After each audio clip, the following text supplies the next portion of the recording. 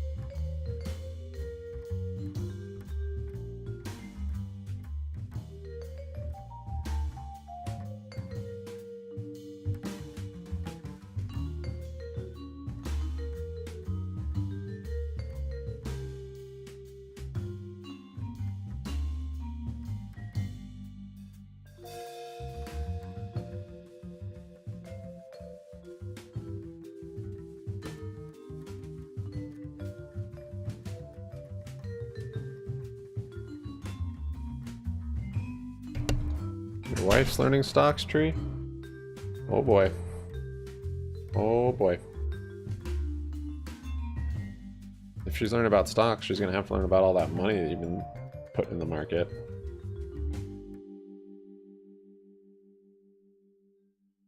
Alright, let me get a kind of a late start. So Jeff Brand's ripped up. There's a Zip Trader mention. I actually tried to get shares.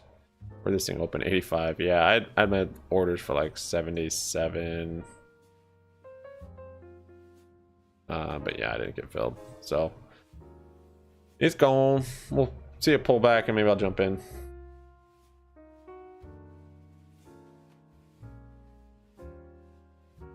Why do they go up and down? Supply and demand. That's what you think.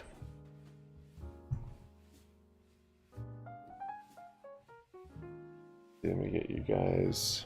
Discord's been so annoying on mobile.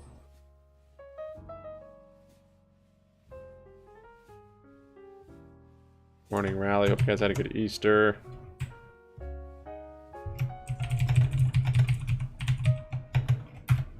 There's our Discord server. I'll pin it. Ah, yes. I need to share the stream, as do you guys. See. Oh, there it is. Let's see. We're gonna be looking at JFBR. That's because of Zip Trader did it. Of course, little GME. We'll put some BBBY in there. GFAI is another gapper we're gonna be watching. And the stock market is crashing. Come watch. Come join.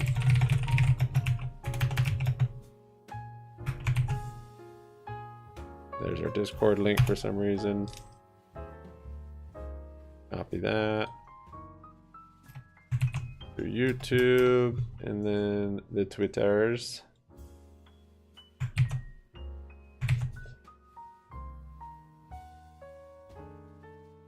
Morning SHF. And then I'll throw it to you guys on Discordian.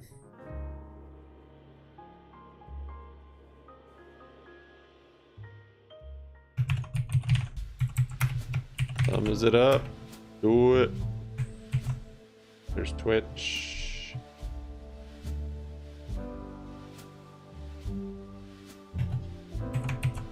There's that. Something that might work. Boom. What is that? Do you guys like watching all that? I bet you do. You're sick. AMC's down 3%. MSGM up 8. Got about 7 minutes to open. I still have my shorts on the MESs. I did hold through. We'll see. The data, so the jobs data came out. I think we're getting a big kind of shift in the narrative. That's what it's seeming like, where bad news is actually bad news now, because the market's going to start pricing in for a recession. And so if they get more news of evidence that we're in a recession, i.e. bad economic data, it will be bad for the market. Whereas before, bad economic data was good for the market because all it mattered was interest rates. And so bad economic data meant lower interest rates, so the market would rip. But I think we're starting to see a big shift in that narrative. So yeah, could be getting to the final countdown of this bear market.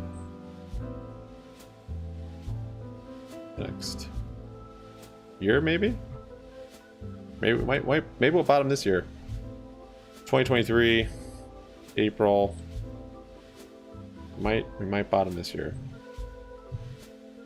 Or hops. The market will be the first to bottom. But see, the housing market hasn't even really started, so it's so much lower. Jobs haven't really started either, so might not be this year, realistically. Morning, big hugs. BBBY rally. Much more so when I just did the banks. Got about 5 minutes to open. There's some levels on SPY. Some of my moves went against me. So Jeff Brand's arrival's up. GFAI is rallying. Zip Trader mentioned Jeff Brand's in a video this weekend, so it's getting a big gap up. Like the short interest, I didn't even like this video didn't even have a whole lot of I don't know, I listened to it. It wasn't like super bullish. What were the other reasons? I can't remember. I actually traded this one at IPO, so I guess I got rid of all the shares. Yeah, a lot of these ones around this time were pumping 2-3x right at IPO, so I'd get IPO prices, or pre-IPO, and then I'd sell them just on opening day. I'd usually sell half to make it free, or sell what I ever need to make it free. This one I think I fully sold out of. Look at that cup. But yeah, I think his Zip's price targets, you have to watch his video. I think we've already hit some of them though. Just from his users following it and buying it. It's a tiny float, it's 2 million float. He usually avoids such small floats so as to not attract too much attention, but I don't know, maybe he's getting desperate and going after him now. I'm just waiting until he talks about BBBY maybe. Down doesn't have a tiny float. MCOM I could enjoy a little chat. Little MCOM stock chat pump. I think MCOM might be coming for him. We'll see. Whoa, look at that flush. 927. SPY just flushed through that level. What in the world?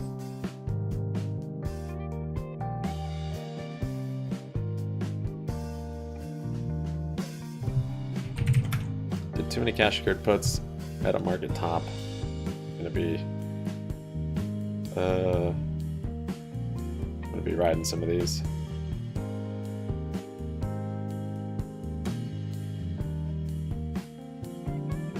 Thanks for your likes, guys.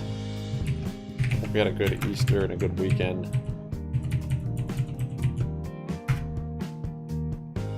Market is opening up pretty far down 0.67%. Even with a little pop there. GFAI rallied up pre-market. Jeff Brands as well. BBBY I think was up a little bit. Is it still up? No, down 1% now. GME down 1.5%.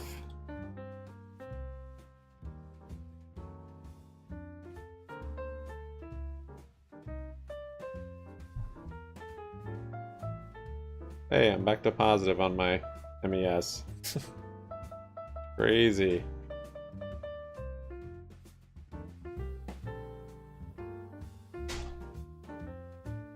Oh my gosh, neck acid rip.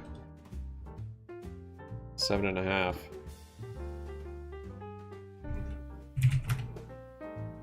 Ugh.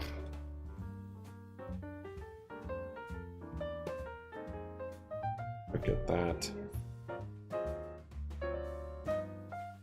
7.5%. Right there under my nose. We'll see if it's the bottom.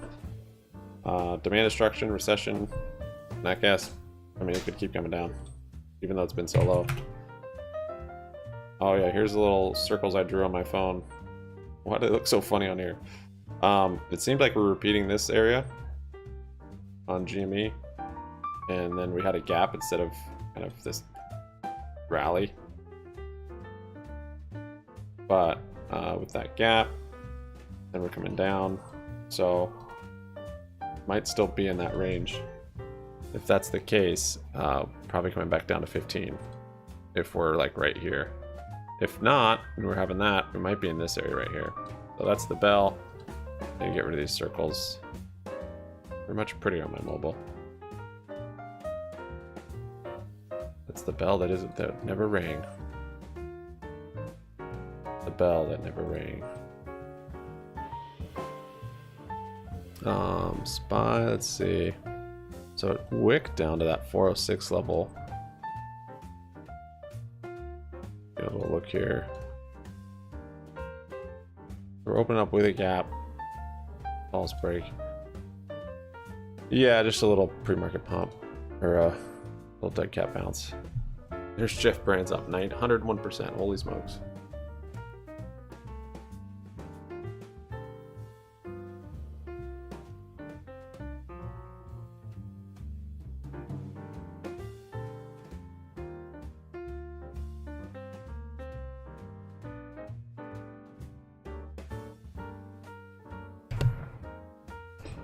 %. This thing's ripping. Broke the pre-market high. GFAI up 38%. Oil, of course, is up. Arrival's up 30%. What was that big moves pre-market? Keep an eye on this one. I feel like this has more potential.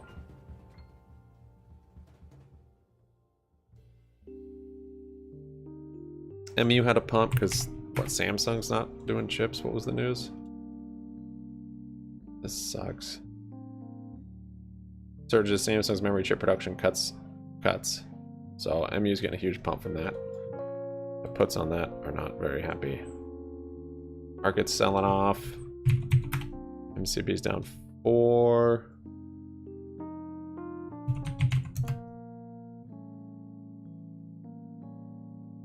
Yeah, market's selling off here. Thanks guys for your likes. Appreciate it. We're at 11. Not too bad. Jeff Brands 110. Woo. SPY new low. Just broke that pre-market low. BBB or no. Yeah, BBY down 2.5. So here's a little support from yesterday. See what happens there. Next one down is from yesterday's low or Thursday's low, I guess. 405. BUI new low, 30 cents. The low from last week was 29.80. GME's down 1.5. My GME kind of wicked down here though is a little interesting. Let's see though, I don't know if it can withstand a rally with the market doing this.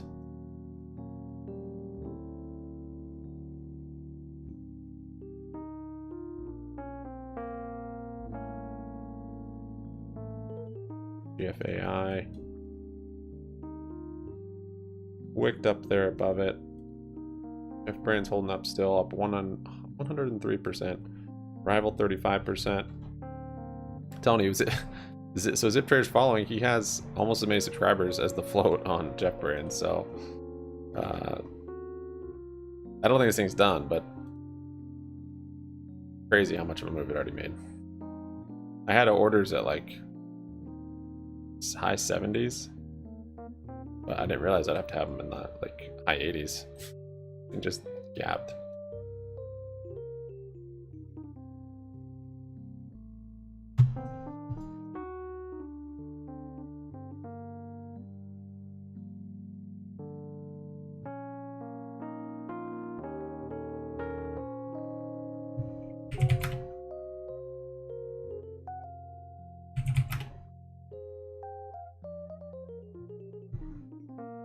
GME down 2. What do I have in here?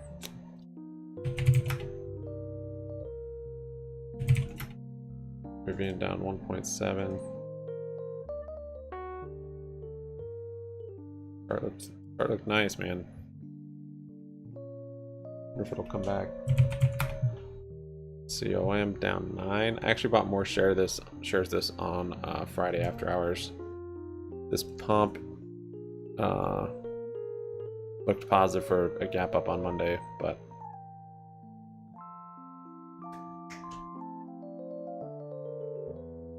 what do you know? It's gapping down 10%.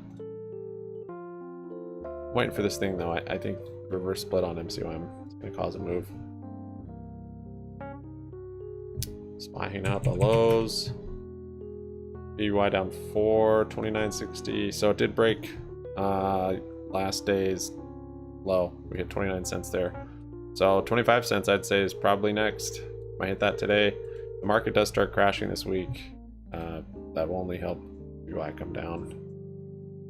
Most likely. We could maybe start to get some inverse, which would be crazy. Bummed about MU. Geez, this thing's still going. Ugh.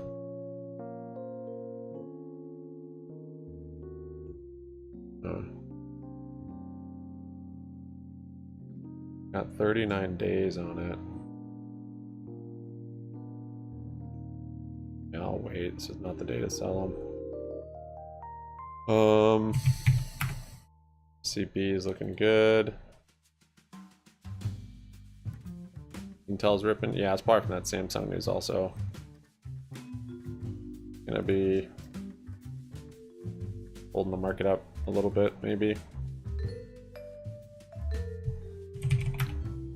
Nvidia's down. Might finally be a good short on Nvidia. AMD started to sell off a couple days ago. Me down 2%.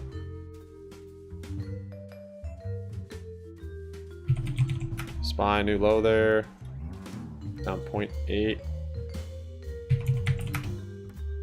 VTL's up 0.5%. Is this thing still? Oh, that's EVT. There's EVTL. It's still holding that 9 moving average. Not anything substantial, but it is still on its move up.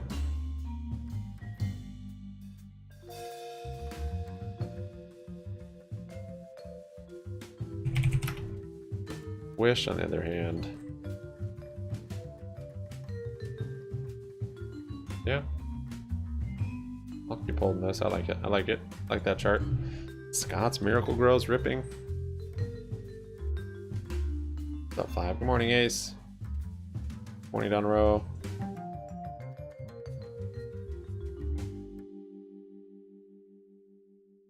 I don't know what I was thinking on Friday. I wish I saw this chart.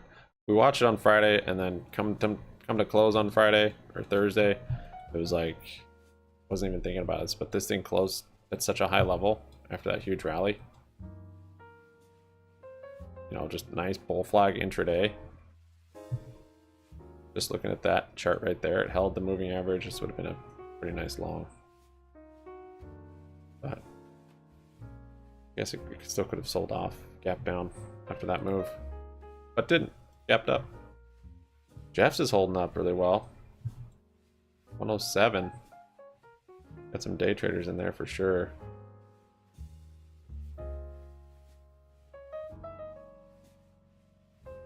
See if we can find some fib levels on this thing.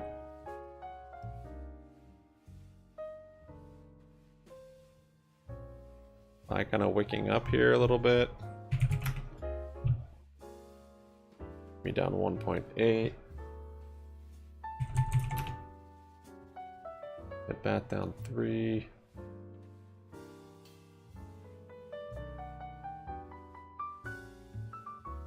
For my notes. Long Rivian, short Crocs. Those are old. I didn't have anything for today. Volatility in the US bond market over the last year is the highest we've seen since 1981 and 1982.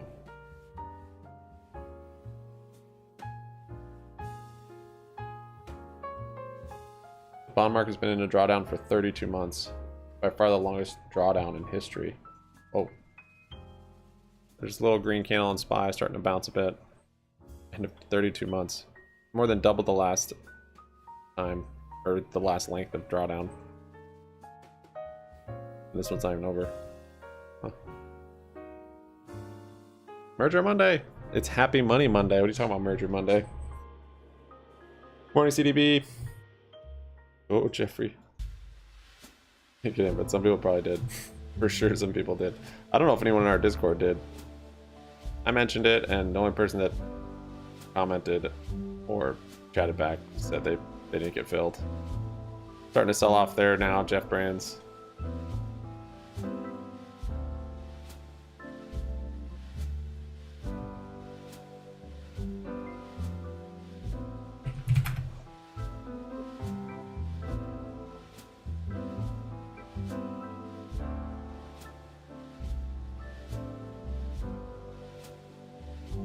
I kind of wicking down here. I don't want to make the same mistake I made last week, where I could have.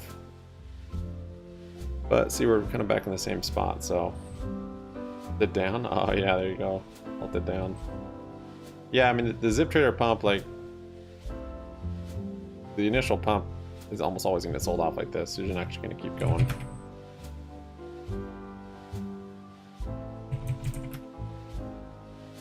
That's why Burrs was pretty special, because he started it and then it kind of kept going. Like that first day was surprising. Or did it do the same thing? Was this it, or was it here? I think it was like here maybe. But yeah, looking for something like this on Jeff. Get back in, or to grab it. I think his narrative's right. Like it definitely could be poised. Just need a catalyst, which she just gave. Doesn't have any options. Tempted to close my shorts. Yeah, I'm gonna close these.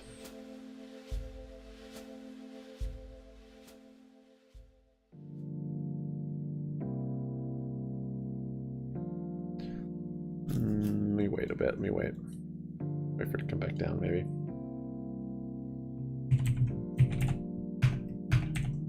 BBY. Yep, 2.5, or down 2.5. Did bounce out of that range a bit.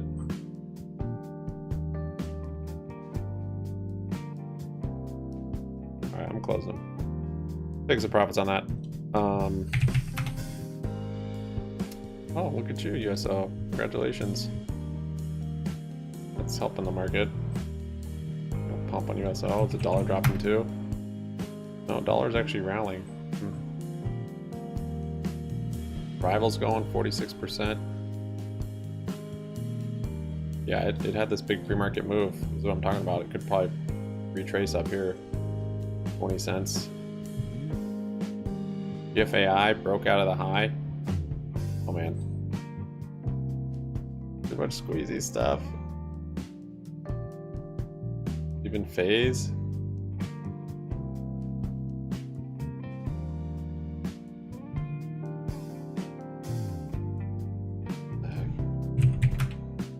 Okay. MU up 8%. Should be FU ticker.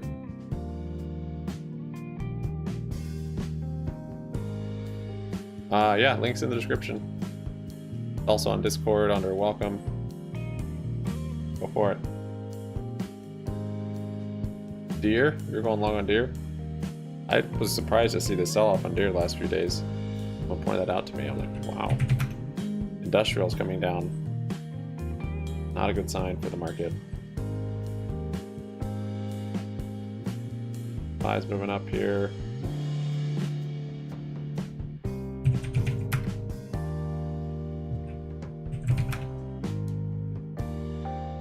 He's got second place in the RLCS Winter Major. Is that what's causing the rally, you think? Competition? Second place?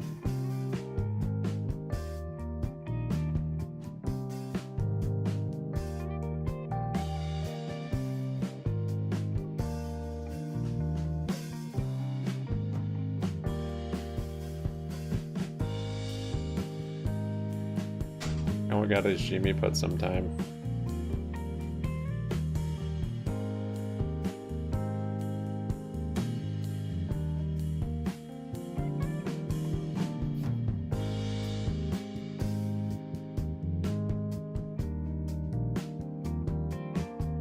Jeff still halted. Rival. There's the pre-market first level. Really, just that one up there. We'll just move it up. Buy edging up here.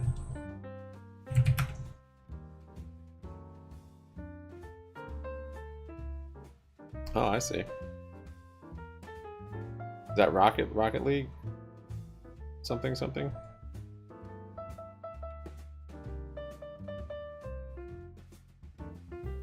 EBTL up 4.5.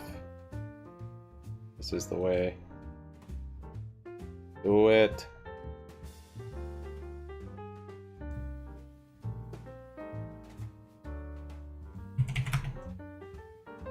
Jeez, MU, really? Ugh.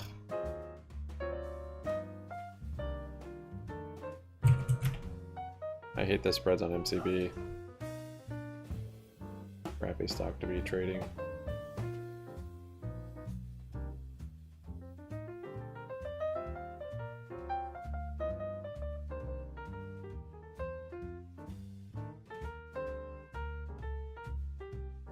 It's fine, kind of just hanging out here.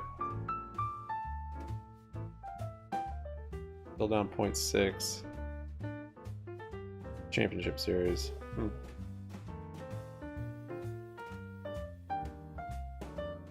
Yeah, that's good to hear. That's good to hear, Ace.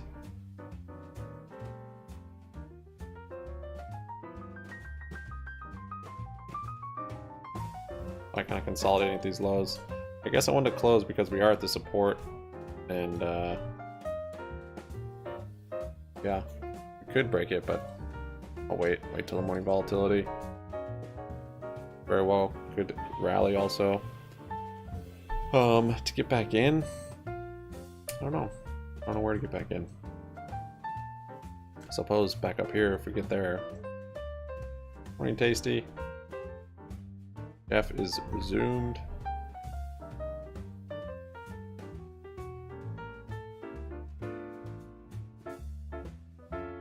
Addicted.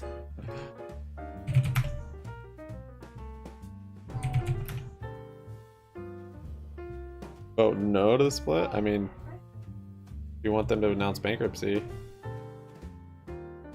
I don't know if retail's gonna have much pull on that whole vote anyways. But yeah, vote what you want. I liked the 9 chart. But I'm not bullish on energy.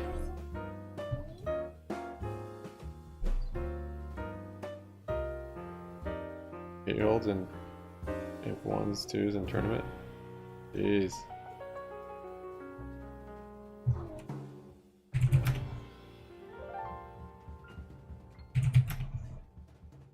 GME down 2%. Really don't like these options on GME. BY down 4, it's at 29 cents. Yeah, stock market's open. Is that why no one showed up? The thing was open. Thanks for your likes, by the way, guys. 15 of them.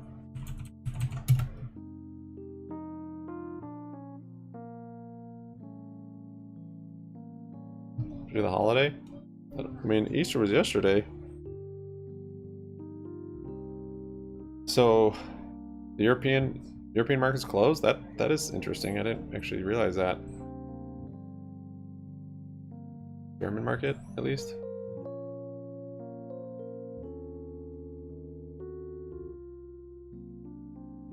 Well, no, they said they'll have to file for bankruptcy protection if they don't get the reverse split, which might not make them worth zero. It might cause it to rally, so.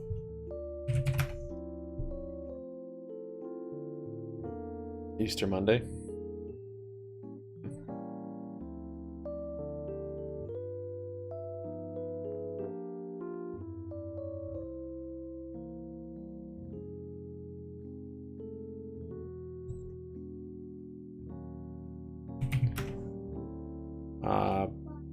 BBBY, GTII, Turka.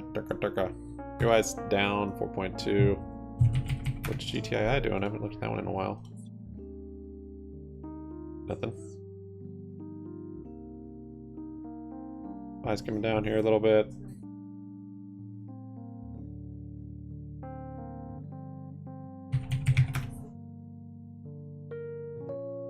Turka's looking nice. Yeah, it's up 18%. Getting a nice bullish MACD crossover. Might be poised to rally again. Oh, nat gas is pumping a little bit again.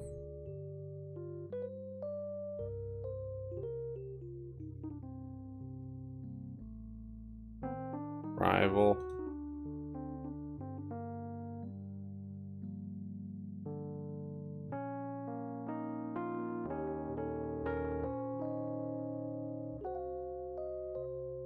F is holding up pretty well. Retrace to this fib level right here, pretty much right on point. Also that, well, yeah.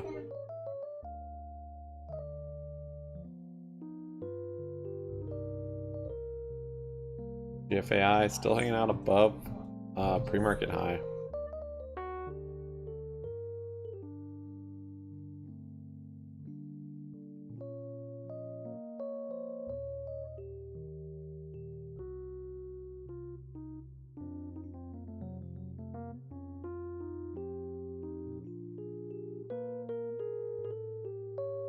Yeah, they did say if there's no arrest, they're gonna have to file for bankruptcy.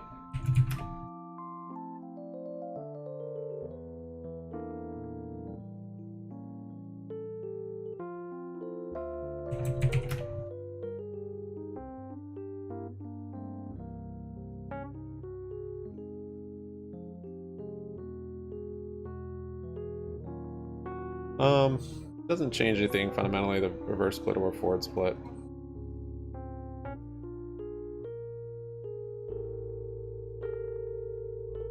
We've seen a lot of rallies with stocks that have reverse split lately. So could be the saving grace that BBY needs.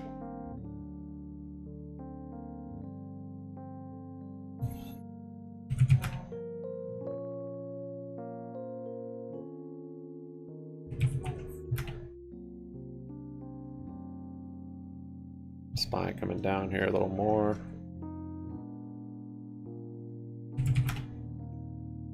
I sold at the worst time, it's okay.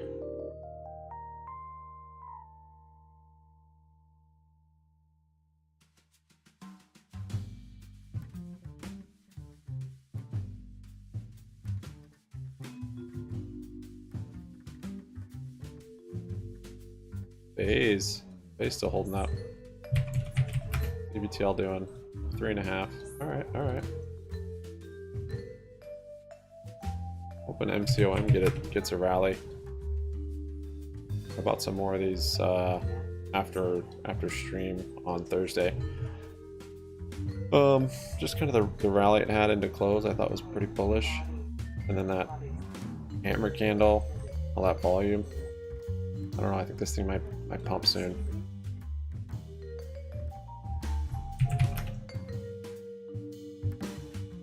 Reverse splits. No, yeah, it's not. It doesn't always cause a good thing for the stock. Typically, I'd say it doesn't, and in the long term, it probably doesn't. But surrounding the reverse split, we've seen a lot of rallies before, during, or after at some point. But there's also volatility and downside too.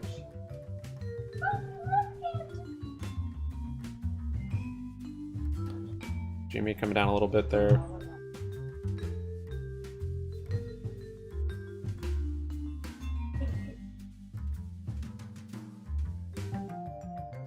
Bankrupt Box D.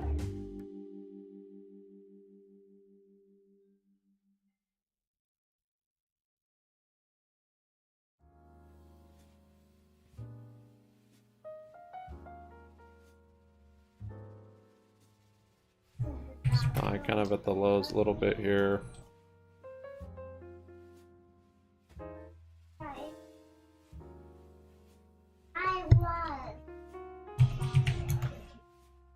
Corsairs back to even.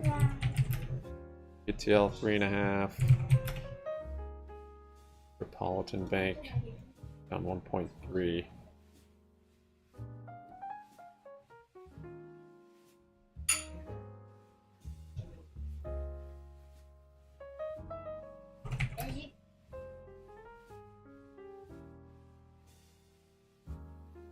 Muse holding out for a bit above VWAP.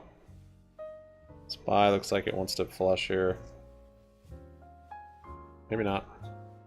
I'm just super bearish on it now that I closed my short. General Motors is up 1.2.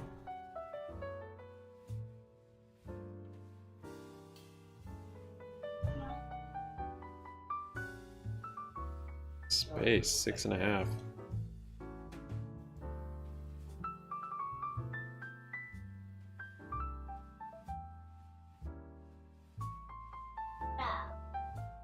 Nice little RSI divergence there on space. I kind of want to get a neck position here. These options pretty illiquid or what?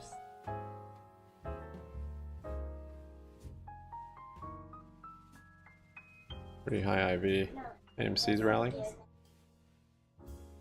By consolidating down here, so looks like it's respecting that support, so it might get a rally on the market. Look at some spreads on space.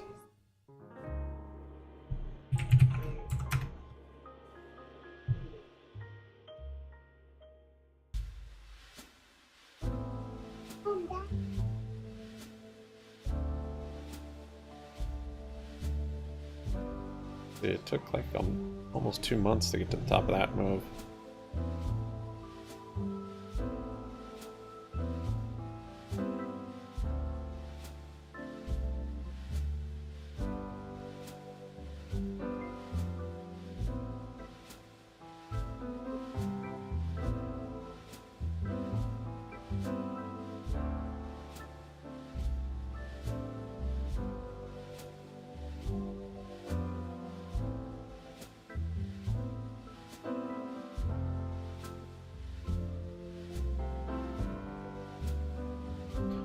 Oh. Wait, my margin should not be tied up anymore. Release the margin.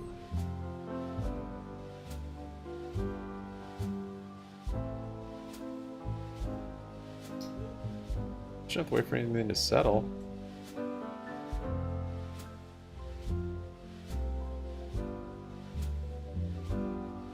Still saying no buying power.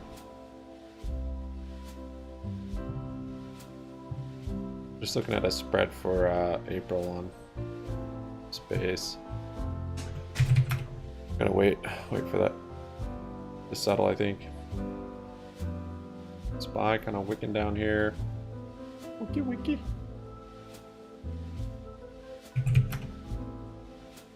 What in the world? What's up with that wick on AMC? Pre-market. AMC's back to 5. Just like that. Dude, the volatility on this stock.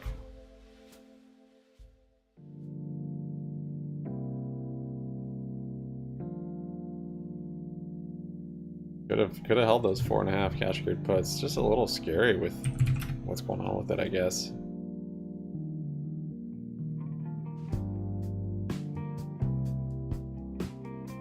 bearish on how it's dropped. GME's down 2%. SPY's just hanging out the lows. Ah, BBY broke the low, new low of the day, new all-time low. 28 cents, down 6.2.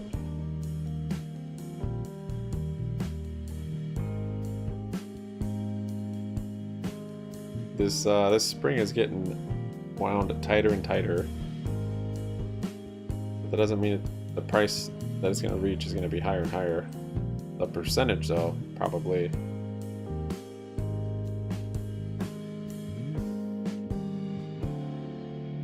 EP show going.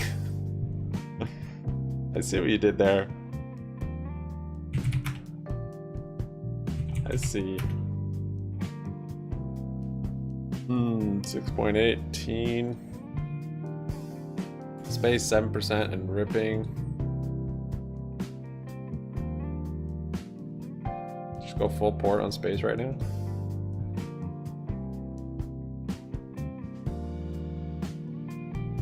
Got a nice RSI divergence.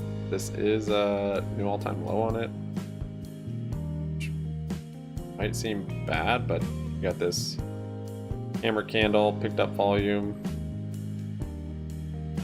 small bodied candle, now today, and also this divergence on the RSI. All good things for bullish rally. Do $4. SPY kind of melting down a little bit. Don't make me fumble back into shorts. Don't do it.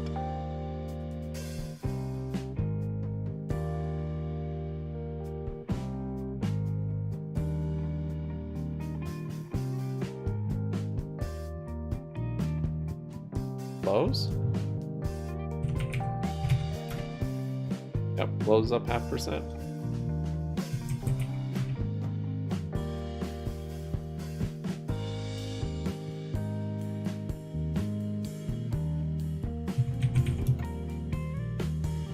There's flat.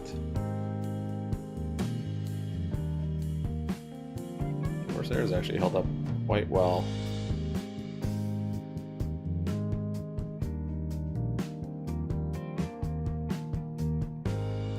4 hops, I should close.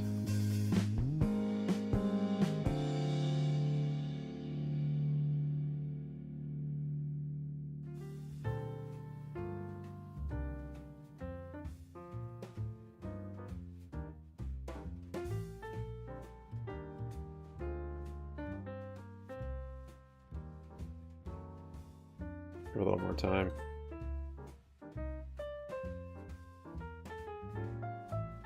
SPY bouncing a bit here. Not wanting to break that low. GME's getting a little bounce. It sucks, I'm down quite a bit on my GME puts. I really did poorly on my entries and exits. Closed my calls on this wick, got into puts here, and then literally just come up since then, basically.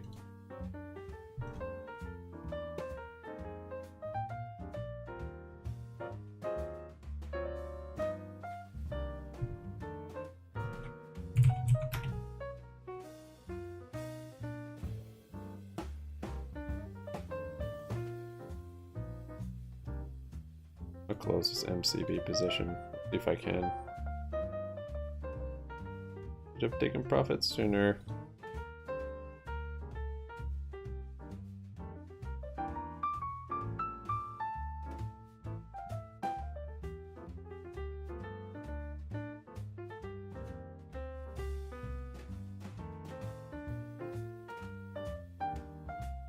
Green candle.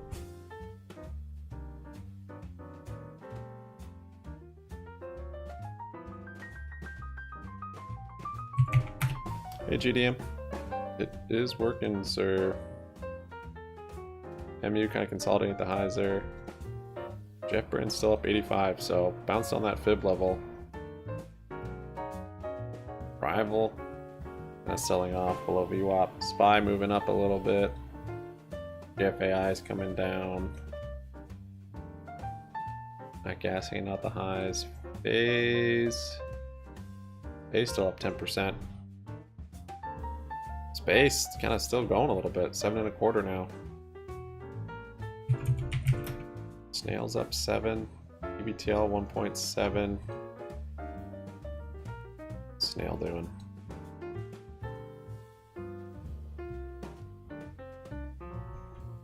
SPY moving to the upside.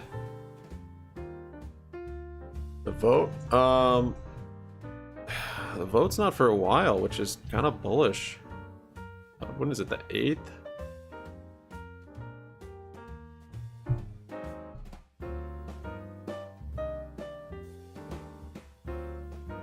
Hey, Julian.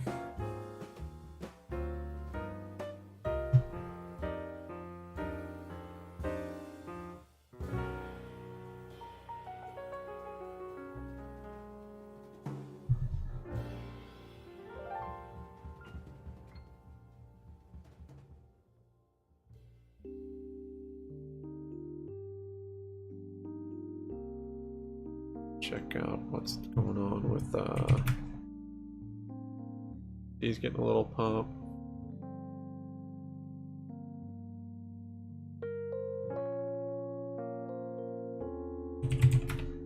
Caribbean's down 0.97.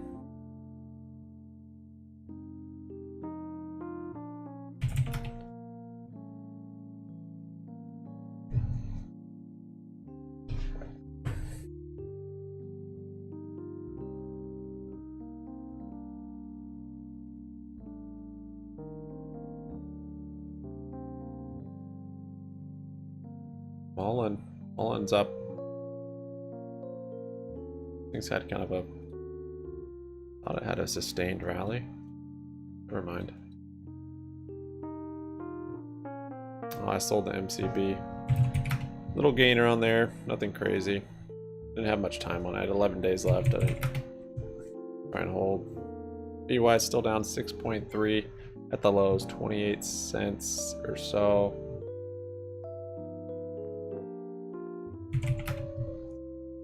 Not wanting to break out to the upside here either. Be a good short.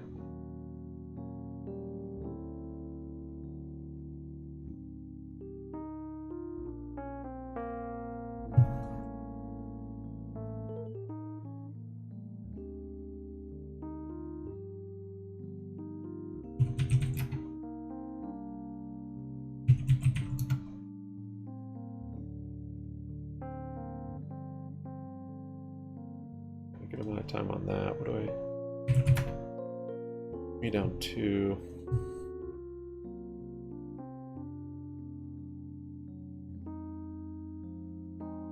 Yeah, that's kind of what I'm wondering. Ace, like, why would they wait so... I mean, I don't know. They have a lot of time, like I've always said, before they really need a reverse split as far as compliance goes.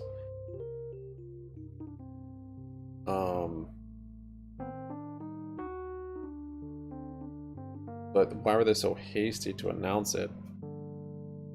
Like the timing on it, it's the board either seems like completely incompetent and like really doesn't know what they're doing at all, or they're geniuses. I don't feel like there's any in between. Or they've just had a just bad events keep happening to them, and we can't see that, but it's coming out in their filings, and then their filings being changed, and then the weird timing and just bad stuff happening behind the scenes we don't know about, or extenuating circumstances.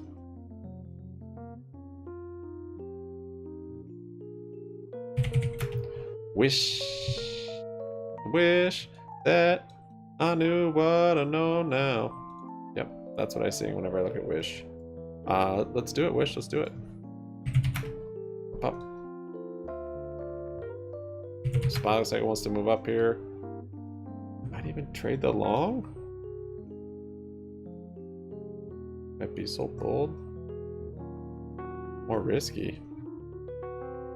I don't know. Yesterday we got that engulfing candle then, but we still are at this resistance. The lack of the volume the last few days on SPY.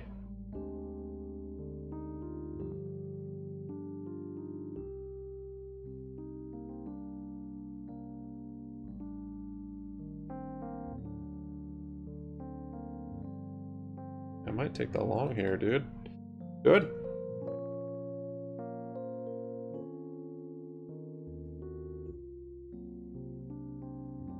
Never mind. I won't take the long. Why are my margins messed up so much? Just closed a big position.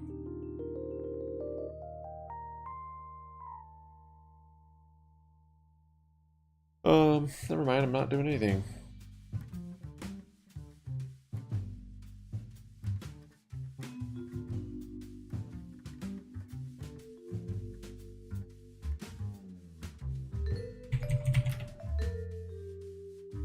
I haven't seen any news about BY. Just the old down 5% deal.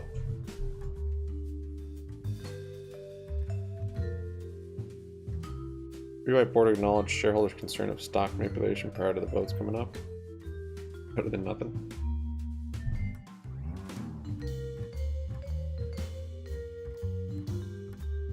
The vote for the reverse split is at the 8th? I want to say the 8th. So they can reverse split it the next day. I'm pretty sure.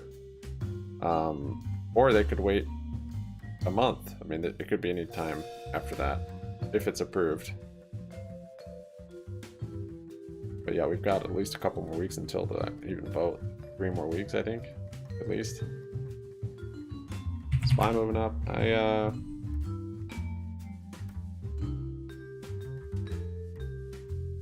don't know, is my brokerage mad at me?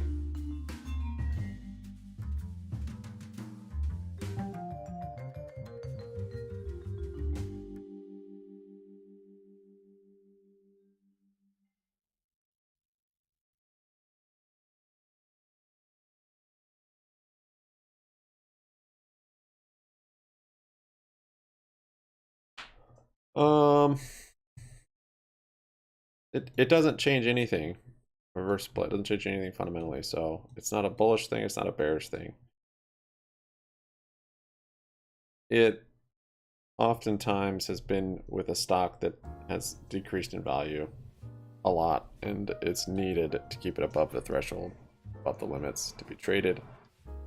So in that sense, it's not usually a good sign, but it doesn't change anything. And I mean, on the bullish side, it could cause some squeezy activity, whether it's shorts having to close because of a new QSIP or having to recall shares. I'm not sure, but we've seen it move stocks. I think more reverse splits than forward splits. Forward splits are usually more bullish, but it doesn't change anything. It's just the fact that their share price is so high, they want to bring it down so it's more attractive. So that tends to usually be a bullish thing. Sure. Gee, Adrian, thanks, man. 25 spot, just silent dono, throwing it in. Appreciate it, Adrian. Oh, gee, let me think. Ace has spread his poison to everybody's donos. Thank you, Adrian. Thanks for your support, man. Much appreciated. Hope you had a good Easter. Fine, moving up here. So, how long would have worked?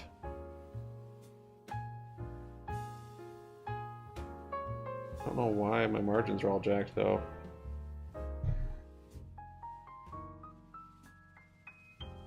Gee, let me think. Sure. Jeff Brandon's consolidating at the highs there. That is neat.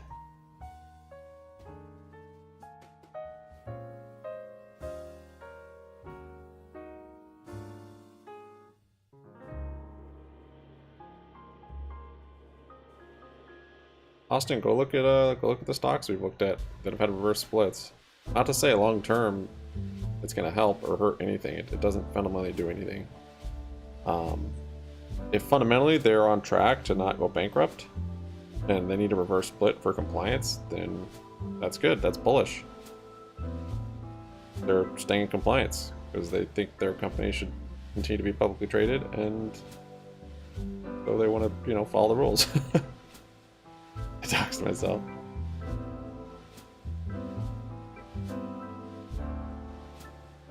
GME moving up here, SPY's bouncing. I just can't bring myself to cut losses on these GME puts. Maybe I could buy calls. It is kind of peculiar how we just end up wicking down there on the daily.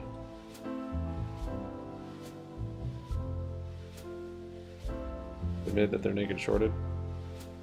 Where are you seeing that?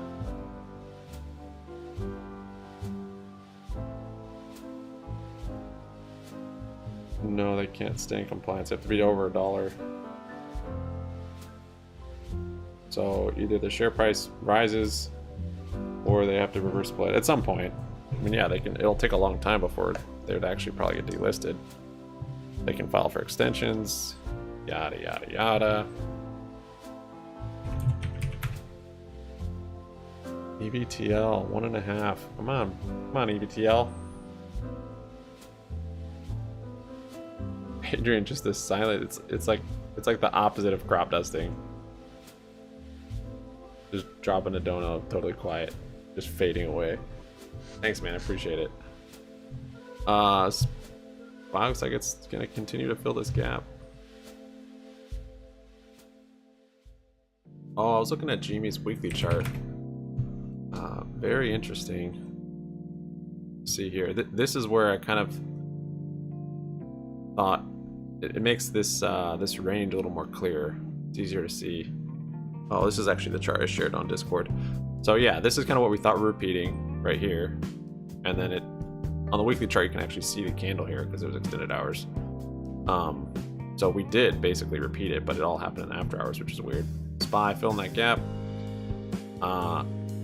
Now we're just looking to see if we come back down and retest here, or this. I mean, this does look like a bull flag so far on the weekly, but so did this for 3 weeks, 4 weeks. Or we're kind of in this range where we are actually bull flagging. We're going to kind of melt up.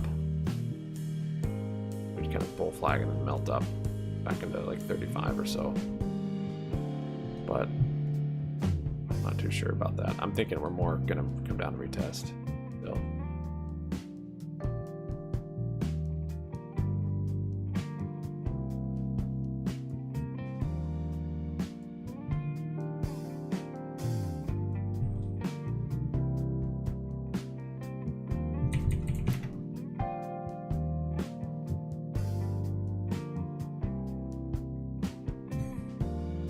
You stay in compliance where they are or the company dies. Capitalism.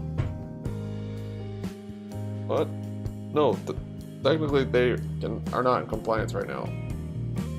To be traded under $1. That's part of the bullish reason for the reverse split. Even that's part of the bullish rally that happens is when stocks complete the reverse split and then they're compliant. We've seen multiple stocks rip because they regained compliancy.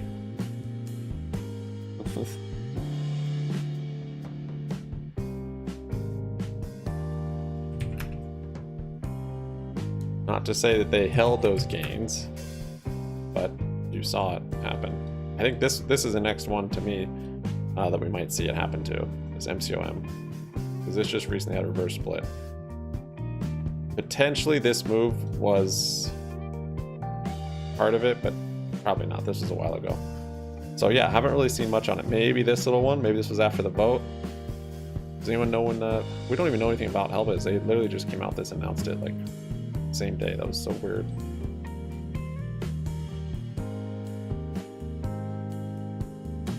That volume yesterday and that inverted candle.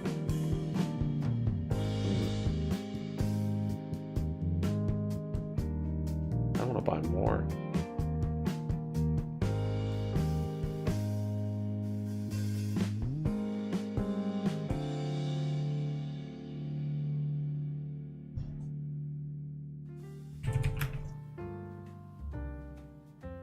If we shorts force the long to buy their own shares, we can win.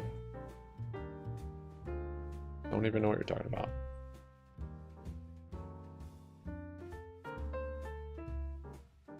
buy their own. Yeah, we're not forcing anybody to do anything. The QSIP change possibly could force it. That happens with a reverse split at times. I don't know if it always does, but sometimes. Oil's coming down a little bit. SPY wicking. Dollar's just been rallying this morning.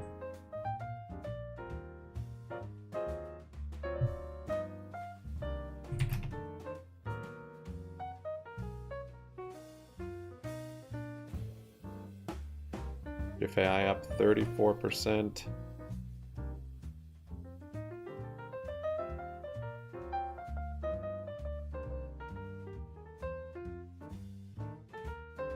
Neo?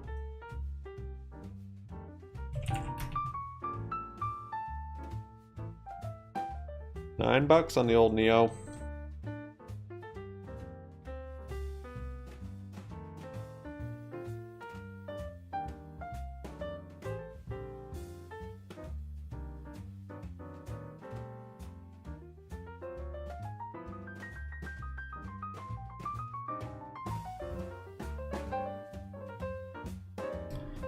$10 on it. What if we got our Twitter feedback? The dollar is vulnerable to sliding another 10 to 15% in the next year and a half as cooling inflation allows the Fed to cut interest rates, according to Steven. Yeah, I'm thinking the same thing on the dollar. And then with other countries not using it as their currency of trade, also have a very bearish effect on the dollar.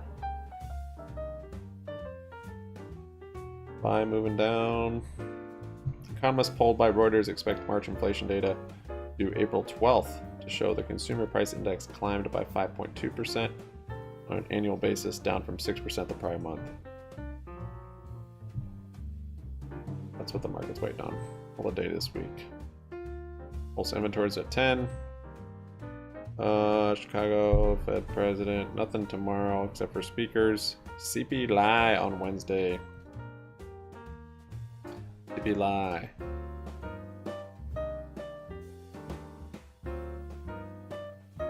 PPI on Thursday. Initial jobless claims. A lot of day this week. Wednesday, Thursday, and some on Friday. Okay.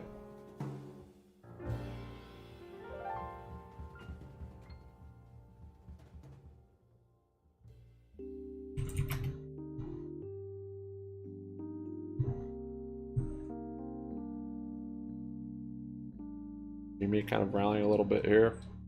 Filling the gap some.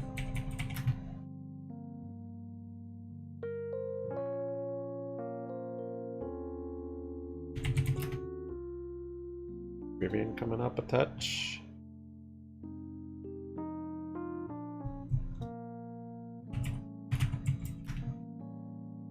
BWMC at 4. This thing's had a nice, pretty sustained rally. Sold the cover call at 5, so going to have to roll that. It's probably a good day to roll it.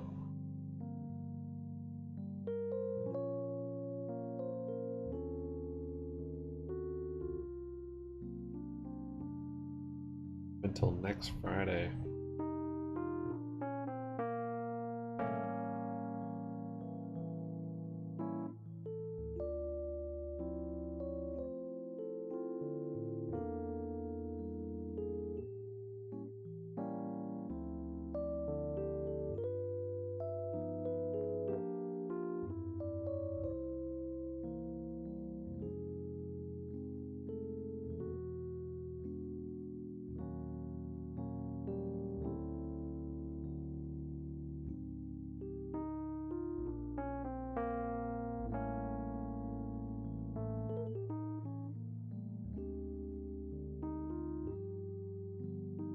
For rolls here on UWMC to August 18th, maybe.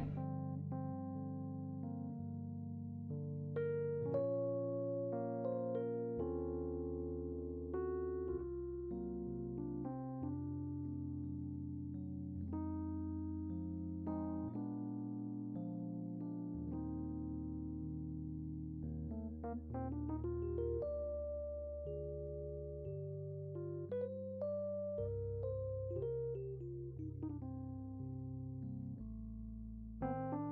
I need to send some money to this account. It's I got messed up with margin. So I gotta transfer some over. Jimmy, a little pop up there. Former Treasury Secretary Lawrence Summers said the likelihood of U.S. recession is rising.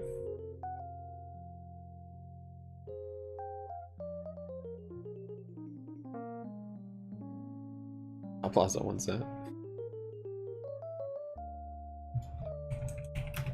There's some volume on that candle too on GME.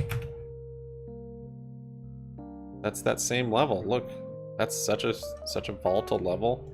It's literally whenever it breaks that level to the upside or downside, it's done it only with volume and pressure.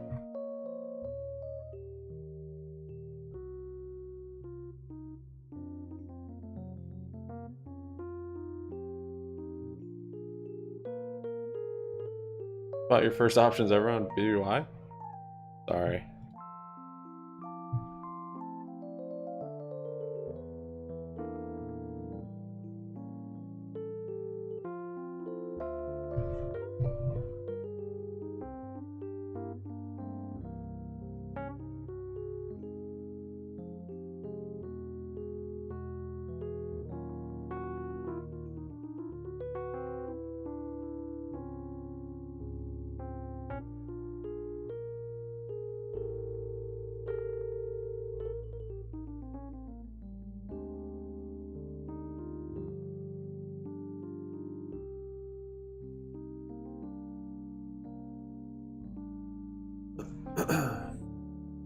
See if Jimmy holds above that support again.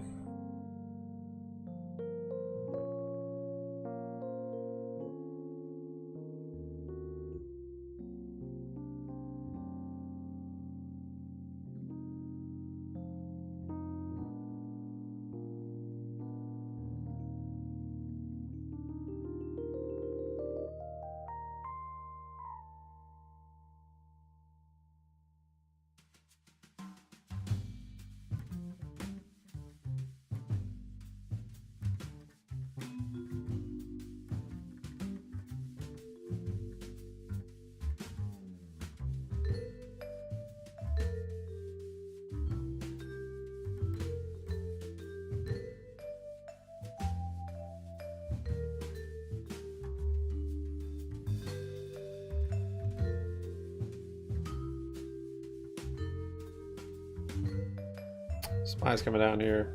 I think GME is rejecting that bid up there. BBY still hanging out the lows. Jeff Brands back to that fib level.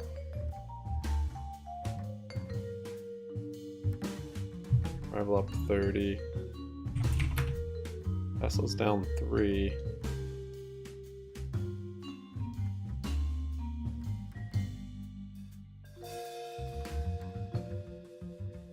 Finally be a good time to short Tesla again.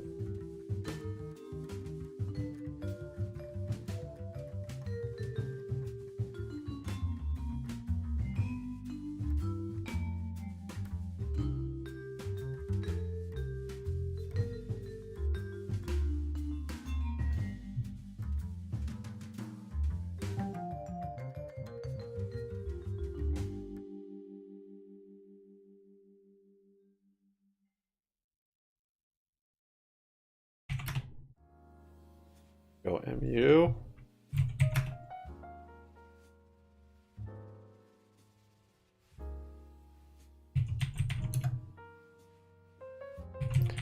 Spy moving down here.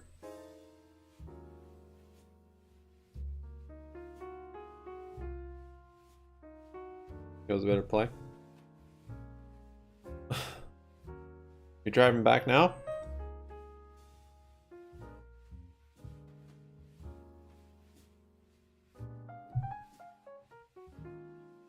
Space 8%. Ooh.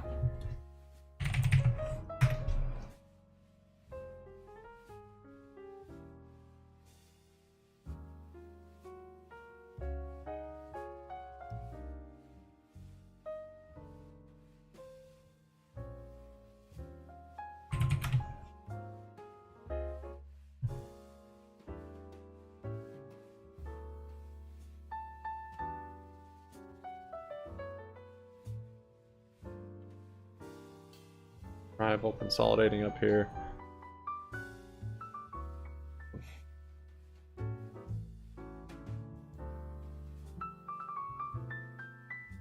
Oops. I'm trying to figure out. I'm slowly getting restricted on all my accounts from opening positions. I gotta figure out why. Some of them are on margin, so I have to figure that out. Fix it. I just closed those futures though for a profit, so I don't know why that's not doing anything positive yet. Do something. Do it. Do it.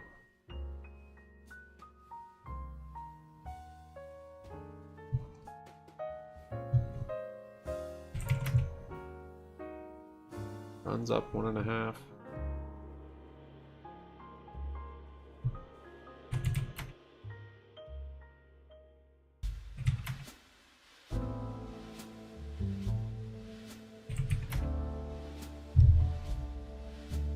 Neil gets a 10.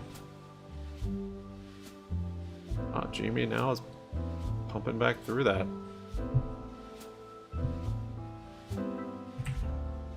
Neo gets a 10. Should I get out of Neo? 7K in calls? Holy smokes. 3.5 and 9.5? I mean 3.5, 9.5.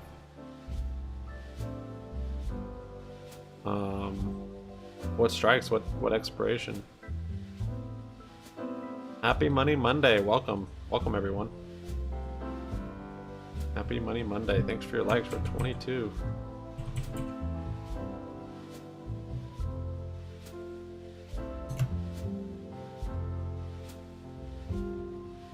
June and May. You see you have some time. 9.5. So you're close to the money, sort of. Not really. You're kind of close. Got June and May. Got a lot of capital tied up in that, huh? I mean, had a nice rally here. Started with that engulfing candle. Your MACD is still bullish.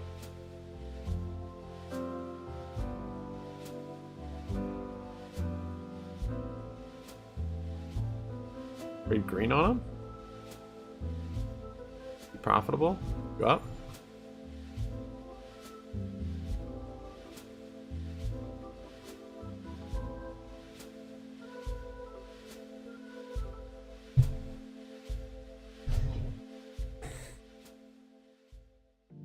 Yeah. Oh, I mean, I'm sure you're up more if you had them back here, but I don't know. You've got enough time, which is good. So it's possible it's just kind of consolidating now, back on the support level. Got to see which way it breaks. It could break down here. Could be kind of setting up a little head and shoulders, which seeing a little bit here isn't good.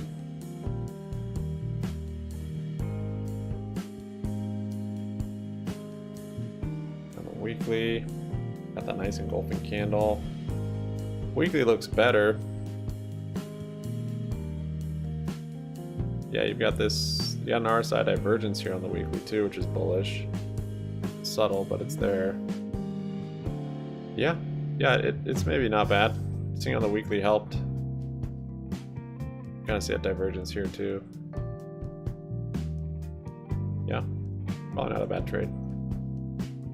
It's just if you have enough time.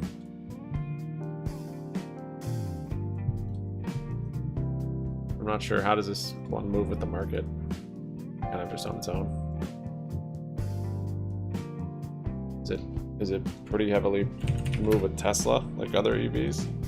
That would be my concern. Just start looking at Tesla's chart, and Tesla's chart's not looking that good.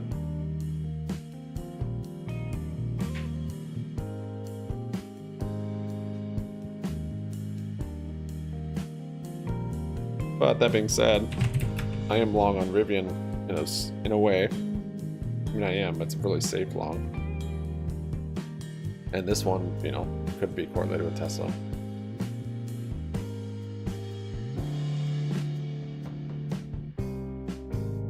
Yeah, Rick, for sure, man. Yeah, the chart is not like, it looks like it's consolidating at the lows, but it does look like it has signs of it reversing. On the weekly, especially on the shorter time frames, it's not quite as good. Kind of this head and shoulders is building. So, and then yeah, again, if you're looking at Tesla, like maybe it doesn't move too much with Tesla. I know some of the EVs definitely do. But I guess that one probably hasn't, because Tesla on the weekly and daily. Okay, we're back. Jeez. Not sure you have enough time, but with the weekly chart here looking bullish, you know, this will take a long time to play out, but this could be a much bigger rally, you know, over the course of months.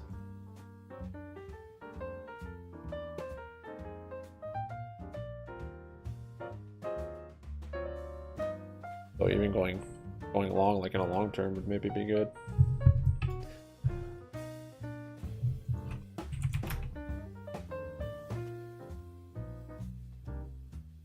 Oh, GME had a little rippy rip through that level again.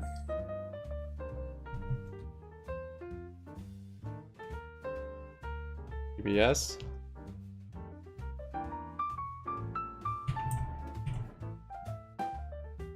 Urgent Biosolutions. A bit late on this rally. Buys moving up here.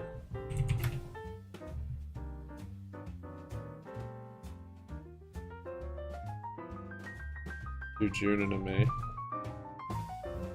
I have $9 grand in 3 contracts.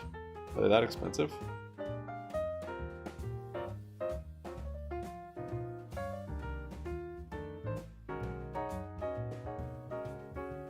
Hey, Rick. Yeah, move them to longer dates. A little safer.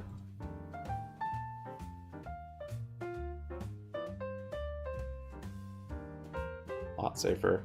If you're adding that much time. AMC had a little pop there too.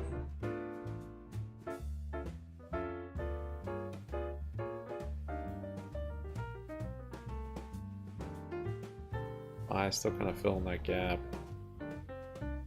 Wait, is AMC up 6%? It is. What the heck? AMC is up 6%.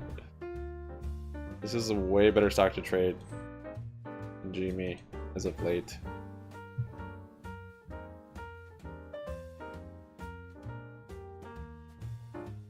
You could do little by little, Rick. You can sell 1 or 2 of them today, and you know, scale out. You don't have to do it all at once. It's a good idea to scale in and out, anyways.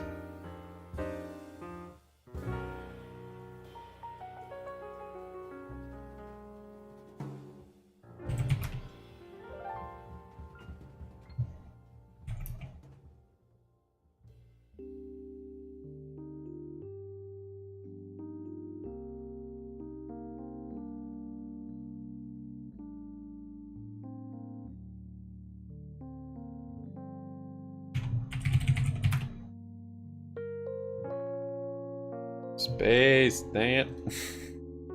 Space almost 10% there.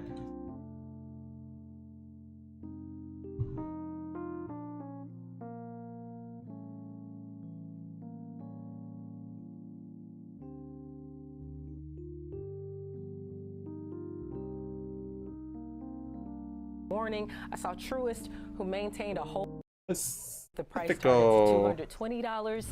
RBC Capital also reiterating and Outperform maintaining their price target as well, which is $295. And then JP Morgan maintaining an overweight rating on the shares. So a lot of folks that like it still. Constellation again. It's interesting they describe it as a beat, Goldman. I mean, technically that bottom line EPS slightly below, but I guess their point is that they're kind of lowballing their outlook, and it could have been worse. They hold on to their conviction buy, not just a buy rating, a conviction buy. Kind of makes the other buy ratings maybe seem like they're low conviction. No move at all. But we don't need to get into that. Good how are we looking sell technically, there. Rick? Well, 264 price targets, about 17% to the upside, but not a lot of net movement in this name, either from the beginning of this year or really the past year total. We're only up about 8% or so from the yearly lows near 208 that we saw during two earnings events ago here. More recently, it's looking like we're in more of a symmetrical triangle type pattern with the trend line going off the lows and going down off the highs, converging toward each other. So we can see also that we're starting to carve out a bit of a range. Our green line, like this divergence too, to the downside where we bottomed out here a couple times, and 227 to the upside, which is this red dashed line, about where we topped out a couple times there as well. Oh, so actually didn't really. We have the pattern converging toward each other and the range to kind of contend with here. Those are the two main areas to be on the lookout for with this price action. Looking at the RSI, we can see it's tilted bullish, but not really seeing any divergence or breakouts or anything interesting like that here. So just kind of be aware that we'd like to see, for the bulls at least, a move above this pattern and a move above our highs in the RSI at the same time to help kind of give confirmation to any sort of breakout there. Looking at the other sources of support and resistance we might have, to the downside, we've got our orange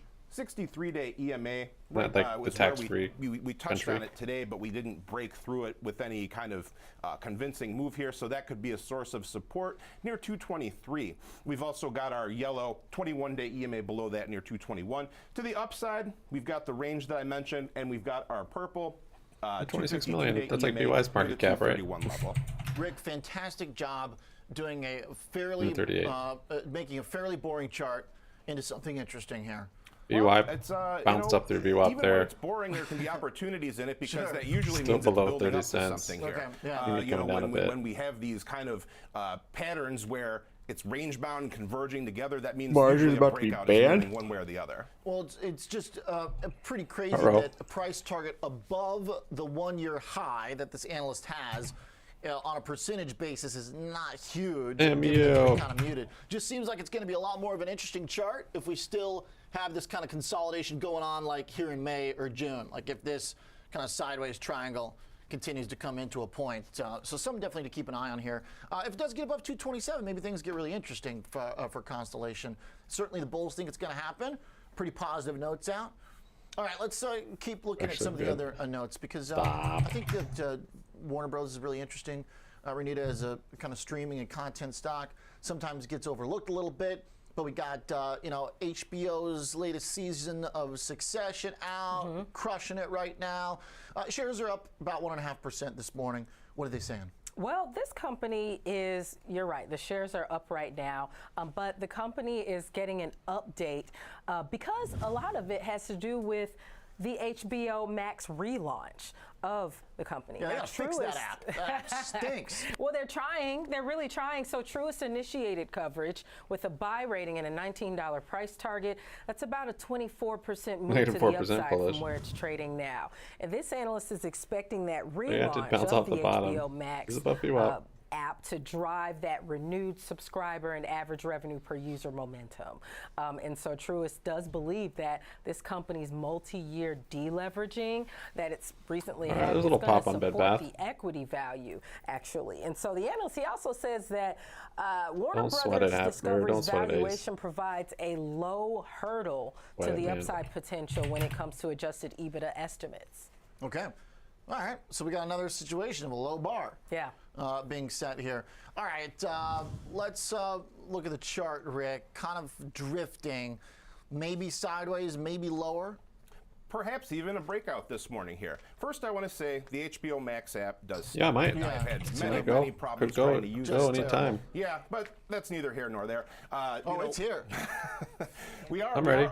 I do have one account I can still buy stuff on. Just below 9, we're up about 74% from that point. It looked to me like we were seeing a narrow, tight upward channel, then a bit of a consolidation phase, even modestly downward here, but largely still within 1350 to the downside, this green dashed line, and 1650, this red dashed line to the upside here.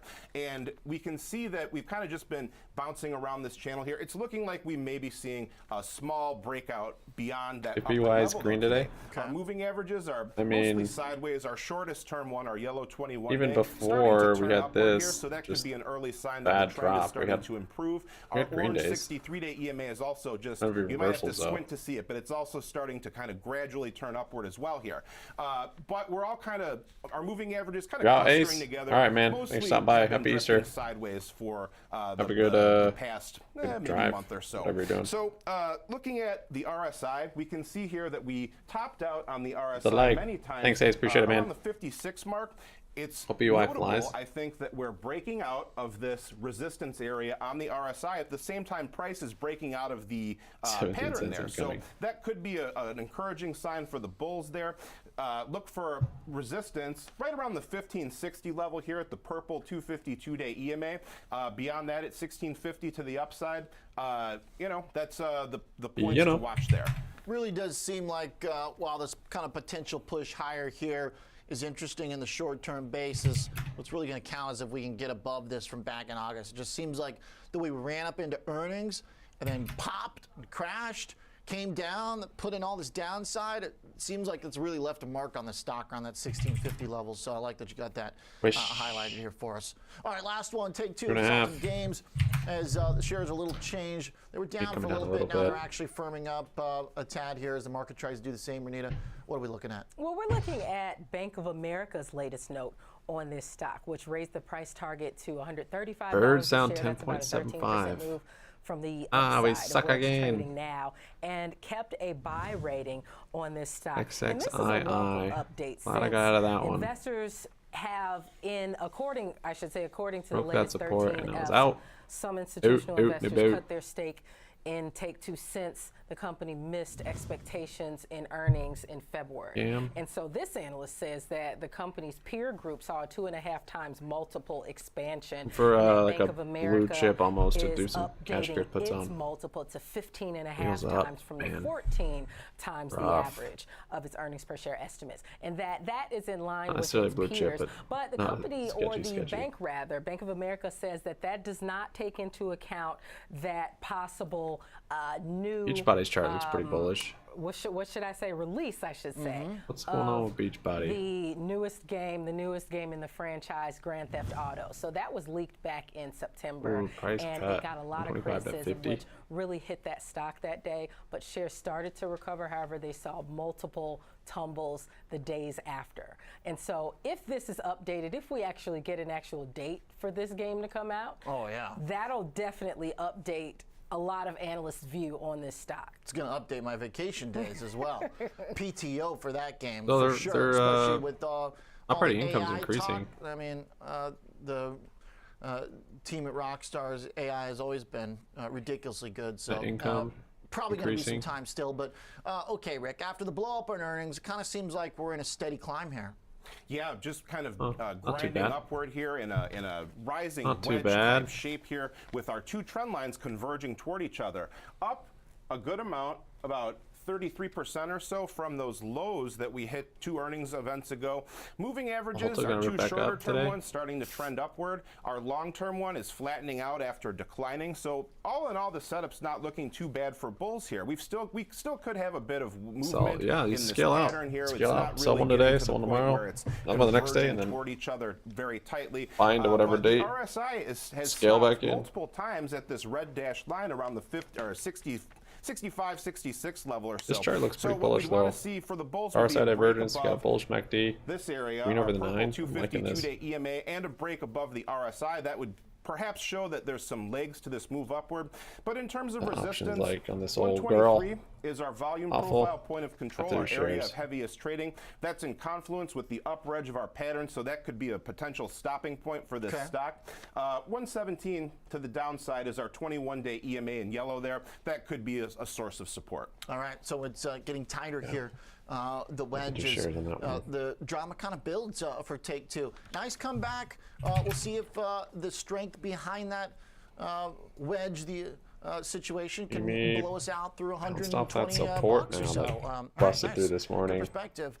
That bat is kind of climbing up a little bit. It's down 2.3%. It's over VWAP. Has a gap fill there at 30 cents, 30, Let's go to Caroline Woods, 57, where there's a little bit of negativity in the 30, banks. 90. Though the Russell's having a good morning here, it's not bleeding over too much, this downgrade to U.S. Bank, Caroline. Options. Hey there, Oliver. Yes, U.S. Bank getting a downgrade and actually not really impacting the stock today either. Shares are up about 0.3%. Only cost $500 to buy the shares at that price. A stock that's fallen almost 18% so far this year, but UBS is downgrading USB to neutral from buy, says it has limited upside, $3 from here to be exact. Slash its price IV is actually pretty low on Neo. From $57. Basically said the recent banking stress is what's causing this limited upside, and really a far cry from the beginning of this year when UBS called USB a top pick. But this analyst says that was in the before times, meaning before the liquidity crisis. She says, while strategically sound, USB's acquisition of Union Bank, which closed in December of 2022, puts it in a precarious position in the after times. This analyst also noted structural uncertainties remain, which will pressure the stock. The call was very specific to the bank, though, not necessarily a sector call, because I saw that UBS upgraded one of its competitors, Regions Financial, RF, to buy. Thinks its balance sheet management will help it weather the current interest rate storm better than its peers. Just to put that U.S. Bank downgrade into context, I was taking a look, and analysts are pretty split between buy and hold for this one. 12 have buys, 13 have holds. There's only one sell, and the median price target is $48. So that implies more than, what, 30% upside from current levels. As you can hear, it's currently trading just below $36 a share, and not really seeing any impact from the downgrade today, as I said, up about 0.3%. Okay. Yeah, a little changed, and with the price target above where it's actually trading right now, more like they're kind of getting in line with the crash, just recalibrating downward. Some of these analysts have recalibrated downward and said to buy these dips. They don't go that far, so a bit of a distinction there, but still not a deeply negative note based on what's already happened. No, and definitely more of a cautious play. Obviously not all out bearish, not saying it's time to sell, but $3 upside, maybe not reason to buy at this point. Okay. Apple's down 2.5 today. That's UBS something. On USB. Okay. Appreciate it. Thanks, Caroline. And to mention also that there was some positive tone out on a few of the other regional banks this morning. Shares still up in U.S. Bank, and the Russell higher as well. Small caps up 0.7%. NASDAQ now down just 1% after bleeding out to about 1.5% drop. S&P and Dow trying to hang in there. Dow flipped positive a few times. Nick Didirakis joins me, the Financial Risk Management Director at TD Ameritrade, to get us started here talking about this morning. See if we get Joe Mazzola on the line. Nick, looks like a nice short. Long weekend, sir. As a risk manager, where is your mind going into this week with inflation and then banks on Friday? Yeah, very quiet start to the week. I know a little movement this morning, but no economic data, nothing really macro to look at today, kind of on the Easter Monday, Oliver. So pretty quiet data wise. Seemed like a pretty quiet international weekend as well. So easing into it a little bit. To your point, Wednesday's a big day. CPI, I think, headlines that day for sure, and then. I don't know about you, but I feel like the earnings season's kind of head and shoulders snuck back up on us. Right? Like we're already kind of getting into mid-April, and we start to hear from these banks. And I think coming down. It's always exciting to hear kind of the big banks kick off earnings season, but I think there's going to be a lot more attention to the smaller financial institutions that start reporting, pretty quickly as well. So you get Wells Fargo, you get JP Morgan, you get Citi. We already heard Jamie Dimon's take on this, but I think starting to see the numbers and Silvergate to $10. The numbers that we're always talking about, one level down from earnings with these big banks. What do the loan loss reserves look like? What does the Here I'd have to rip for 50 cents for them to do it. Because I think a lot of what we're seeing is the sort of concern about credit in the split. System and not being able to get loans. That's how to play, GB. Is there Don't evidence play of it. that in the numbers that get reported here? So I think even more so than best usual, way to play something you're not sure the about. banks kick off earnings. So to me, that's the big story of the week. And then obviously inflation, right? We've got a little time until the next Fed meeting still, and what's is this really a downturn in inflation? Yeah, Jimmy's just flirting around this support and resistance level. it's a pretty exciting midweek here. And Busted I think through there last week. Did today too, but then look, now it's selling back off nice through it. start, So and then we ramp up pretty I quick. still have my puts on it. Okay. The data with FOMC minutes I don't have enough time though. And OPEC makes for some interesting macro 21 strike stories for 11 given days. the jump in crude oil and the potential kind of inflationary pressure that might be there down the road, but certainly has been more deflationary the last 6 months. What do you think's going to be kind of the market's mindset on those minutes looking through the last decision? And I guess, you know, IV would agree with you also. Of course, the big gap between the Fed and the cuts, but also perhaps the notion that maybe that, you know, time limit. Everything has a time limit to the dollar. The Fed could pause, just hold things. You're out of compliance when you're under $1. Yeah, these minutes have been a mover the last few releases, right? They really haven't. It takes time, right? The algos can't just process this instantaneously. It's not a number that we trade on. Not too bad, so but what is the sentiment? What are we? The company can't just magically bring their stock price up. All I can do is reverse split to fix that. What is the tone? I know it's in writing, but does the tone exactly match what Powell said? Is there dissent in the ranks? We see where everybody voted. On a red day, sell cash and good puts. Sure. I think that's going to be interesting. How strong you want to play it if you must. Is the opinion for a slowdown? Because we've heard a very slow, mellow meltdown from 27. We're hearing we need to be well above 5. We've heard we need to stay above 5 for longer, and both of those sentiments that we've heard AMC is up from 7. both voting and non-voting members. Looky, you should not have closed those. I just got all freaked out. Their news and the huge drop seems so volatile. This ramp up, and as soon as we hit that peak, essentially dropping rates, very quickly after that. And to me, it just doesn't seem like that's going to happen. There would have to be some other shock in the world out there that's going to make the Fed want to become more accommodative, and I just don't see that being the case. They were so worried and so cautious about when to start raising rates. I think everybody, including Powell, said we were should have kept them too slowly. Man, I can't believe that we're behind the curve, and they don't want to see that decrease and then ultimately that inflation ramp back up. So this makes me think GME might actually to me, and I'm hold above that level. Markets are always right, but it feels to me like the market has a ways to go to get in line with what the Fed's saying. And I think we'll get evidence of that Wednesday afternoon, with them probably reiterating the fact that they think that rates are going to stay higher for longer. I mean, holding I think is pretty foolish. See some action in the markets, but to me, that's what's going to be in there is a reiteration of the trading it. Heck yeah. Higher, at least at this level, if not another quarter point higher for longer.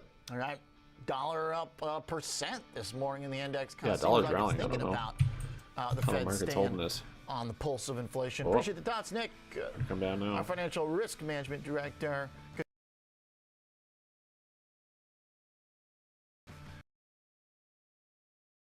Ladies is up next. Ladies. Market on.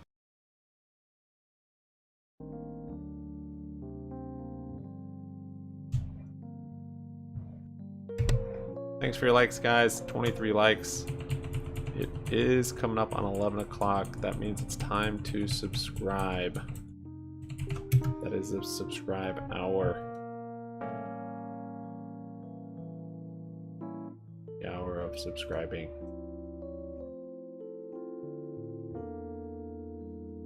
Let me show you how one would subscribe.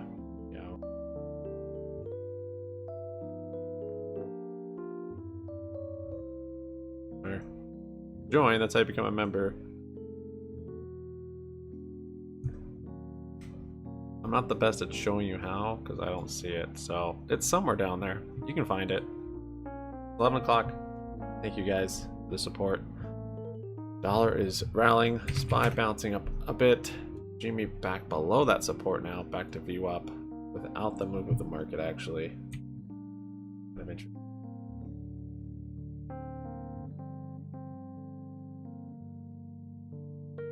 Yeah, kind of interesting move here on GME coming down. GME can kind of use as a front runner for SPY at times, or SPY is the one for GME. Like GME won the race this time around.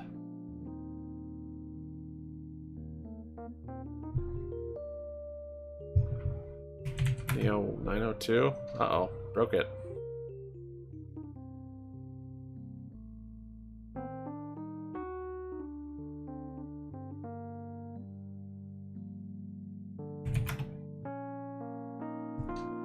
said one of us, for example. Yes, that is true.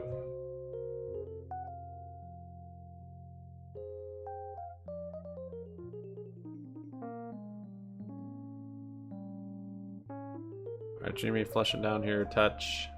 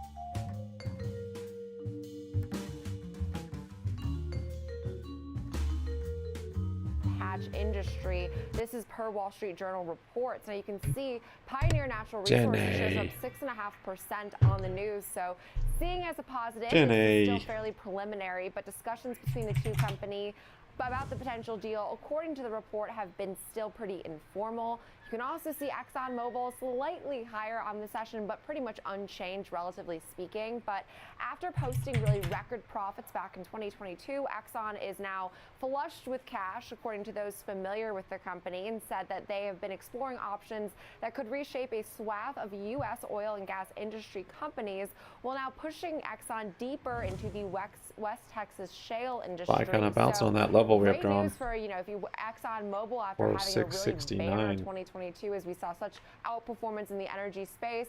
It hasn't been the same way so far in 2023, Nicole, but it's still very early to say. But it's definitely being perceived as a positive, especially if you're shareholders of PXD today. Right, understood. So we'll continue to follow that story. And then the other big one we're following, memory chip makers on the move. Names like Micron and Western Digital moving higher. What's the story there? Yeah, and these names had a really banner March, so they're coming off some strength, but we did see Samsung actually release its preliminary first quarter reports on Friday. So we're seeing some reaction to that now, that basically Samsung did indicate on Friday it would be making meaningful cuts to chip production as slower demand is exacerbated by inflation, which has driven a 96% annualized decline in its expected operating profit. Now, they said that demand for electronics has also been hit naturally. It's like super bearish news when we saw this surge in buying of electronics, and we've since seen on the chip sector sort of wane, but they're now so bearish that they're cutting production. And smartphone makers are running down and their inventory. MU wants to rally because they're cutting production on their overall purchases. That's all we hear. They're cutting production. The rest of that stuff, the reason why, not a big deal. following these preliminary results from Samsung, saying that BY looking good? had shown that they had plans to meaningfully cut their memory production market. So they said that Samsung is now roughly below that half level. of the DRAM market, and production being cut by the company could be seen as a huge positive for those that are in the DRAM industry, like Micron or Western Digital. They also said when combining Micron's Hynix production and CapEx cuts, this should really help the DRAM recovery begin in the second half of 2023. The firm did reiterate a buy rating on Micron shares and saying that all the pieces are now in place for this recovery. So it's still below that level though. But like I said, a lot of these names had a really strong March. So only continued recovery is definitely seen as a positive for these names, Nicole. Yeah. All right. A great start to the show. Thank you so much, Jenny Horn. Appreciate it. Markets correspondent here on the network. Yeah. Thank you. BY's holding up above Let's get some insights in the news shaping the markets, and for that we BFI holding up. Arrival Senior Portfolio Manager, Head of Fixed Income and Microstrategy at New Edge Wealth. Thank you for being with us. I do want to get to Friday's jobs report, but I think it's important to touch the story that's running this morning about the Chinese military conducting some mock precision strikes on Taiwan. The U.S. Navy destroyer moving into South China Sea. There's some questions about where they're allowed to be or not to be. Without getting too much into the weeds on the details of this, what does this mean for the market and this week, the story? Yeah, definitely a significant story because, you know, if you think about that, you have all these different geopolitical tensions building now, whether it's in Taiwan Strait or whether it's still obviously with Ukraine and Russia, or it's with Iran. And so people are on edge in terms of like there's something bigger but developing here, and it could have again meaningful impact on energy markets and on interest rates. And so I do think we need to pay attention, Nicole, because although it's a very specific story what's happening with Taiwan, and you know we hope not that there will be a sudden invasion of Ukraine last year, but if it does, then it's going to cause a major ripple effect. So I think we're on alert actually to what's going on there. All right. Thank you for that. In the meantime, because we did have some back and forth action even today, and the markets have sold off some, we have a big week ahead. We'll have CPI, PPI, and some bank earnings, so we'll have a lot to look forward to. But just to look back on Friday, because the market was closed on Friday, we all got up early and listened to the jobs report. We see things going in the direction that the Fed wants, fewer jobs happening. What was your takeaway from the jobs report overall? Inflation seems to be coming down. Are things going in the right direction? GFAI, big red candle. Moving in the right direction. The wage growth in particular, if you're looking at sort of an annualized momentum of wage growth, that's really declining towards what the Fed likes to see, about a 3% annualized rate. Okay, Irish. And that's good news, I think, because as much as the strength of the labor market hasn't materially weakened yet, despite all the layoffs and other losses, that does show that the inflationary pressure coming from the labor market is easing. Now we're going to get CPI tomorrow, and that probably still reflect, perhaps the pressure of energy prices has occurred over the last period. CPI. I think the Fed is probably satisfied with a report like this, saying yes, we're getting really traction here. CPI is on Wednesday, PPI is on Thursday, moving in a direction, and they may still retail hike sales in May, on but Friday. they could therefore make a pause perhaps by June. Yeah, understood. He's got a kind of a weird at this point accent. Now, we're getting CPI, PPI, and bank earnings. As you look ahead to this week, what will you be focusing on? What are you looking for in particularly? I mean, we're all looking for the same. We want to know if inflation's coming down. We want to know, how these banks are doing, particularly after the stress that we saw in the banks, the regional banks. Retail up 5%. But, what are pros looking for? Yeah. Well, as a pro, you would actually start looking at what are the banks doing with lending, because if you look at the Fed data on Friday, right, like there's kind of arcane data that you normally don't pay attention to, but to me the details of that matter if we're going to go into these bank earnings, because one, we'll probably hear much more about how they're managing the deposit situation.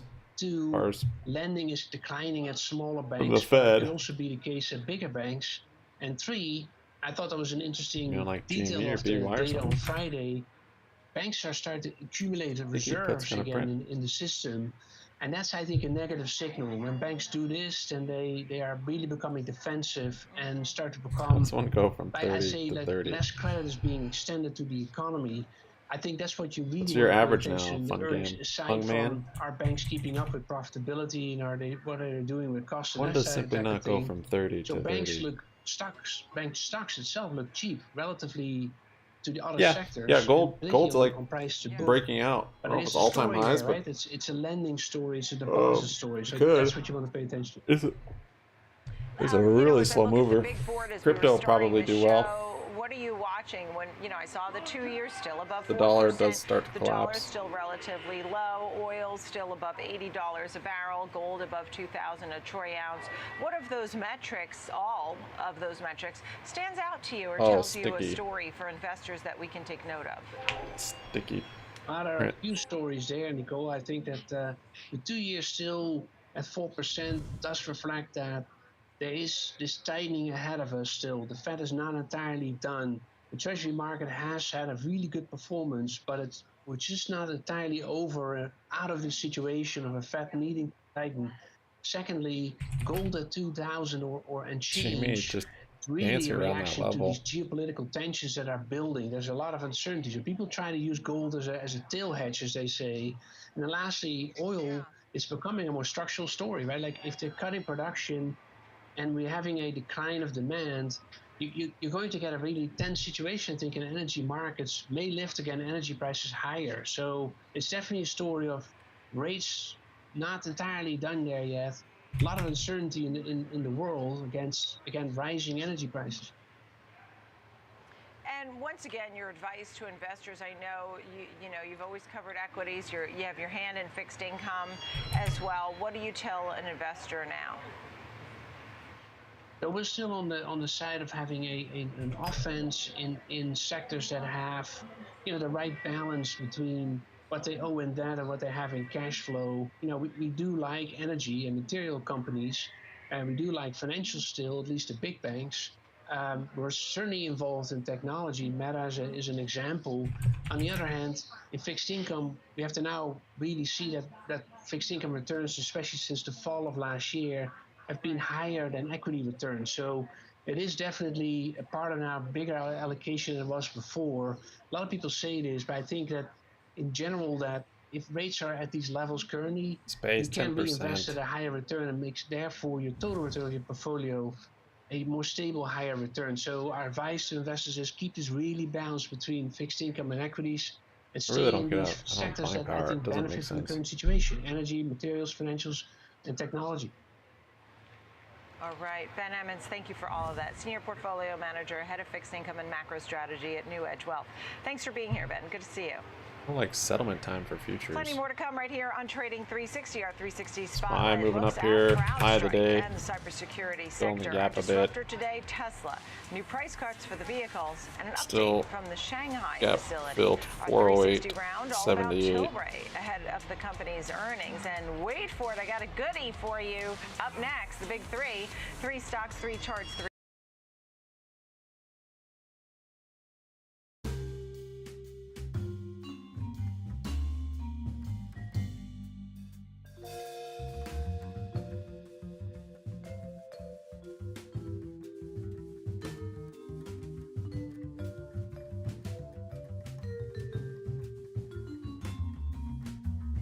Oh, merger announcement? Merger Monday, someone called it.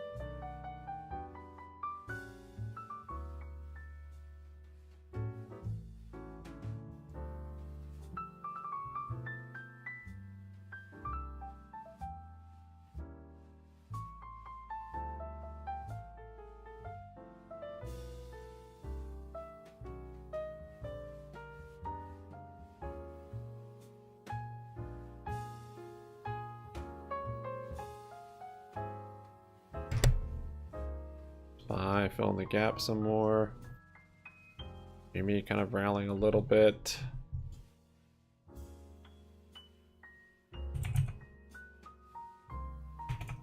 BBBY up 13. I don't even have that one. I don't know what that is.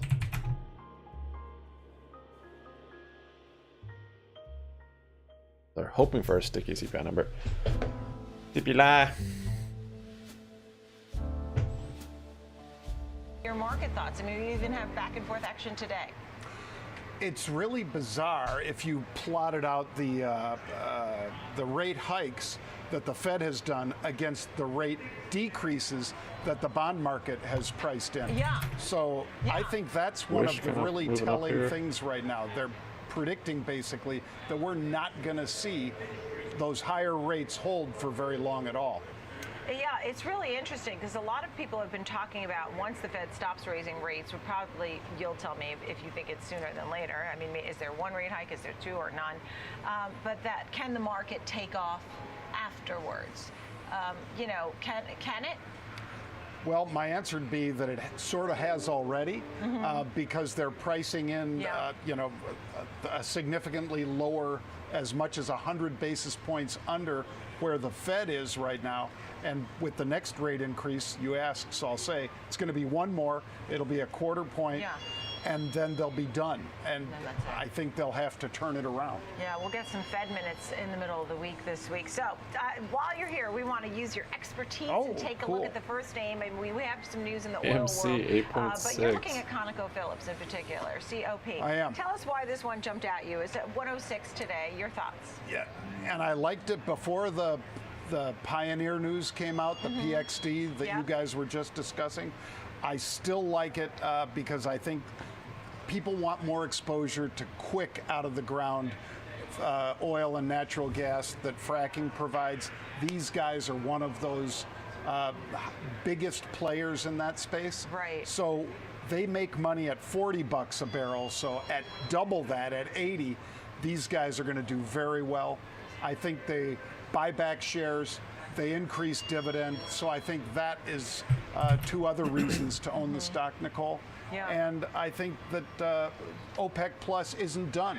They might make additional cuts. They're going to do what they have to hold price, and I think that means we're going to see higher energy prices. So that all bodes well for ConocoPhillips. So some great catalysts there for a name like ConocoPhillips, which is well off the highs, but has been, as we're seeing the markets moving higher. Ben, why don't you take a look at the charts for us? Your thoughts on the charts? I'd love to, Nicole, and I think all of the fundamentals that John was just talking to really feed into what we've been seeing in terms of price activity, which has been to the upside since mid-March. Now, somewhat counter trend on the more intermediate time frame, which we'll get into in just a second. But here you can see what I'm talking about, the bid activity over the last couple weeks. This stock has rallied from 90, 85, just shy of 91, all the way to just shy of 110. Now, John, first time on the show, welcome. I like to look at price through the lens, John, in terms of you're either in this consolidation phase or you're in a vertical phase. We're out of balance. So horizontal development, we're overlapping rotational. We see that playing out around 97. And then look at this. So last week we break out to the upside a week ago, and then we've been more overlapping and rotational around 107 recently. But here you can see value's been moving higher, right? And this is, again, just since the middle of March. I don't want to get too married to this more granular time frame, but notice how this move since mid-March,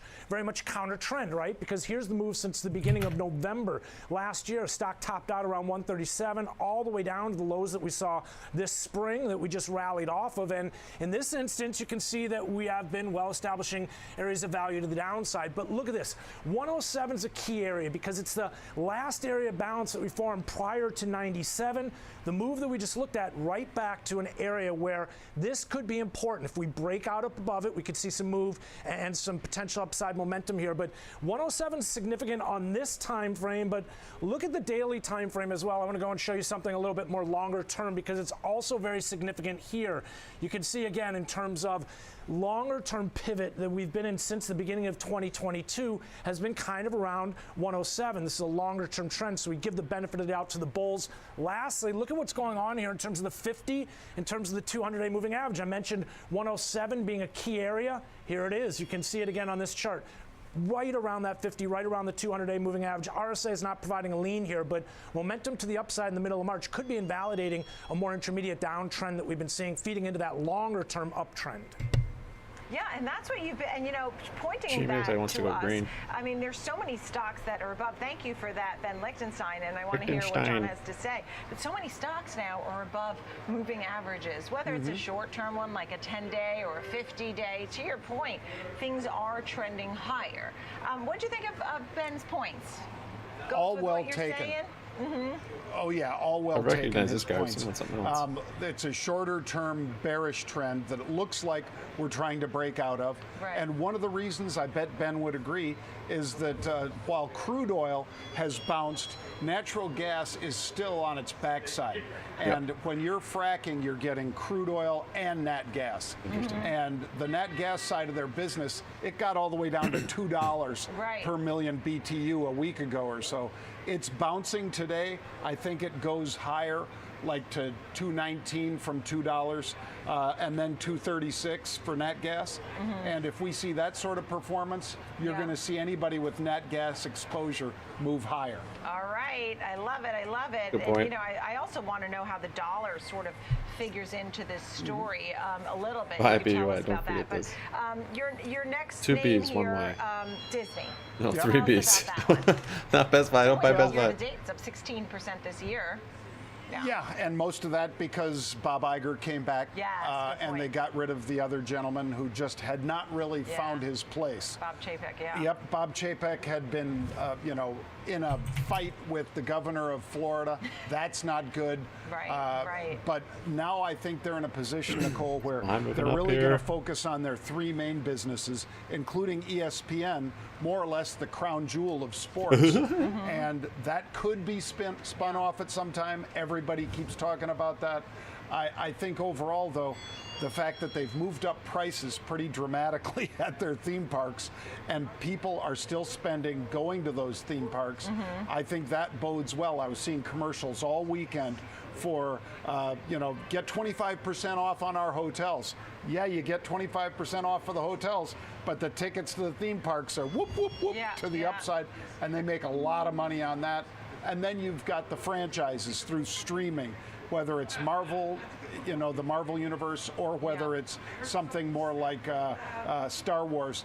Those all play into this is product we've already made. Now we get to resell it, and instead of putting it on HBO or Showtime or wherever, Netflix, now they're putting it on their own network. Yeah, and they have a new streaming head. They appointed the current Hulu president. You do have an RSI divergence here. To lead all these the levels with this level. Unit. So, they'll have the Hulu part of it, I guess, for now. So, what do you think here when you take a look at the chart, Ben, of Disney? I think what we're seeing on the short term since the middle of March is a reflection of the optimism tied to some of the changes they've made at the top and expectations that they're going to be fruitful for some of the investors. But then this is to a key pivotal area when we're talking about the daily, bigger picture time frame as well. I'll show you what I'm looking at there. But first and foremost, the hourly charts. You can see actually this is a 30-minute candle chart. And I've got a couple areas of consolidation that are forming at higher and higher levels. So we can determine, again, the trends moving up from 92, 95, 98, 99. Let's move away from the 30-minute, though. I don't want to get too married to this more granular time frame. Here you can see, though, that move up we just looked at somewhat counter trend because we've been, on the move lower with areas of value that have been forming at lower and lower levels since, we're talking this time 2 years ago, back in 2021, 190, 176, 142, and currently forming this area balance around 100. Look where we are, right in the middle of this area that's been forming since we're going back to a year ago, March, April of last year. 100 is going to be significant in terms of a pivotal area. But I wanted to show you what I'm looking at. Also, here you can see it's significant. Also, look, we're right here again at 100 on the 50, on the 200-day moving average. RSI is somewhat limited, but stocks trying to recover in a downtrend, but still in this wider range here. So again, until we take out 130 to the upside, 84 to the downside, for me, this is all just kind of in this wave overlapping nothing to look at on rotational. BY. But again, right now at 100, a pivotal area within that bigger picture range. Yet on longer time frames. Understood. All right, thank you for that, Ben.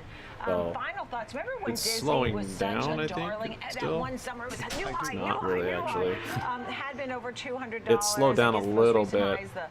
You know, from range. this, Ben was just how steep this decline was, to now we're just in this decline. So it's not rounding, it's just slowed some. In percentage terms, I think Ben's spot on. Yeah. We're going to be drawn to 130 like a moth So it to used a to be that flame. steep. Now we're we're hoping like it doesn't end as badly as it slightly ends less for the steep moth. right around the decline. recent high of 133. Right. Like this. So. But they've had over $5.5 billion in cost cuts that Bob Iger's announced since he came back. Yeah. When you do that and you increased revenue, you're going to be dropping more money to the bottom line. There's just no way Disney, new all-time lows every day. Summer season when they do get all that traffic in the theme parks, whether it's Europe, whether it's Shanghai, whether it's here, I think that just really bodes well for them. I want to get to Northrop Grumman just quickly. Do you have a second to talk about the dollar and crypto? I know you recently did a speech on that, and so I'd love to get the last minute of this segment. So everybody, Ben, you can start thinking about crypto. Northrop Grumman, give us that one quickly. Okay, that one's easy, Nicole, because unfortunately, none of us love to root for war, but we know that the more the war accelerates, the more they go through weapons, and these guys are a major supplier. Whether it's the Global Hawk, that awesome looking but scary drone, you know, the unmanned vehicle, that thing is just in huge demand, not just by Ukraine, but all over the planet. And you got to think what's going on in the islands offshore of China is also pushing drone usage more than you know, manned aircraft, because we saw, you know, some bumps here and there between aircraft, and you don't want to get into something like that. But you will see some of these drones taken out, just like we saw with Russia taking them out. Northrop Grumman makes the best in this area. They have a lot of cybersecurity that's built into what they do too. So I would say this one continues to go higher. It's only a 14, I think, what is it, 14 times earnings. That's a cheap shot, I think, for something that just has continued government money pouring into it. And look, even in a down market, you have this group higher. I mean, often they say the defense stocks are a little bit resistant when you have recession or pullback or economic worry. You make a great point. They have a U.S. Army contract. This is in today's news, $14 million. Northrop chart looks U.S. Navy contract. better than working on LMT. LMT's scary. Your thoughts, Ben, on Northrop Grumman? Just at like all-time highs. Well, this is a stock that we have seen a little bit of a pullback here, and much like the others, near a pivotal area, just not quite there yet.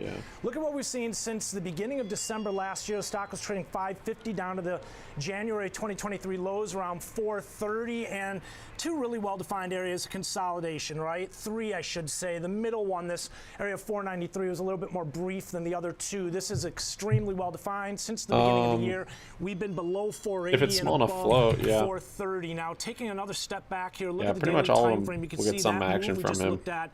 Again, With a small float, you'll see more action, of course. Counter trend to what we have been seeing here. Longer term trend up. We've got three areas of consolidation that have formed, 320, 380.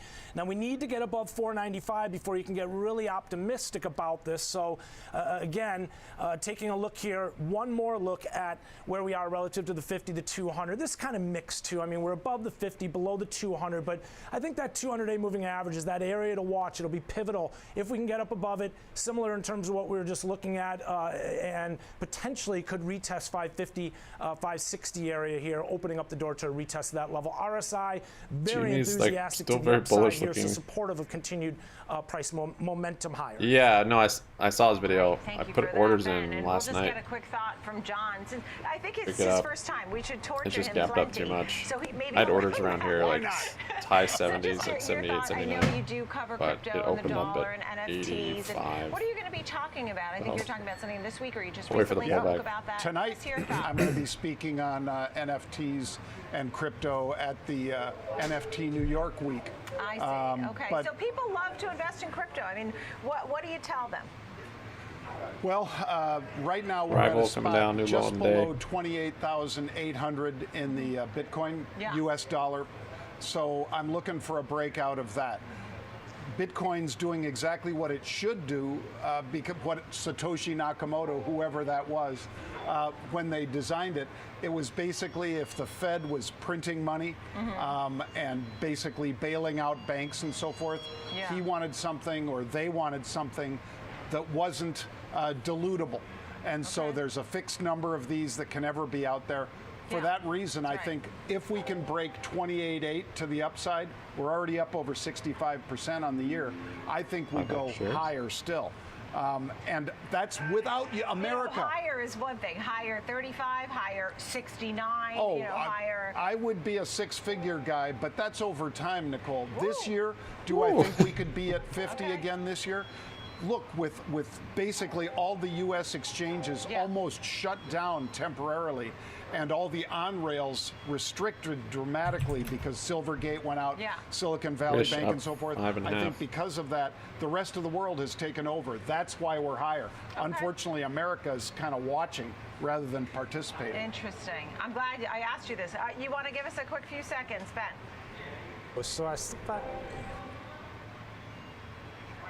All right, we're going to leave it right there. John Najarian, I'm so glad it is a little sketchy for Zip. Glad to have your I mean, he's done it before. Like, John Najarian, co-owner I feel like he's usually tried to pick stocks that weren't such low floats. He's even mentioned stocks, like haven't mentioned the ticker because it's a low float. That was fun. All right, thank you both. Coming up next, we're going to spotlight CrowdStrike. Cybersecurity name is up about 20% then you just draw attention. Our next guest has an outperform rating on CrowdStrike. We'll find out why coming up. Oh, kind of interesting. I like Wish. Do it. EVTL also up 5.5.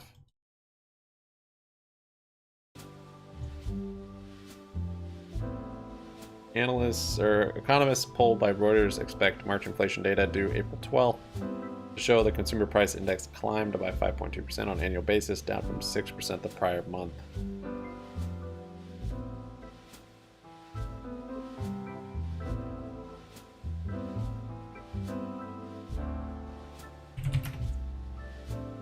Russia says it cut oil output by 700,000 barrels a day in March. Former Treasury Secretary Lawrence Summers said the likelihood of a U.S. recession is rising. The downside risk to the stock market is the highest it's been in a year as earnings face pressure, says Mike Wilson, Morgan Stanley. BY still above VWAP. Jeff Brands consolidating nicely. Rival starting to fill that gap.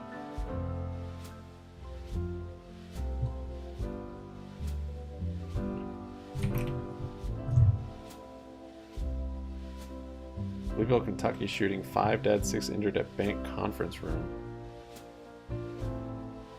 International Monetary Fund expects global economic growth to dip below 3% in 2023 and remain at around 3% for the next 5 years. The breadth of bearish signals has stabilized around the half mark since September, per Bank of America. What? Portion of growth indicators providing bearish signal. Stable bearish growth territory. Some of America's largest metros' job ads to work remote are at a record.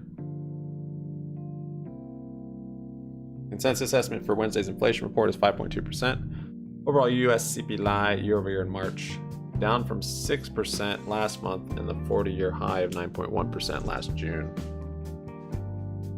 40-year high last June.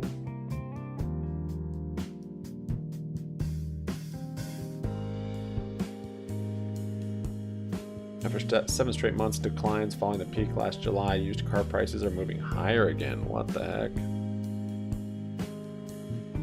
Little dead cat bounce on used car prices.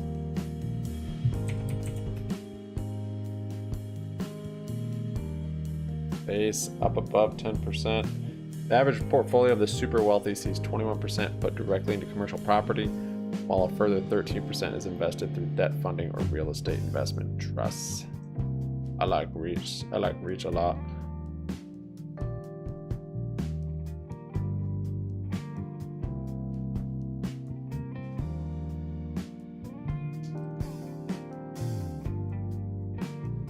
Birds propelled his influence. Propelled, like, grew his channel? No, he's been doing promoting stocks as a YouTuber for years.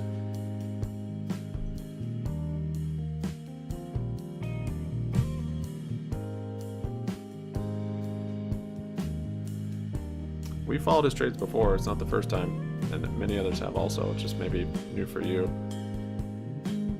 Not sure your experience or exposure to him.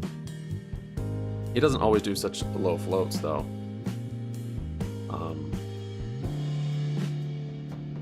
And he's actually slowed down a lot on talking about individual stocks, especially talking like short squeeze candidates and that kind of thing. Just because I think he was getting probably nervous about it, but. That reopening trade or individuals going back into new high on the day. Movies may be something that sticks. It has been a challenge because of streaming services as well as the quality of content that are provided by movie studios as well. So this is a very interesting development. Hopefully it's going to be able to maintain this, continuing to see a move to the upside. But a lot of green on the screen when it comes to this stock compared to what we are seeing in the broader market today. Why do you think Birds propelled his influence? Have you seen either of those movies, Kevin? I have not. I have not gone to a movie theater in over 15 years, Nicole. I just wait until it comes out on the streaming device. 15 years? At this point in time, I'm pretty lazy when it comes to that. Cinemark doesn't want to hear that. No, but it's true, and I think that's a growing trend, and that's what these movie theater companies are up against. It's wonderful to see you. I'd like to see both movies in the theater with my popcorn. Kevin Green, good to see you. Thanks. Senior markets correspondent here on the TD Ameritrade Network. Time for a spotlight in the world of cybersecurity, specifically last movie went to. Joining me right now is Fred Havmeyer, Senior Enterprise Software Analyst over at Macquarie. Thank you so much for being here. So you reiterated. Yeah, we had streaming. It just wasn't as easily accessible, right? Price target. Yeah, I guess we wouldn't call it streaming. Here in the world of cybersecurity and for CrowdStrike in particular. Yeah, well, firstly, thank you very much for having me on. I think it's really timely to be talking about CrowdStrike as the company hosted its investor briefing just this past week. I think what we continue to see with CrowdStrike and why we like them is that endpoint security, the market that CrowdStrike is addressing, is no longer this just static market where you're addressing just simple list-based antivirus solutions. Rather, what you have with a CrowdStrike is this entire big data, intelligent, and machine learning powered endpoint security platform. And as the company showed this past week with its updates at its investor briefing, it is addressing very well both the endpoint security market at its core in the enterprise space, making big gains and big strides in that market and driving solid growth. But it also has this expanding platform of modules that address a whole sweeping area of enterprise cybersecurity needs. Last week, the company highlighted that it's now generating over $100 million in ARR with its identity module, which is what we view as another key area of risk-based zero trust security core competencies. What we think the company is doing right here is it's expanding not only within endpoint security, gaining that share, but it's also expanding its platform and addressing more and more use cases outside of endpoint, creating more opportunities for upsell, for cross-sell, and for just expanding its share of its customers' footprint. One really key point about the cybersecurity market as well is that regardless of what is happening within trends in the overall tech market and software market, cybersecurity is still an area that enterprises need. This is not going to go away, and no enterprise can remain unprotected or even protected with just good enough solutions. We've seen time and time and time again, good enough is simply not enough in the cybersecurity marketplace. I think last week also, CrowdStrike identifying and showing that it has about an 80% win rate versus Microsoft's Defender solution, which is one of those bundled solutions that Microsoft offers, really underscores how being the best in breed solution in this market sets it up for solid growth and solid New high in the rates. day. Still filling that gap. And as you look at the partnerships that you're talking about and the positivity surrounding a name and growth projections for a name like CrowdStrike, and you have this outperform on this one, tell me about the other names that you also have outperforms, just so I know where we stand. Absolutely. So with CrowdStrike, they are a 1 outperform rating in the cybersecurity marketplace. I think margin requirements are going up on stuff. Is That's what it seems very like. compelling market, but it's also a very challenging market, especially as we've gone into 2023 and we've returned to the office. We've reversed some of the remote work trends that may have been a boon for growth in some areas of cybersecurity. But with the core zero trust security coverage that we have, CrowdStrike is the only outperform rating that we hold. And this is because it's the best of breed endpoint security platform addressing something that is simply not going to be a transitory growth trend. Every company needs protection against malware. Every company needs protection against ransomware. This is not going away in our view, and this remains just a critical concern for enterprises out in the just enterprises globally. And more broadly within software, I think we're hitting on a point that's really key. In this market, we are investing and have outperform ratings in only those companies that we think are truly the best of breed vendors in the enterprise software space.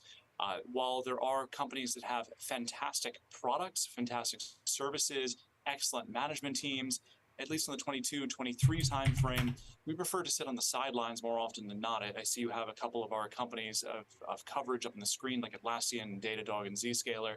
Great companies, but we remain neutral rated in this market, where we're seeing a number of just market dynamics and demand dynamics that have shifted going into 2023. Need to break that 44 being much level. More careful about how they're New high, spending, moving up more. how much they're spending, and just C-suite level scrutiny of tech budgets impacting some of these adjacent spaces. But CrowdStrike, we think, among our coverage, remains one of the best positioned companies to just durably grow and do so in a profitable manner. Yeah, and you talked about the margin expansion in your note, and that's something people watch very closely. Well, when people look at the dollars and cents of business, and I think another key factor that you brought up also in your note is people switching over and feeling frustrated with some of their other businesses and moving over to something like CrowdStrike. I mean, I'm sure the pandemic pushed cybersecurity light years ahead where it should have been anyway, and cybersecurity was worth it. Any final thoughts on this group? You have an outperform. Do you think that changes? Do you think it's a relatively safe place to invest some money for the long term or short term? I think that with CrowdStrike in particular, this is Oil's a company coming that down. we're confident in both the short term as well as the long term. With this market and with this company, its platform strategy, having multiple solutions, multiple modules and products that it can sell to its customers beyond just defending against ransomware, defending against malware. We think that sets it up to be in a solid position for long-term, durable, and profitable growth. That's what we like to see, and those are the types of companies that we're putting outperform ratings on. Yeah. It's great to have you on the show. I'm glad you were here to talk about this today. Thank you so much, Fred. Glad you were here. Fred Habmeyer, Senior Enterprise Software Analyst at Macquarie. Coming up next, the disruptor is Tesla, center stage. So we have a bunch of headlines. Price cuts again. George Sillis is all over it. He's going to tell us all about Tesla next. Well, Tesla's rallied from the lows. Rip rally. What's their price cuts all about?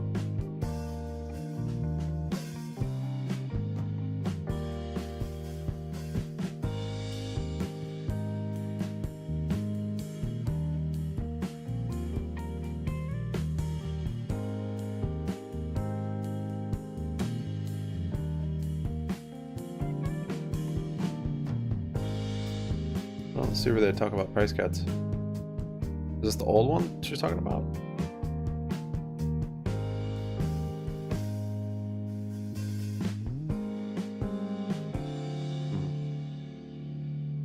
That's a big move on Tesla though today. Big bounce.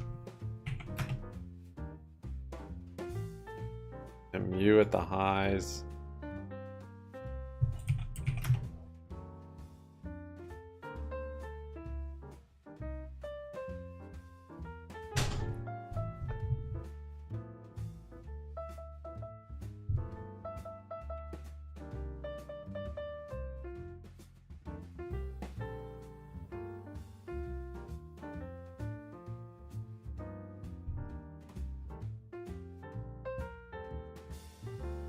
Prompt engineers for AI, including ChatGPT, are getting paid up to $335K.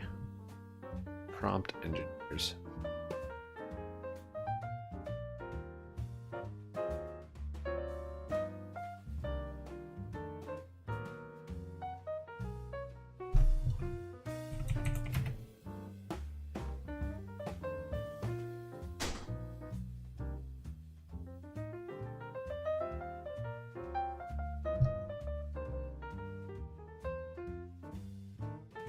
I don't know what a prompt engineer is.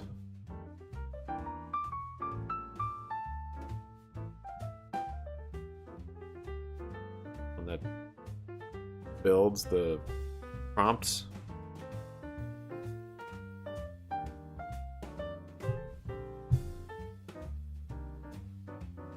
Almost green. Oh, this is why AMC's rallying.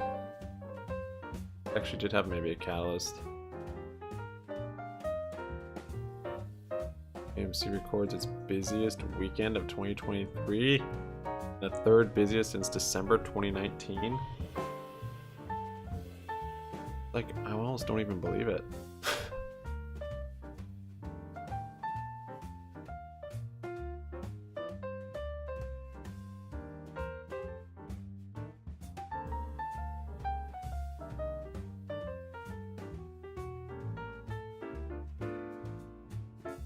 Oh, late Thursday filing.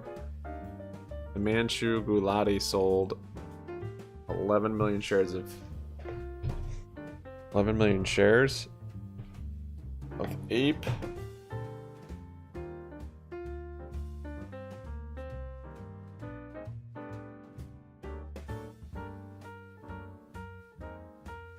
Cinemark stock leaps towards 8-month high as it scored the highest one-day attendance 3.5 years? What is everyone going to see?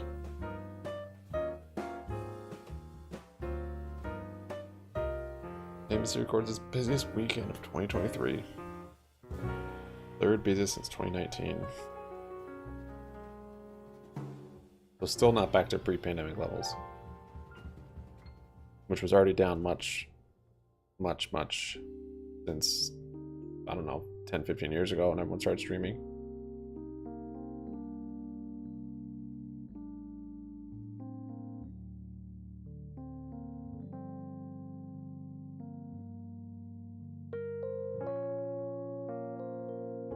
Aaron tweets, record revenues for AMC at our US theaters on Easter weekend. Mario? Air Jordan?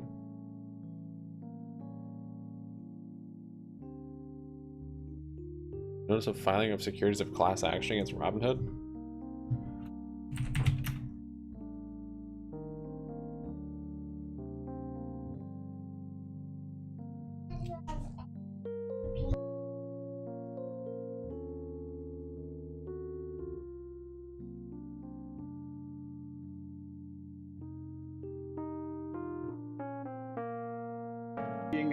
Higher or lower or in a trading range, but if you look at the last 6 months, Tesla's actually in a trading range. So there seems to be an area on the chart, there's a gap to the downside potentially that could fill around the 145 area, but also resistance at 215 or $215 on the high side. So we're sort of stuck in the middle, and we may be range bound until the next earnings that are coming out in about a month and a half. So with that said, we can capitalize on the trading range. In this case, we'll sell an iron condor, Nicole, which is essentially a neutral strategy, but we'll sell them on wide legs. In this case, we're going to go out and look at selling the 215 to 225 call spread. Now that's above the current price, and while at the same time, we'll look at selling below the current price, looking at the 170, 160 put spread. Now, altogether, you could actually sell this for about $3 a share or $300 a contract in terms of credit. So ideally speaking, we'd like to see the stock stay within those short strike boundaries, to which you actually have break even around 218 when it comes down to the high side, but also 147 on the downside. Again, we're looking at selling the 150 again put strike here versus again buying the 140, and again break even on the downside is 147. So if we stay within this range of 147 and 218, we'd see that credit of $3 per share erode to zero between now and expiration of 39 days. Yeah, understood. And to your point, I mean, it's been a little more bearish lately, right? I mean, just for this month, for the month of April, I had to think about what month we were in, 12% lower, and this is the 5th down trading day consecutively. Thank you for those trades, example trades. George Tillis, appreciate that. A good look there at Tesla today. Thanks, George. All right, coming up, we're ready. Our panel is ready. I'm ready too for Tilray, because we're looking at this cannabis name falling year over year. But what's the glimmer of hope, if any? Let's find out. The earnings report is coming out. What do we need to know? Coming up.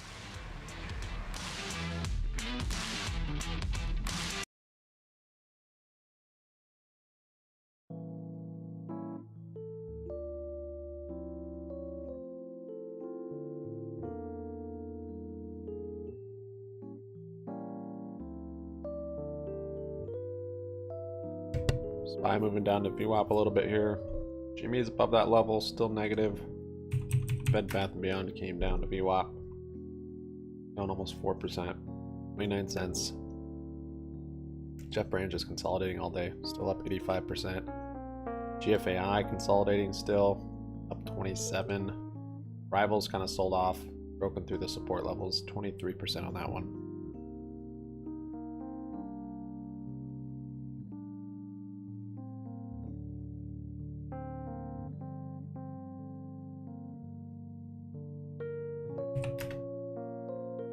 Little red candle on GME as well as SPY. See if it bounces on VWAP. Don't plan on it. 3.6 million people. Yeah, apparently.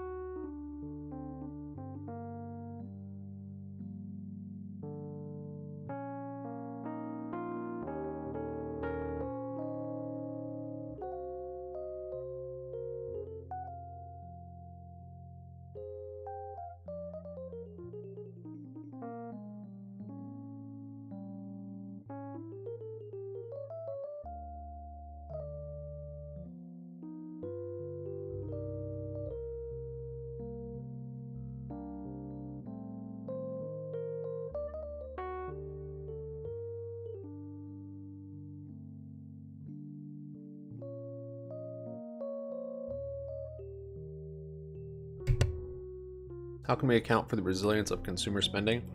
Baby boomers are retiring after having accumulated more wealth per household than any other previous generation, driving labor demand.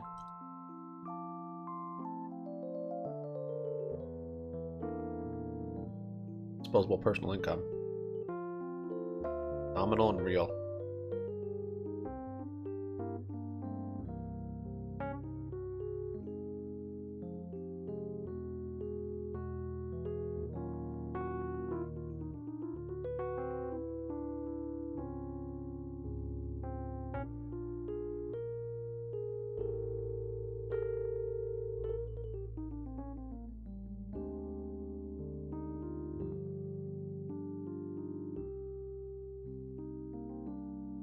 They can't sell any THC or marijuana products in the United States, but they badly want to get into the United States.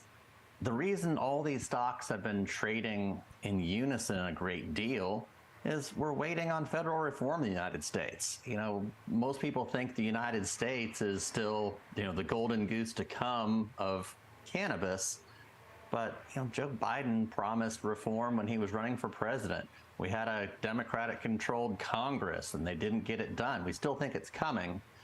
But Tilray, to their credit, is kind of the bellwether of Canadian cannabis stocks. They're doing acquisitions of alcohol companies, European cannabis, medical marijuana. They even acquired lodging recently. So they trade heavily, they react to the US news. They're really a bellwether of Canadian cannabis. And you make the good point of that, you know, they just don't have the same freedoms in the United States, working with banks, some legal, obviously, hurdles. While there's some going in the right direction for cannabis, it's still very much a group that has a lot of headwinds, right, Liebel? Yeah, right. we're waiting on the federal reform that's been promised to us. And that makes it uphill sledding for the U.S. cannabis operators. Jordan asking him. And then we have a company like Tilray. Again, we own it in a top 5 holding in our fund, Advisor Shares Pure Cannabis ETF, YOLO. That's our global strategy. Overall, we're more focused on the U.S. companies, but Tilray trades heavily, reacts to U.S. news. We still think this reform, probably in the form of safe banking that's been promised for years, we think it's still coming soon. And therefore, Tilray is a company to own still. Yeah, have some patience. Lee Bohl of Charles Schwab, get in here. Give us your thoughts and ideas. Right. So while we're waiting for the U.S. situation to unfold, now remember, it probably will, if that happens, you know, the legislation, it'll probably jump up on mania. But, you know, what's to say that people won't move into U.S. cannabis stocks instead, where they have a little bit more, familiarity. Also, in Canada itself, you know, there's just too much cannabis up there. Their warehouses are doing fruits and vegetables, so they have very little pricing power in Canada. And if, in fact, the U.S. market still opens up, they're not necessarily going to be the low-cost provider. Remember, they grow inside, and there's lots of countries where they can grow outside where it's cheaper, and the labor is cheaper. I'm thinking Jamaica, Paraguay, Colombia. So even if the U.S. legislation comes around, they won't necessarily be the main provider necessarily. So I think you would have a big jump if that happened, you know, initially, but then I think more pullback might be in order there. In Lee's notes, and I'll use Lee's notes to pose the question to Dan, you said a name like Tilray has a habit of diluting shareholders to fund operations. Right. And at the same time, Dan, you see, you know, a lot of positive things happening. Tell me your thoughts on the group overall. Is there mergers and acquisitions that happen? Are people getting gypped in some way? Well, one of the main things to understand for his investors is to really be able to departmentalize that Canadian cannabis companies are quite a bit different than U.S. companies. Unfortunately, as we're waiting on these reforms I'm talking about, they've traded in unison to a great extent. But Tilray, again, they're kind of the strongest one in Canada still, and they have acquired CBD companies, alcohol companies, getting into the European medical market. So they're doing what they can. They're scratching and clawing to get into the United States. The other problem for a lot of these Canadian operators is, what you said, they've diluted. They got flooded with cash. They overbuilt. They overgrew marijuana, couldn't sell it all, ended up cutting back, diluting shareholders. Okay. The U.S. companies have been much more frugal, but now the U.S. companies are in a tough financial position as we're waiting on these darn federal reforms. They need safe banking. All right. We'll leave it right there. Dan and Lee, thankful that you're here today. Been embalmed a bit early. Of Advisor Shares, Lee Bohl of Charles Schwab, thank you. That's going to do it for us here on Trading 360. I'm Nicole Petalides, live at the New York Stock Exchange, 11 a.m. and 2 p.m. I'll see you then. Keep it right here. Fast Market is next. SPY moving down. I don't know what's going on. I can't even do one short micro. All I've done is realize gains today. So I haven't opened anything up. Probably have to close more stuff.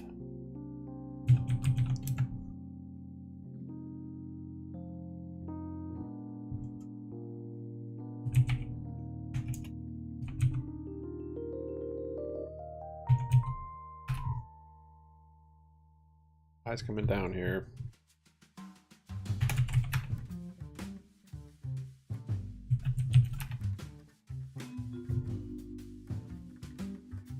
Chef Brands.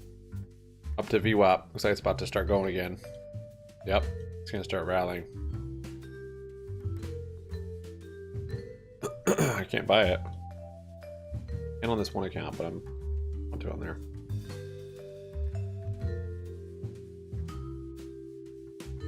SPY's moving down here. Coming up with some big candles. Below VWAP now. Theory up 34%. Just get news come out.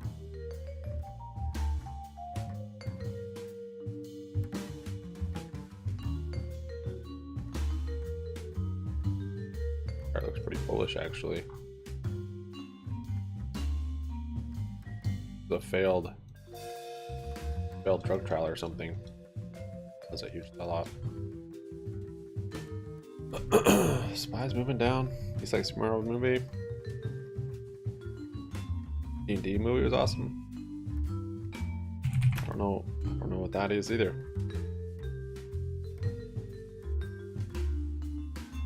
F Brands above VWAP now. It's 93%. So looking for $1.57 was the high in the day. See what happens when we get up there.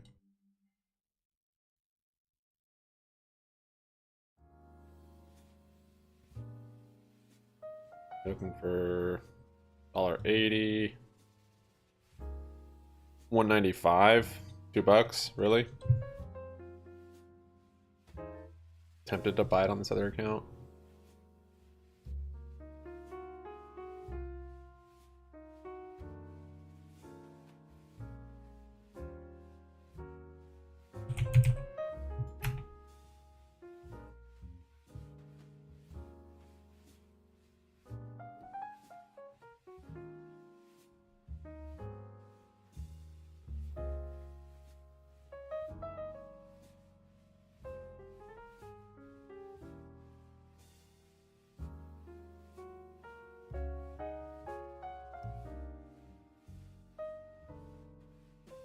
GFAI bouncing there.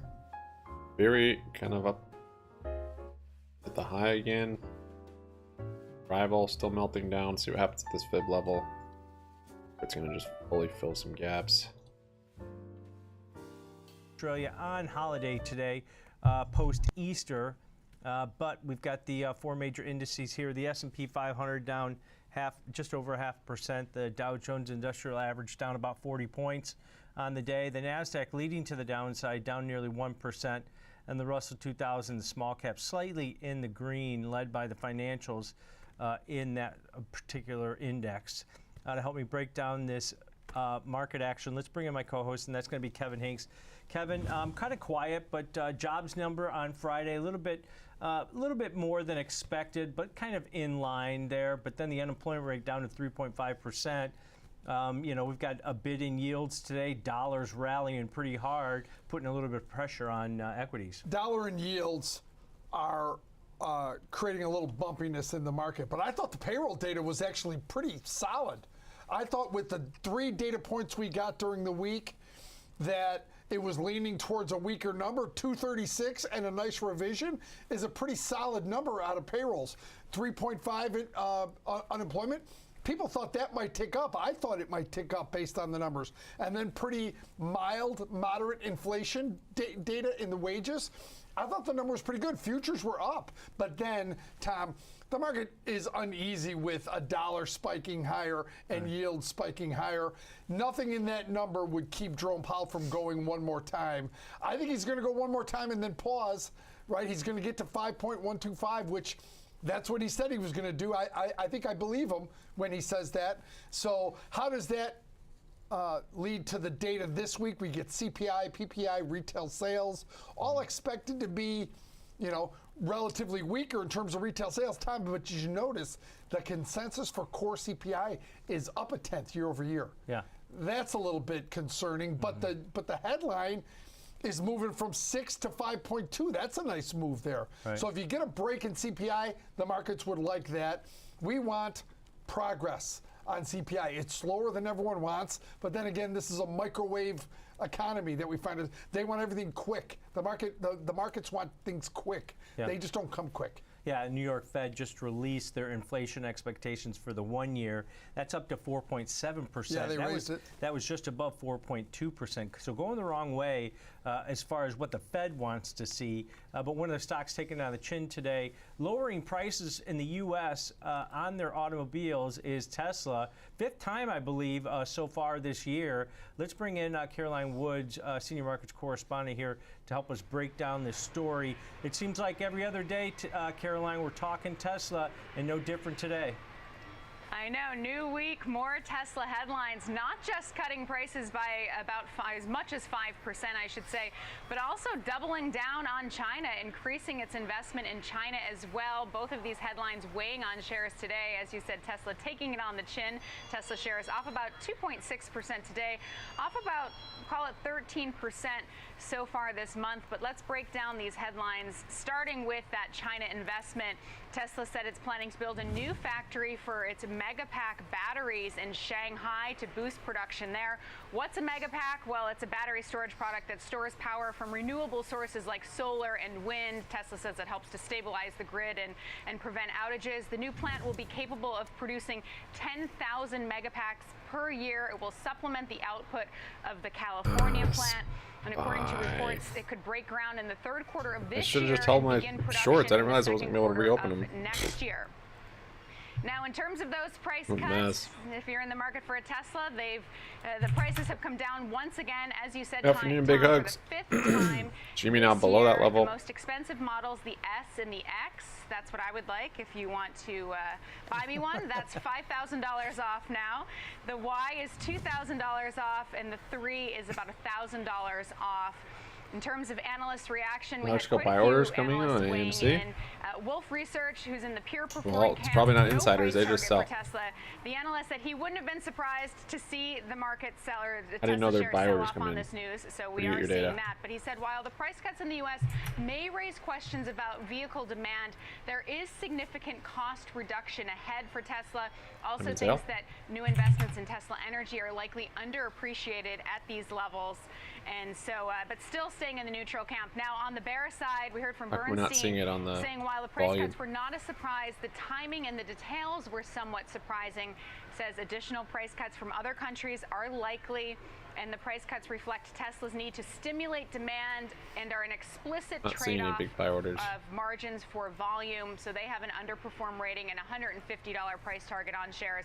So you're talking shares. Than where it's currently trading. And then Citi also points out, of course, that price cuts will place an even greater emphasis on those margins when Tesla reports Q1 results, saying in line to softer gross margin outcome could revive concerns over capacity and product aging while placing 2023 consensus estimates at risk. Yeah, I mean, AMC's been rallying today. 2023 consensus earnings estimates. Citi does not think that this outcome is currently priced into shares, despite the fact that we have seen shares sell off this month, saying making for a less than compelling risk-reward profile. So they're keeping a neutral rating on Tesla with a $192 price target. So still some upside, about $12 from here.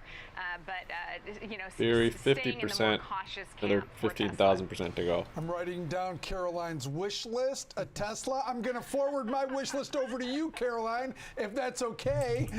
That'll be fun, but I have pretty good taste, Caroline, so be careful. BBBY, Now, Caroline, back here's under my VWAP, what down was the bad news 5.3. here?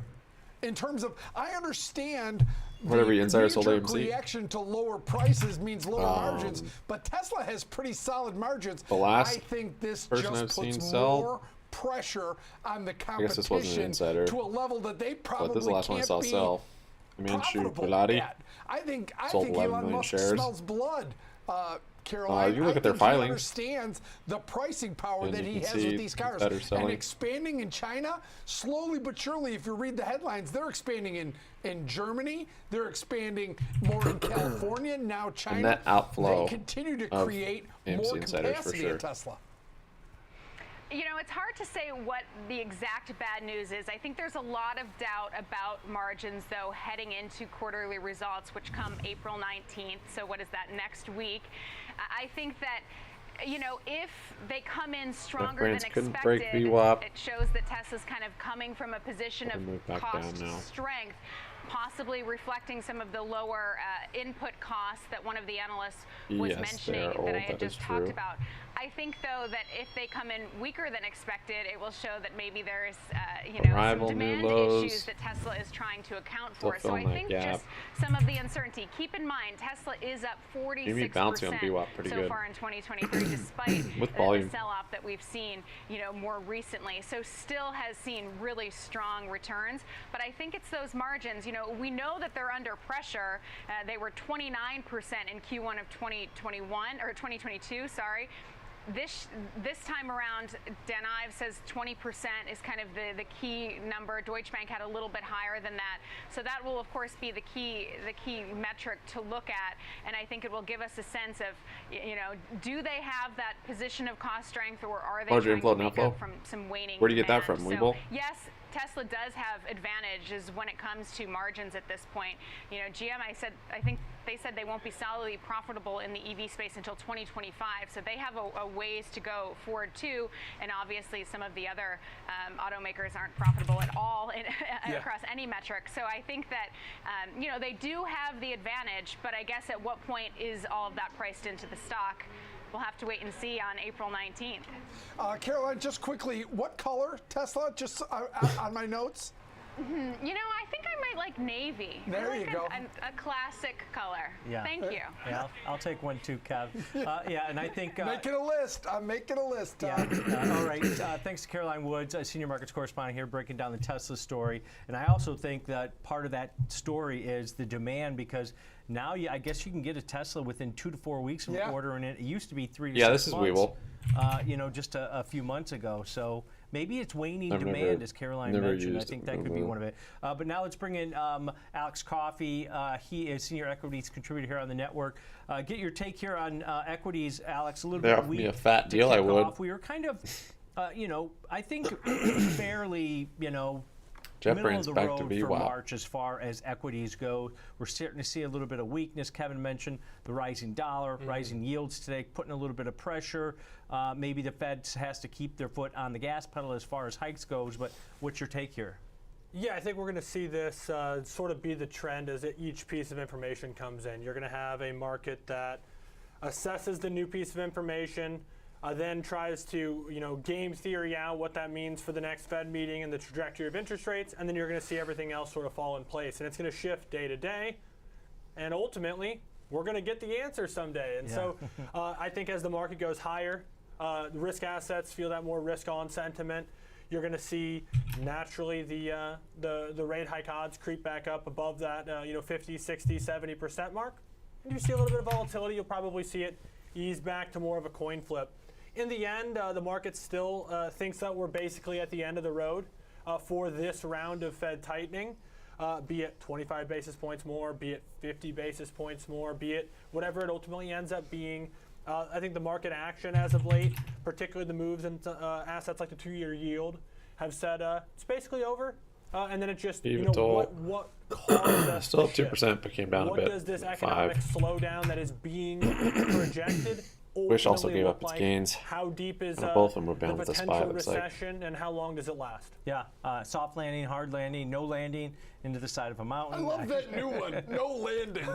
That's my new favorite. With the CME FedWatch tool, Kevin, creeping higher from the levels that we saw. It was below 40% for a quarter basis point hike at the May meeting. Now above 72% as we kick off the show here. So it's starting to get back. The market's probably getting back to where, you know, maybe bonds were and the Fed was talking about prior to that. So, I mean, you know, it's not no man's land. It's like the market's starting to correct itself a little bit. Right. I mean, you know, futures, like they are in Fed funds and probabilities, they fluctuate. And they fluctuate with economic data, and they're starting to creep up towards what basically, Tom, what the Fed's telling you. The Fed's telling you they're going to raise rates to 5.125, and Loretta Mester came out and said above 5. Well, that implies at least one more. So we should probably listen to them when they say that. When they say it en masse, right, across the board, they all say it. I mean, if someone would come out and throw a little doubt on it, then maybe you could have a little two-way conversation. but no one at the Fed is throwing water on it. Everyone's saying, oh yeah, above 5 and then moving for down longer. a little bit more. Maybe we should listen to them. Yeah. I don't know. We've been talking about that ad nauseum, how, listen to what they're saying instead of what you want to have. It seems like the market wants a specific outcome to take place where they're going to be cutting 50, 75 basis points by the end of the year when they've told you repeatedly they're not going to do it. Because, as I mentioned, that New York Fed survey came out, again, inflation expectations for 1 year up to 4.7% from 4.23%. And ticked up a little bit on the 3-year inflation expectation. What does that tell you, Tom? Quickly, what does that tell you? Remember, 4.75, it's lower than we are right now, right? But what they're probably saying is it's going to stall. Yeah. Right? If they don't stay on the job, the Fed doesn't stay on the job, it'll get there and stall. And that's one of the Fed's worries that they said about is it settling at a higher rate? We've talked about that a lot in the show. And Bullard came out and said that he goes, this is a kind of inflation. If we let it go, it's going to remain sticky, and that's what they don't want. But Alex, one of the things, Micron, Western Digital up pretty solidly on the fact that Samsung started to cut back on chip production, especially in the memory chips. Well, that would signal to me like waning demand, and the market's taking it as, hey, we're going to get more market share. Exactly. Micron and Western Digital are up 7 and 8% today. And then the IDC survey came out. Global PC shipments down 29% in the first quarter. Apple, their shipments on PCs down 40%. I mean, this just seems like a story about waning demand. Is that right? I would say so, but it's not a news story. I would think that we saw the bullwhip effect take place in semiconductors, one of the first places. It was one of the areas that had the strongest demand during the pandemic. Right. The shortest supplies that were really strained due to the complex nature of creating these products, but also just because of how dramatic the demand inflow was during that period. Naturally, these companies focused a lot on ramping up supply chains and getting these things up to meet that demand. And the demand was gone. And so we had the old-fashioned oversupply scenario. So if you actually look at what analysts have been talking about, we got some new info from Samsung. It's a key player in this market. They actually kind of said, we're closer to the end of that dip in terms of the down part of the cycle in semiconductors as a whole. But it's deeper than they thought it was going to get. And so you look at it, obviously it's been a name that's hung in there in the case of Micron. But this is, I think, again, a case of the market being forward-looking, and while Samsung might be signaling that demand's going to, not necessarily be there, the supply situation has started to improve. They're not tremendously oversupplied anymore across the board, and to even melt if down. demand, doesn't recover almost back to the lows of the day below BBY. They're not in as bad of a situation as they were directly after the pandemic. Yeah, and we're starting to see some of the other chip players. NVIDIA was down over 2%, now rebounded into positive territory. AMD is up on this news also. So we'll have to continue to watch some of those tech companies because tech is definitely leading to the downside overall today. All right, guys, let's take a quick break, and we're going to talk about something more fun. Post-Masters, we're going to take a look at Nike, which is up slightly today following that big golf tournament that we saw yesterday. Fast Market's coming right back.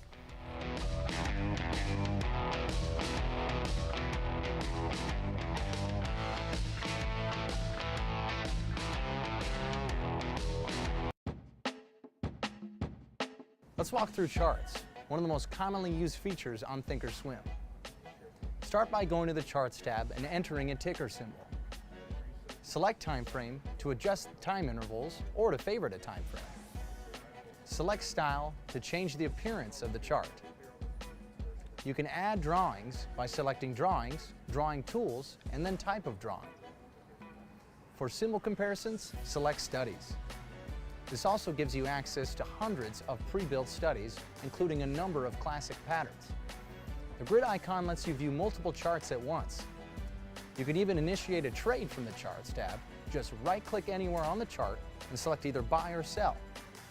For more demos on how to thinkorswim, head to the Education Center on tdameritrade.com.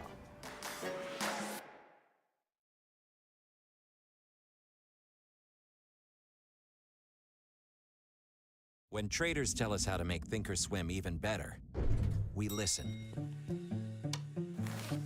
Because platforms this innovative aren't just made for traders, they're made by them. thinkorswim Trading from TD Ameritrade. It's a 13-hour flight. That's not a weekend trip. 15 minutes to wait for it. I gotta take off. Now, you downloaded the TD Ameritrade mobile?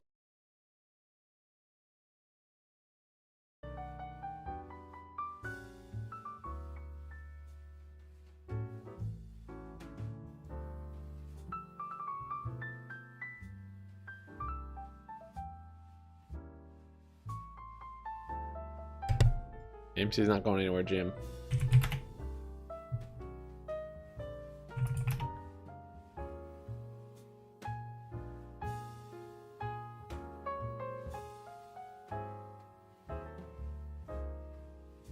SPY, on the other hand, moving back up.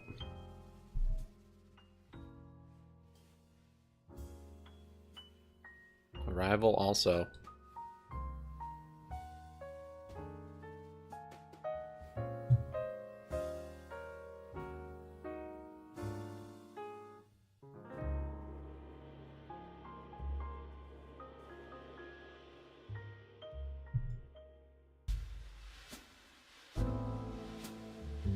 On their last quarter, which just ended a few weeks ago, they grew revenue by 17%, getting through some of the inventory issues at this point. Your thoughts here on Nike? Tiger Woods, Brooks Koepka. Remember, from a business perspective, remember, we're talking about it now like a business. You had basically a 6-hour Nike commercial yesterday with Brooks Koepka. You saw every shot he made, and then Scheffler and Rory McIlroy, Tiger Woods, obviously you mentioned, but they've also got Jason Day, who had a good weekend. Tony Finau had a good weekend. The European guys, they've got Tommy Fleetwood and Paul Casey. Yeah. They've got Michelle Wie in the women's side. I mean, this was, from a marketing perspective, a golden day for Nike. Even though they didn't win, Brooks Koepka was on for 6 straight hours. Yeah. Every shot he took, and he's Nike from head to toe. Yeah, and so some of those it's others, a great marketing day if you win. Right. And by the way, John Rahm, he is Callaway. I got to go back. He's Callaway clubs. He's Travis Matthew clothes. He's Blue Yonder. He's Rolex. He's Silverleaf Club. But you're right. He's Callaway clubs. Yeah. As of 2021. Right, right. And Alex, I mean, you know, this is a big advertisement, and I love the Masters because they only show limited commercials, right? So you're not pouring money into there. You just pour your money into the golfers at that point. But you know, you look at Nike; it's kind of stabilized here over the last couple of months. Your thoughts here, post Masters? Yeah, a couple things that Nike has done, and not just in golf, is they buy the superstars. I mean, that has been the Nike approach since Michael Jordan gave them the opportunity to do so by being the superstar that he was and catapulting this brand into the powerhouse that it is. But they do something else. You notice when you see a Brooks Koepka in the final group, there isn't a Blue Yonder patch on his Nike gear. They buy exclusive rights to the apparel. It's a good call. When you see Brooks Koepka, you don't get any other patches. Right. Rory McIlroy, when you see Nelly Korda on the LPGA competing, they're only wearing the Nike swoosh. Gotcha. It's on their back. I just got that. That's interesting. Yeah. And Jordan Spieth was that way with Under Armour until AT&T bought his bag, paid for his bag. Besides that, it was all Under Armour, everyone for there. But now he's got AT&T on the bag and Under Armour everywhere else. Right. Another thing that I think is really interesting too is that they've rotated. Obviously, this isn't a new thing, in particular in golf. They're just apparel now. Yes. They're not making clubs. They're not competing with the golf ball. Out of golf balls. And it allows them to dominate one particular area. And if you look at sort of the macro landscape and this discussion of tighter budgets, economic downturn, inflation impacting wallets, it doesn't mean you're not going to buy things. You're not going to buy anything. It means now when you go get that new golf shirt, if you're somebody who plays golf, you get the one you want. Mm-hmm. And the one that people want, on balance, for the most part, it's Nike stuff when it comes to running, when it comes to basically everything in athletics. Nike is the top brand, and it's been that way for the better part of 2-3 decades. And it's interesting, Lululemons are very popular, but the Nike golf pants are just like them and less money. Under Armour has golf pants. All these apparel, they all have golf pants that are very similar to Lululemons. Love Lululemon as a company. Are they not just missing the greatest market opportunity? They're trying one of these golfers. They're trying to expand. I think they've got a couple of the partnerships with lower mid-table players, but they haven't broken in like they want to. They're trying to sell it to the general public without really putting it out there. They've been a grassroots company. They started in yoga studios and getting ambassadors on the ground level. but you're not a ground level company anymore. You're a real threat to Nike right now. Nike has changed their product lines because of the product moving line up a little bit success here. from a company like Lulu. Go spend some of that money. Go buy a Canadian golfer or something and sponsor him, because I'll be honest, I wear a lot of Lululemon clothes. JP Morgan says the risk reward for equities does not look attractive into 2H. Yeah, it's surprising. Fed funds futures, 80% probability of a 25 basis point Fed hike in May. Here. We don't have earnings for over 2 months. I'm moving up a little bit here. How do you want to look at Nike for an example trade? Yeah, and like I said, I think the key thing here is if you're kind of subscribing to the belief that this is the #1 brand leader in athletic apparel, it's going to have a little bit more resilience in spite of the fact that maybe you do see a slower economy. It's going to be impacted by that, but it's going to have resiliency that maybe up-and-coming brands don't have. And so you look at the stock sort of chopped around. 115 seemed to be an area that it had liked to test and then recover from, and that's where I kind of underscored and circled on the chart. And I was looking at selling a cash secured put below the market at that 115 mark. If the stock goes down and falls below that, your risk would be potential assignment and purchase then of 100 shares of stock. This is a company that has not performed as well as maybe their products have for some of their athletes in times over the last year and a half, and maybe there's still that perception, even though it's come back a lot from a couple quarters ago, that it could still be a sort of a value type stock at these levels. Maybe somebody would be willing to own them there, and that's a risk they're willing to take. But if not, if the stock just chops around, holds that level, looking to collect about a $2 credit, that would bring the break even to 113. Of course, you do have risk down to 0, so that's 11,300. But really, you're looking to be paid to potentially buy the stock at a lower price. What to the May expiration? It's usually a stock that reports towards the end of earnings, and right now it looks like the anticipated earnings date is out towards the end of June, so nothing to worry about on that front. Yeah, Kevin, breaking down this cash secured put.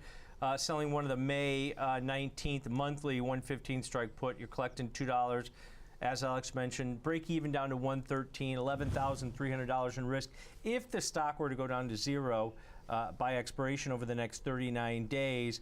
But Kevin, you're giving yourself basically about $8 to the downside cushion to that break even. 39 days till expiration, Tom. I mean, the strike price is $6 below, and then you're selling it for $2. So your entry on Nike would be 113, right? It's easy to do that math. So the high probability, the way we talk about cash secured puts all the time, doesn't mean you have to take delivery of the stock. You can always trade out of it as it gets closer to expiration. If it were near that strike, remember, it's not guaranteed that you have to take it. If it goes below 113, you just close it, just like you close any other trade.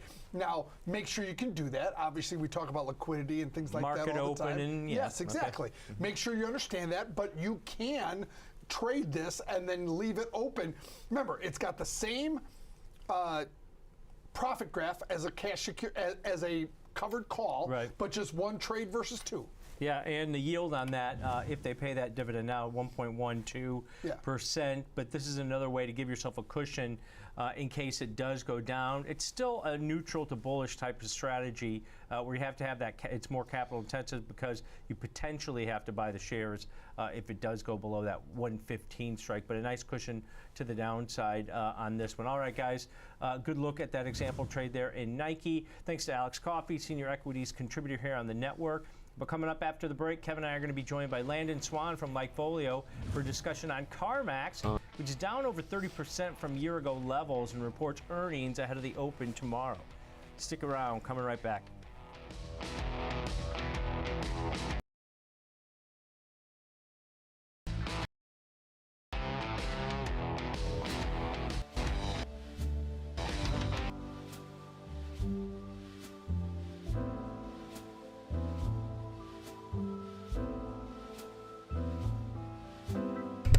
I don't have any shares of BBY. Nope.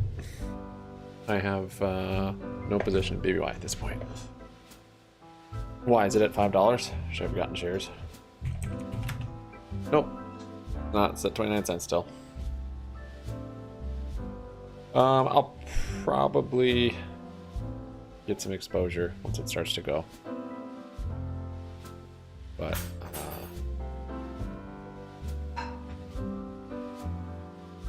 yeah, I don't know how much of an upside it's going to have.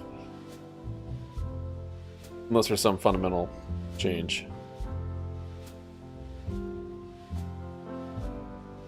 As these highs keep getting lower. I guess this one was the same.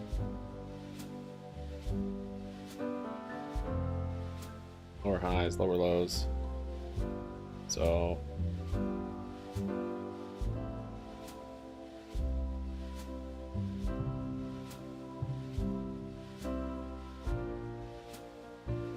lending to consumers has dropped as banks move quickly to further tighten credit standards after the failure of SVB.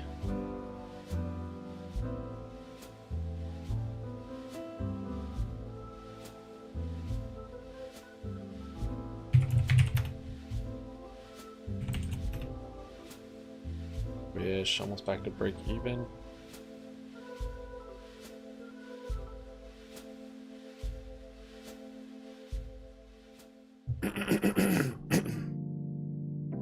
AMC up VWAP up 7.11. Asm 3.8. What's our good old HKD doing? HKD is up 2%. Lucky, lucky, lucky.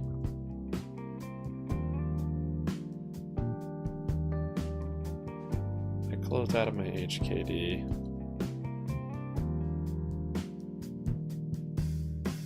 Eyes moving up here. Back to VWAP. Potentially.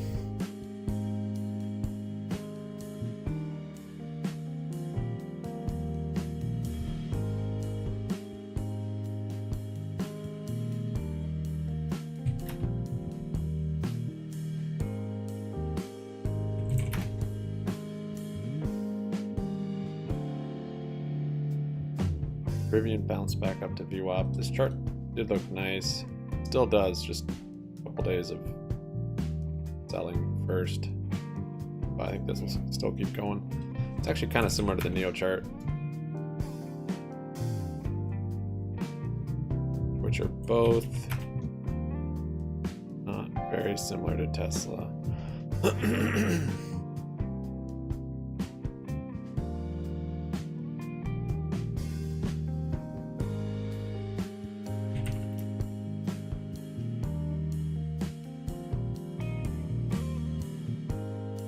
SPY on the move up.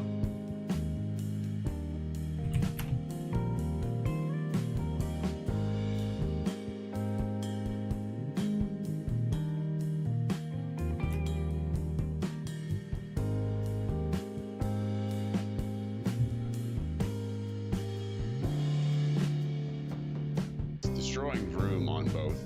Vroom is not where you want to be. Bottom left. It's looking beautiful. We threw AutoNation in. The chart there looks because, ugly and weird. Even though they're not pure used but yeah, cars, it is up 7.3%. They do compete with CarMax, and they're actually doing really well. They're showing everyone kind of how this business should be ran. So when I would say of all of those, that's the one we're most bullish on. We actually just put out an alert on that company, a bullish alert, a couple months ago. So we definitely like AutoNation. But when, sticking to the CarMax question. One of the things that we've actually seen is a very strong move in happiness. So you can see now that they're a little bit higher than Carvana. If you would go back a year ago or so, they were actually lower. Why didn't AMC offer shares up here? Or did they? Real quick, I'll talk about this chart, the purchase intent chart. So Why you can they see offer, they should be able to pay all their debt off up here. In the middle of 2021, that's when used car prices went up because everybody wanted one. It's fallen off since, getting a little bit of a bump back. We're seeing purchase intent off about 19% on a year-over-year basis. That's on the social data side. On the web data side, we're seeing it almost the opposite, like plus 19% on a year-over-year basis. So we're seeing more visits to the website, more people on page views. That's up as well. And this one actually is a nice trade usually. So we're getting a little bit of conflicting data there between social and web.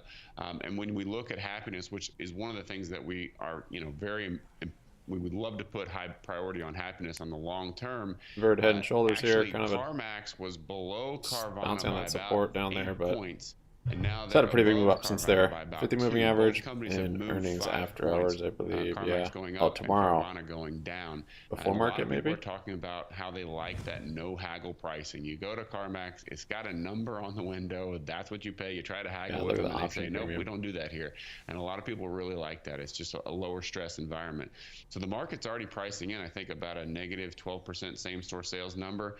So That's just earnings premium, I we guess. think that with the stock being down a little bit, the expectation's pretty low. We've got some conflicting data, but overall, the data that we're seeing is actually leaning a little bit towards the bullish side. We've got a score of plus 36 on them, so we're comfortable making a bullish bet to the upside going into earnings on this one. Landon, GFAI. the used car business is confusing Moving up a on little many bit. levels, right? Think about this. They had the greatest market ever where there was no new cars coming out and they didn't do well during that period. I don't know how you mess that up when you have the greatest financial setup in the history of making cars. How does a used car company not do well? And then if you think about it, maybe it was the volatility of some of those numbers. So maybe the fact that the car market, maybe CarMax, what they need is just a normal car market with no disruptions, with smooth pricing, where there's no pricing No, I don't know what you're talking about, actually, CDB. Maybe that's what they need. What the overall car market is getting back to, maybe that favors them. What'd BY say? I can't help but notice They have a filing over the weekend, I they didn't had see? a huge miss a quarter ago in terms of their earnings, and the stock skyrocketed after going down. It rallied hard off that number. So maybe calm is what this company wants, not the craziness, which I thought would be incredibly profitable for them. Turns out it wasn't. Maybe they're looking for calm. Landon? Yeah, if you think about it, I mean, company like CarMax, they make their money on the spread, right? The bid-ask spread. They're buying lower, they're selling higher. Interesting. And they did have a filing. If everything is nice and steady, then you're going to have a really easy I haven't time even seen making this. money on that spread. But if it's volatile, and again, this is Buy, sort of moving Monday morning up. quarterbacking, because I agree. At the time, I was like, oh my God. All right, CarMax we'll is read gonna this kill it one. right now. This guy's going to break. Prices are up 20, 30%. How could they miss? But they're also paying 20 or 30% more for their inventory. And then if prices come down, they're upside down just like everybody else. So, a Monday morning quarterback would say they should have liquidated inventory in the winter of 2021 and early 2022. ripping here a bit. And just had 0 cars on the lot and then built it back up now. That would have been ideal, I think. But of course, they're not going to do that. It was so volatile that they were forced into a position where they had to buy a little bit higher. And if prices came down, they were on the wrong side of things. So I think during the early parts, they crushed it because they were selling at such a high markup. But then towards the later parts, I think, got upside down because they had to buy at the higher prices. So, I agree. I would have thought that would have been just gold mine for them. Didn't work out. The more steady things are, the better they're going to do because it's very, very easy to predict and make that bid-ask spread. Yeah, and I've noticed on the one that you mentioned over the last maybe quarter or so, we're starting to see a trend higher in there above the stock price. So you're getting that divergence. But when you compare the competitors that came out in this space, especially at the start of the pandemic, Landon, when you look at the Carvanas and the Vrooms, who's to say that they're going to remain solvent at this point? They might not, because they've got a lot of debt on their balance sheets. They can come out of this, but at the same time, when you see that competitors in there, did that cause part of the problem also? Because everybody was looking for a car, whether it was new, which there weren't a lot being made, and or used. Yeah, absolutely. I mean, CarMax was competing with everybody, including their competition, to get the good cars at a good price, because as volatility increased, I think the spread likely increased as well. So they were probably, getting a little greedy, thinking, hey, we can make some real money here. But so was Carvana, so was Vroom, so was everybody. So it made it very difficult. And I think there was... It's kind of about to be a new high on the day. It's just lifetime event where used car prices level down go here up and just that rallied much, back up through VWAP. Over, the Maybe initial not getting a price push on from a lot it. of these, and so I think it just was very Tesla difficult for getting a them move to with it. navigate. And everybody was trying to do it at the same time, and the more Apple aggressive moving up players with pushed the it, prices a little bit Microsoft higher, and people that wanted cars pushed the prices a little bit higher, and it just wasn't as easy as I would have thought. Kevin would have thought, maybe you too, Tom. AMD's ripping up new And if we highs were in on that AMD. position, we probably would have screwed it up too. I'm He's not up saying 2.5. I'm smarter than CarMax. I'm just saying it. In hindsight, it looks like it would have been an easy thing to do, but with all the competition competition, especially some of these companies like you're talking about that maybe, you know, are so aggressive that they're on the wrong side of things and they might not be in business Huge in candle a year or two. on SPY there. What was If your that? competition is that aggressive to where they may become insolvent based on their decisions, then it puts you in a tough position to keep up with them. Right, come out? definitely. In that competition Not has seeing heated any up. news. All right, great stuff as always, Landon. Appreciate it. Thanks, guys. That's Landon Swan, co-founder of Likefolio, breaking down Stop the data looking at for me, us. Schwan. He did mention the earnings score on that, Kevin, above 30, so that's A outside of that, SPY that candle. level, slightly bullish according to their data. How do you want to set up your example? Lots of trade? volume. I don't Not know sure what that they're gonna was. do, right? And if you They could look at guide some of their, they could guide lower easily. absolutely, with but a good look report. at last quarter. Did you see the earnings? The expectations were 58 cents, came in 24. Literally hit The stock right at goes our down level that day there and then on SPY. I'm not skyrockets. sure. I think it's No about data 40% came out. or more. It went from 52 to in the mid 70s. Oh, no speakers So today. that means anything can happen. Right. Tom. Sure what that was. I have That's no crazy. idea what this thing's going to report. So what I did, I gave myself a chance to trade it in either direction. And so I went 2 weeks out to give it a little more time, Tom. So I went April 14th, April 28th, and I did Read last week that there was powerful the- manipulation, I mean, but not denouncing. These are the fundamentals of what we talk about every day, Tom. Where did you read lined up that? the expected move right around $7, and then I looked. Tom, I went with the 73 call calendar and the 57 put calendar. If you look, that's about $16. Yeah, real quick here. I think might have the 47 up there also. So maybe we'll have it on your screen just here. You use my screen because I have the 57 and then 73. 57. Okay. 2-week call calendars. Yeah. And I don't so know, but the lower that this thing gives you gets, pretty close the to bigger where percentage the of the move range it's is. going I to did this make about if an it gets hour back ago, to so a dollar. it may have moved slightly, but like I said, you can adjust those strikes to line We're up. at But as you can see 267% there, to get back you're collecting to about $1. $45 a day. It's really flat. It's less than one delta That on is either neat. side, which means we got it pretty close to right. And if you look at that at the goals previous here, filing? you're looking at $73. You're looking at $57. I've got the So one that they've this is released just an this morning opportunity pulled to up. I'll trade read it when in we're either done here. direction, Tom. Right. When you don't know for sure. Right, yeah, let's break this down. So buying the April 28th weekly series, buying the 73 call, 57 put, and then selling the April 14th weeklies that expire just 4 days, the 73 call and 57 put. You're paying roughly about $1 debit for that. There's your risk on it, $100 Exactly. per spread. But your break evens, Kev, just above $50 a share at or near there, and then all the way up to about $84 on the upside. It might come in a little bit because it might be closer to 51, 52 on the downside and maybe 82 on the upside. But that will change based on implied volatility levels that come out We after need to this. get But you can see here from Richard the risk Hamilton or profile, you whatever want his it to name go is. either down towards GNS that guy. 57 strike Get or him on the up phone. near that Do some illegal 73 naked short strike, selling which is, fighting. as Kevin mentioned, the option market's pricing in about a plus or minus $7 move. Yeah. GNS was Shares almost about at the a same down price as where now. BBY is If it now, does 30 the same cents. price action as last time, right? They you could have a down move. did what they you did. could sell out the put side and then get an up move and sell out the call side. Right. Yeah, I mean think from a trading perspective, Right. it's the dream scenario, right? One way and then the other way. yeah, if historics work Of that course, way.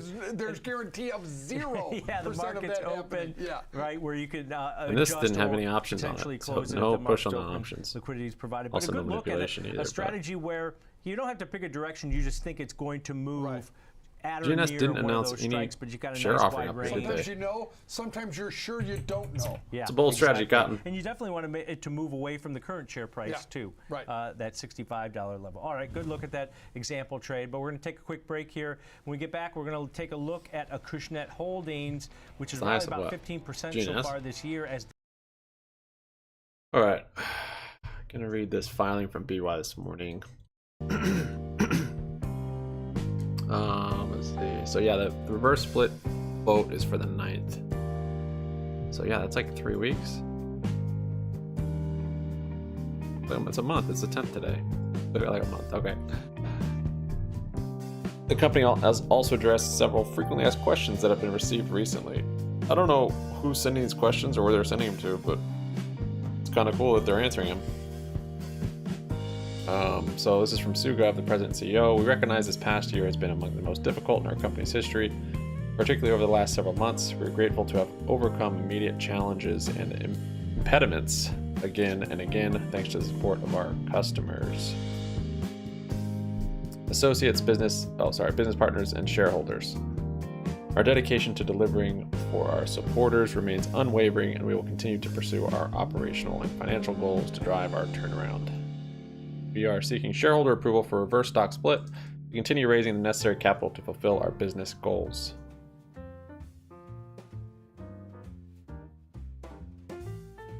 So when they say to continue raising the necessary capital, that makes it sound like they're going to have another offering after they split.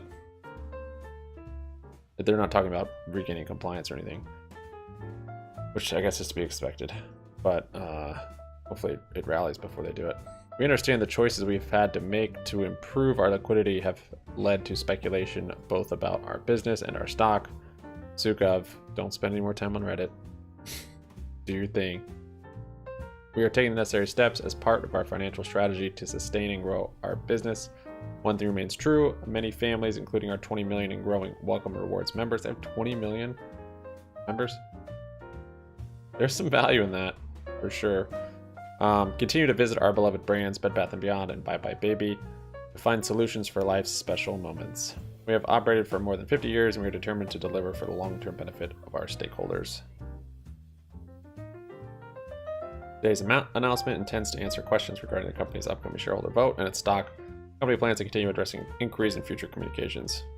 I love all the communication. They have 20 million Welcome Rewards members. That's gotta have some value. Just all that data alone. I'm assuming they have at least email addresses, probably addresses. That's a lot of data. There were 428 million BBY shares outstanding as of March 27th. Is that consistent with this? Shares outstanding 466. Close enough. That's March 27th though, so the record date for the special meeting of shareholders that is scheduled for May 9th. Oh, okay. So they're saying they're 428 million for the record date. Only the holders of these shares whose trades have settled as of the record date are entitled to vote at the special meeting of shareholders. Other transactions related to trading in BY shares, such as share borrowing, derivatives, or short selling, do not impact the number of shares entitled to vote at the special meeting. A definitive proxy statement detailing the company's proposals for shareholder approval was filed on April 5th. Copies of the proxy and voting materials are being delivered to investors and to brokerage firms holding shares on behalf of investors in street name. Various distribution agents are responsible for forwarding proxy materials on behalf of banks, brokers, and other nominees. Such investors are encouraged to reach out to their broker if proxy materials have not yet been forwarded to them by their brokers by the end of this week. Wonder if I deleted a lot of votes that came in. I don't think I got any BUI. I don't know how that works though, because I sold my shares after the record date. So I think I should be able to vote. The company has received several inquiries from shareholders regarding naked short selling. The company does not have specific access to information regarding any share lending or short selling transactions. This is why they need to hire a company like Share Vision or whatever, Share Research, whatever that company is that follows stocks for companies and investigates what's going on. While the company is unable to confirm such activity, the company denounces any market manipulation of its stock. That doesn't mean anything. That's just a general statement. Buy, new high on the day, breaking out, filling that gap. The company has received requests for the number of directly registered shares. Once the company can confirm an approximate amount, it aims to release this information in future communications. The outstanding share count presented above includes those shares held by both domestic and international investors. The company understands that certain international brokerage houses may restrict international investors' ability to cast their votes. Affected international investors may wish to seek out other brokers who facilitate shareholder voting for future elections. This finally means nothing.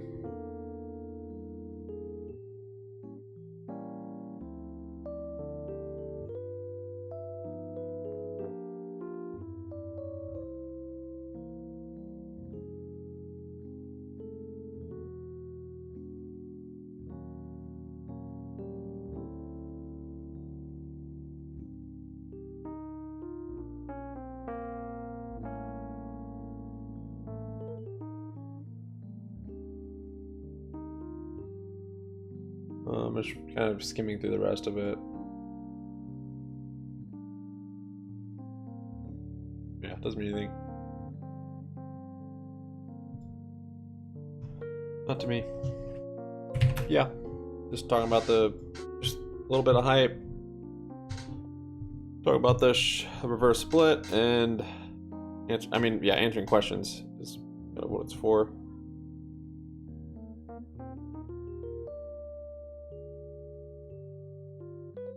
Them saying they denounce any market manipulation. I mean, what are they going to say? We promote market manipulation. That's all totally normal. They have no data that supports naked short selling.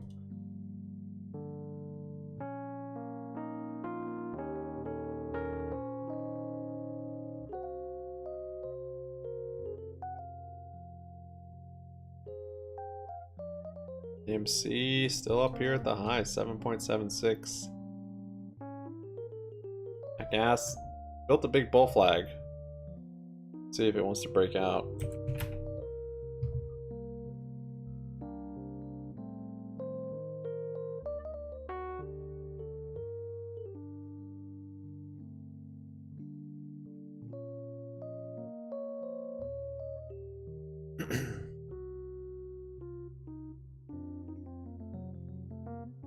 Of the total income, which is around $3 per share. But you're right, Tom. It's not necessarily a stock that's highly volatile or doesn't trade very much in terms of volume. BBY barcoding above BBY, BBY, nice, down 3.5%. When you look at the 3-year chart, like I said, over 112%. Kind of want to start selling stuff off in my account, George, so I can trade futures again. The growth in this name that they're looking at, they say between 2022 and 2030, annual growth in their industry is going to be about 4.9%. So this is a company, they've got iconic brands. They've got in a market in terms of golf, the overall profession that looks like it is, cyclically starting to turn back up. They couldn't come off a stronger weekend than they had. It was pretty high profile, pretty good overall exposure for their sport, not just only for individuals, but remember, sports, golf right now, there's a lot of marketing, George, involved in this. This with FootJoy and Scotty Cameron and Titleist, they're on the cutting edge. 3 high-profile names, George, and expected to grow. Your thoughts, George? I mean, 4.9% between now and 2030 annually. That's a big number. It is, and their EBITDA growth is expected to be closer to 8 to 9%. So as long as they're generating more income relative to sales, I mean, your stock generally will move to the upside. But I think if you look at the market share that the company actually has, which is considerable, particularly in golf, not necessarily apparel, but in the actual clubs and golf balls themselves, that's very meaningful. And I think if you look at also the PGA and the LPGA tours, as well as the U.S. Golf Association, which is looking at having requirements, in other words, standards for golf balls, in particular Titleist brand as part of that umbrella when it comes down to the requirements based on rules officiating, that could actually be very meaningful for the business. So it's not a rocket ship kind of stock. It's not designed to be that way, but it's really a brand and a company and effectively a stock that's done quite well. It might actually have a nice, meaningful, steady move back to the upside. And I say steady because I think Tom brought up a really good point. It doesn't move a lot. I mean, there's going to be some seasonal variation. We're obviously in the season for a lot of purchases of new equipment. We know that golf is a very big marketing brand and a very, very popular sport. So, these seasons can actually last for a couple of quarters as we move through the summer. And the stock has actually performed quite well on a year-to-date basis. Yeah. All right. Great rundown here, George. Appreciate that. George Tillis, Senior Markets Correspondent here. All right, guys. Yep. Thanks, George. Breaking down golf. Now, we mentioned that, rather illiquid here, Kevin. First topic when we talk about this name, right? It's not a liquid name. Yeah. So be careful with liquidity. Yeah. What do we mean by that? The ability to get in and out of the trade for a reasonable amount. Yeah. Good, tight bid-ask really doesn't have it. Yeah, it's a wider bid-ask spread, so some price discovery might be warranted. But I wanted to look at a strategy that takes advantage of the potential quarterly dividend that they have. Brands breaking view up there. We put earlier in the show, and Nike. Now we're looking at a covered call strategy in here where for every 100 shares of stock that you buy, you sell, and out of the money or at the money call against that long stock position. See what happens So if I it looked breaks at out. going out to the May Coming up on 1 50 o'clock. strike Sometimes call, it Kevin. moves around the Basically hours. just at the money, but for every 100 shares of stock you buy, you sell SPY one of the May just 50 strike consolidating up calls here. against it. You're paying roughly. We've got Below about a that 408 47.50 level. debit on Full flag. risk profile. It's trading closer to 47.30 at that, so you get a little bit of the discount, but that gives you that cushion to the downside. Your break even right there at the price that you pay for this. So you're buying the shares at a discount because of that extra yield you're getting from the cover or from the call that you sold, but your max loss could be up to $4,700 because if the stock were to go to zero. Your thoughts on this type of strategy, Kevin, where it does pay a dividend? If it gets paid out, you get to collect that yield also. Yeah, I mean, George mentioned it pays a 1.5% dividend. It's a reason, Tom, to do the covered call over the cash secured put. Right? Is the dividend? It's not a $500 stock. Right. It's a $50 stock, so closer to $50. So that's okay too. So relatively low price. It's trading about $47.30 now, Tom. You're collecting a little theta. You're out of the money. So it's about the net delta. And this is about 48 delta. So you're selling something relatively modest. This is just a good old-fashioned fundamental covered call. The risk is to the downside, obviously. Right. The hedge that you get is the Talking about premium on golf? the call that you sell. It's an ETF. The risk is risk, just like any long stock would be. Yeah, and as you get closer to May expiration in the next 39 days, you'd have the ability to potentially roll or Oh, it's an adjust actual that company? short call, Oh, creating holding more company. credits on that if the market's open, liquidity is provided. But Kevin, the stock's had a really Titleist? good base over the last month and a half of about $48 a The holding share. company that So holds those are the Titleist. things that you look at when selling calls against your long stock, I mean, right? these are not unpopular brands. These, you can make the case that the Titleist Pro V1 golf ball is the #1 golf ball in sales. Scotty Cameron is the #1 putter. FootJoy, extremely popular. So they have a great base of brands. Yeah, and by the way, Kev, Acushnet is where they started in Massachusetts. That's the name of the town that they started in. I don't care. Well, it was good to watch. It was good to watch the Masters yesterday. All right, that's going to do it for Kevin and I today here on Fast Market. But stick around right here on the TD Ameritrade Network. HPCO. Next Gen Investing's coming up. Looks like it's having kind of a sustained rally coming on.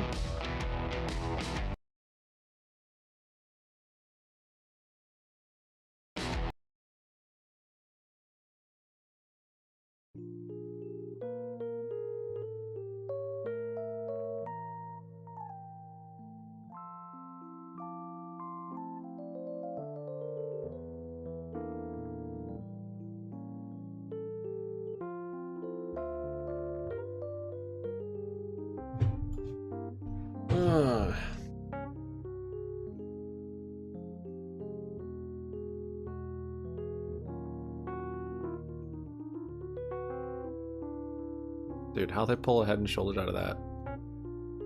Shoulder, head. I guess so. Looking at the neckline here. I just bull flagging.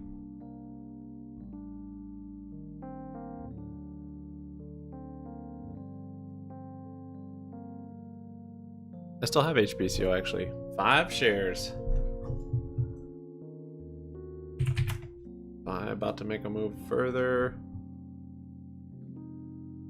GME popping up here a little bit above VWAP. Pretty much flat all day today though. Tight little range.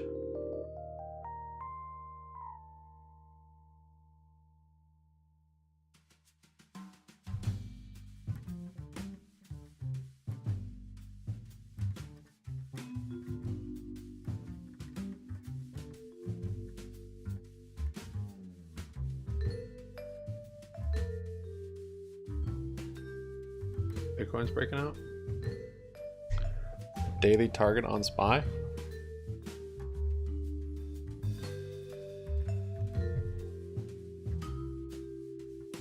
Like, where SPY's gonna close, or making daily profits on SPY, or what do you mean? Vote for the room for SPY targets? Oh yeah, look at that move. I don't understand the timing here on Webull with it.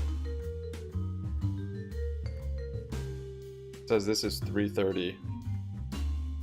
Time is all jacked. But these are 5-minute candles, so that started happening about like 30 minutes ago.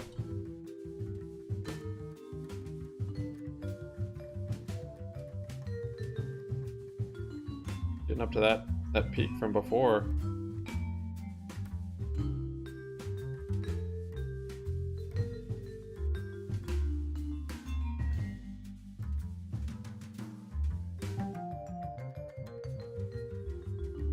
Yeah, bull flag it. Now it looks like it's breaking out. Bitcoin.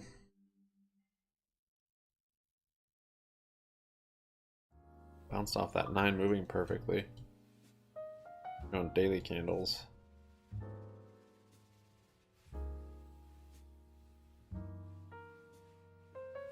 Yeah, breakout here. 32,000 or so. 30,000, 32.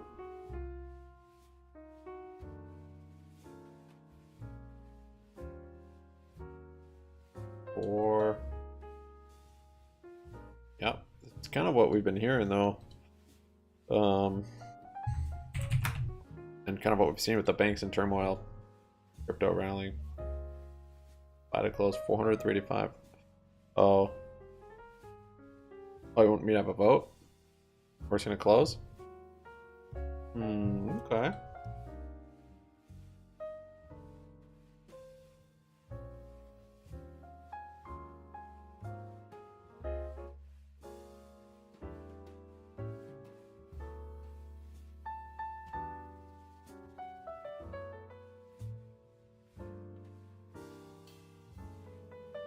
Okay.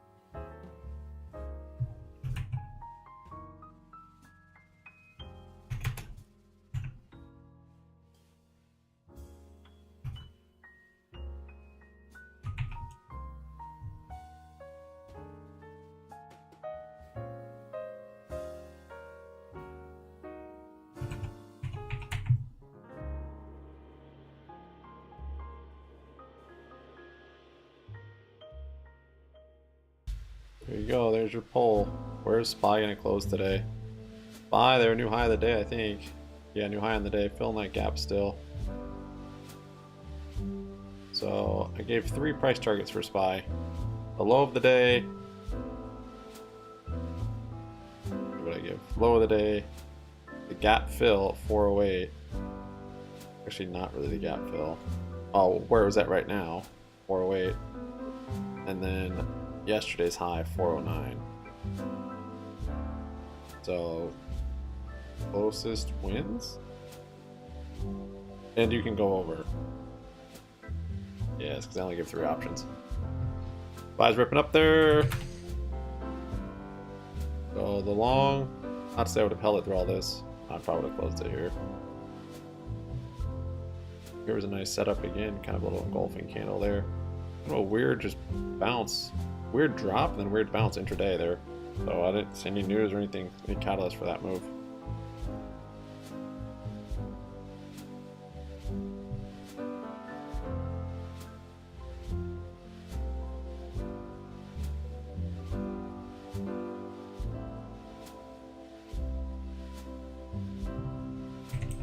SPY now wicking.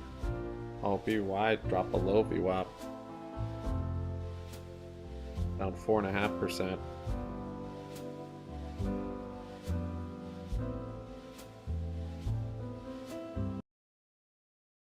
And a production units. Now, Elon Musk's company did say they will break ground on the plant in the third quarter and start production in the second quarter of 2024. But this complements their huge, already existing Shanghai plant that does make their EVs. And the new factory will initially produce, they said, about 10,000 megapack units per year, which is equal to around 40 gigawatt hours of energy storage to then be sold globally. You'd think this would be good news, but I think that the headline that is weighing perhaps on Tesla stock more today is the fact that on Friday they did announce cutting prices on their entire U.S. model lineup, with the largest cuts being $5,000 per vehicle for their more expensive lines like the S and the X. The company did cut $2,000 off the price of the Y and added a lower cost dual motor version priced at just shy of $50,000. The 3 also saw this $1,000 price cut. So we did hear from them last week in reaction to Sunday, their first quarter delivery figures, Alex, which we discussed. We saw a pretty massive move to the downside because the market is hard on Tesla. But I think the question that begs now with these price cuts is, what will their margins look like going forward? Yeah, I think it's the consecutive, continued price cuts. It's not a one and done, hey, we have a competitive advantage, so we can lower prices, squeeze our competitors a little bit. This seems to be somewhere in between. Maybe there is this idea that their costs are coming down, they can cut prices, but you don't just keep doing it over and over unless there's a little bit of a demand issue. So then we got to keep that one under the microscope here just a little bit more. Gas. And might see. want But to break I would up also the say upside the market now. itself was a little bit softer this morning. You saw Tesla certainly a lot lower than it is now. I think this bolstering of continued increasing of capacity with this building of a Shanghai factory is ultimately a positive. And so the market, watching Tesla, is driven it back up towards session AMC highs here. at the high of the day. Still down small though. I'm going to say down vote, but it's here every day. It is, and I'm sure we'll get continued reactions to these price cuts, as we have seen now a lot of analysts come in, update their coverage. Some see it as a good thing, some see it as a bad thing. As we always say, Tesla is one of the most polarizing names really throughout our coverage. Our next name today, though, is Apple. Apple also seeing some weakness today on several different news catalysts as well. Over the past 2 weeks, actually, about 270 U.S. Apple stores have held meetings about some unionization risks, using actually a unionized store in Maryland as a cautionary tale. Now, only 2 Apple stores have unionized thus far, and locations that are seeking to unionize some of their workers include Atlanta and St. Louis, and now they're walking back on their efforts. So this has been an ongoing thing. But we also saw some news today that Baidu has filed lawsuits against relevant app developers like Apple over fake copies of their ErnieBot app, which is available on Apple's App Store. Baidu's AI-powered ErnieBot launched last month, and it's been deemed as one of the closest competitors to ChatGPT, honestly, from the company itself, so take that with a grain of salt. But they did say they've lodged lawsuits now against developers behind the counterfeit applications of their ErnieBot, as well as the overall Apple company, which is the latest string of drama that their ErnieBot has had. If you can recall, actually, Alphabet was one of the names that removed it temporarily from its own store, saying that they had some ongoing security issues. So ErnieBot, slow launch, not seeing necessarily the smoothest unveiling of that product, but we are seeing Apple shares down about 2% today. Yeah, combine this with the news of their PC shipments, their MacBooks not really keeping up, as there has been a tremendous drop-off in PCs. This is just another example. Apple's going to make news every day, just like Tesla.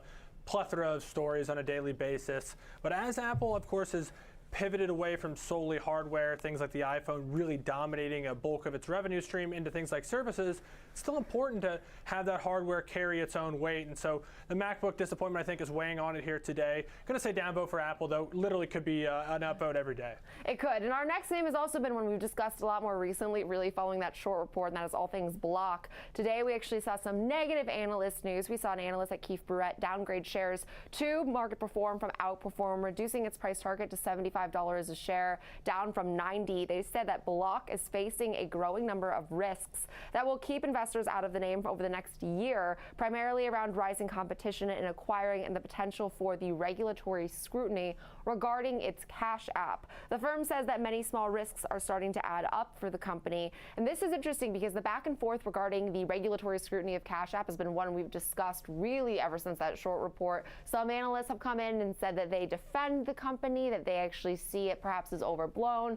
This analyst today, though, Alex, saying that this is going to be an ongoing risk that could be around for the next year. That's concerning, obviously. But I have to say, all things considered, Block has shaken off what has been a really negative piece of news weighing on it fairly well, with shares now up about 4.5% for the year. Still down about 50% from their high, which is very significant. But, I mean, the fact that they've been able to recover as well as they had, I think is pretty commendable. It's becoming increasingly polar as well. So for that reason alone, I'm going to say upvote. I mean, this name is the subject of much debate right now, and I think that makes it a lot more of an interesting conversation than it had been in months past. And the chart itself, I think, illustrates that. It's been very choppy lately. There goes SPY, new high. New price range. Gap's almost filled. It's only down 0.15%. Yeah, and it was actually in a really decent recovery on the year until we got this news. So the fact that I guess we're still seeing shares positive year to date speaks volumes. We'll be diving more into the charts on both Micron as well as Block. Coming up next with our chart master, we'll also be looking at some example trades. Stick around to Next Gen Investing. We'll be right back.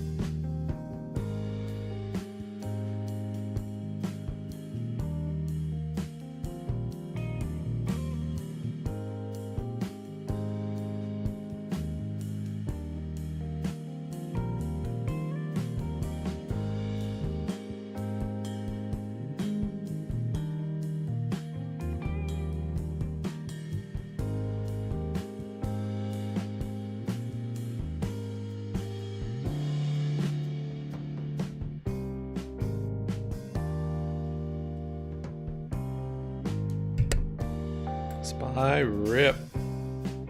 High of the day. Gap's filled actually there.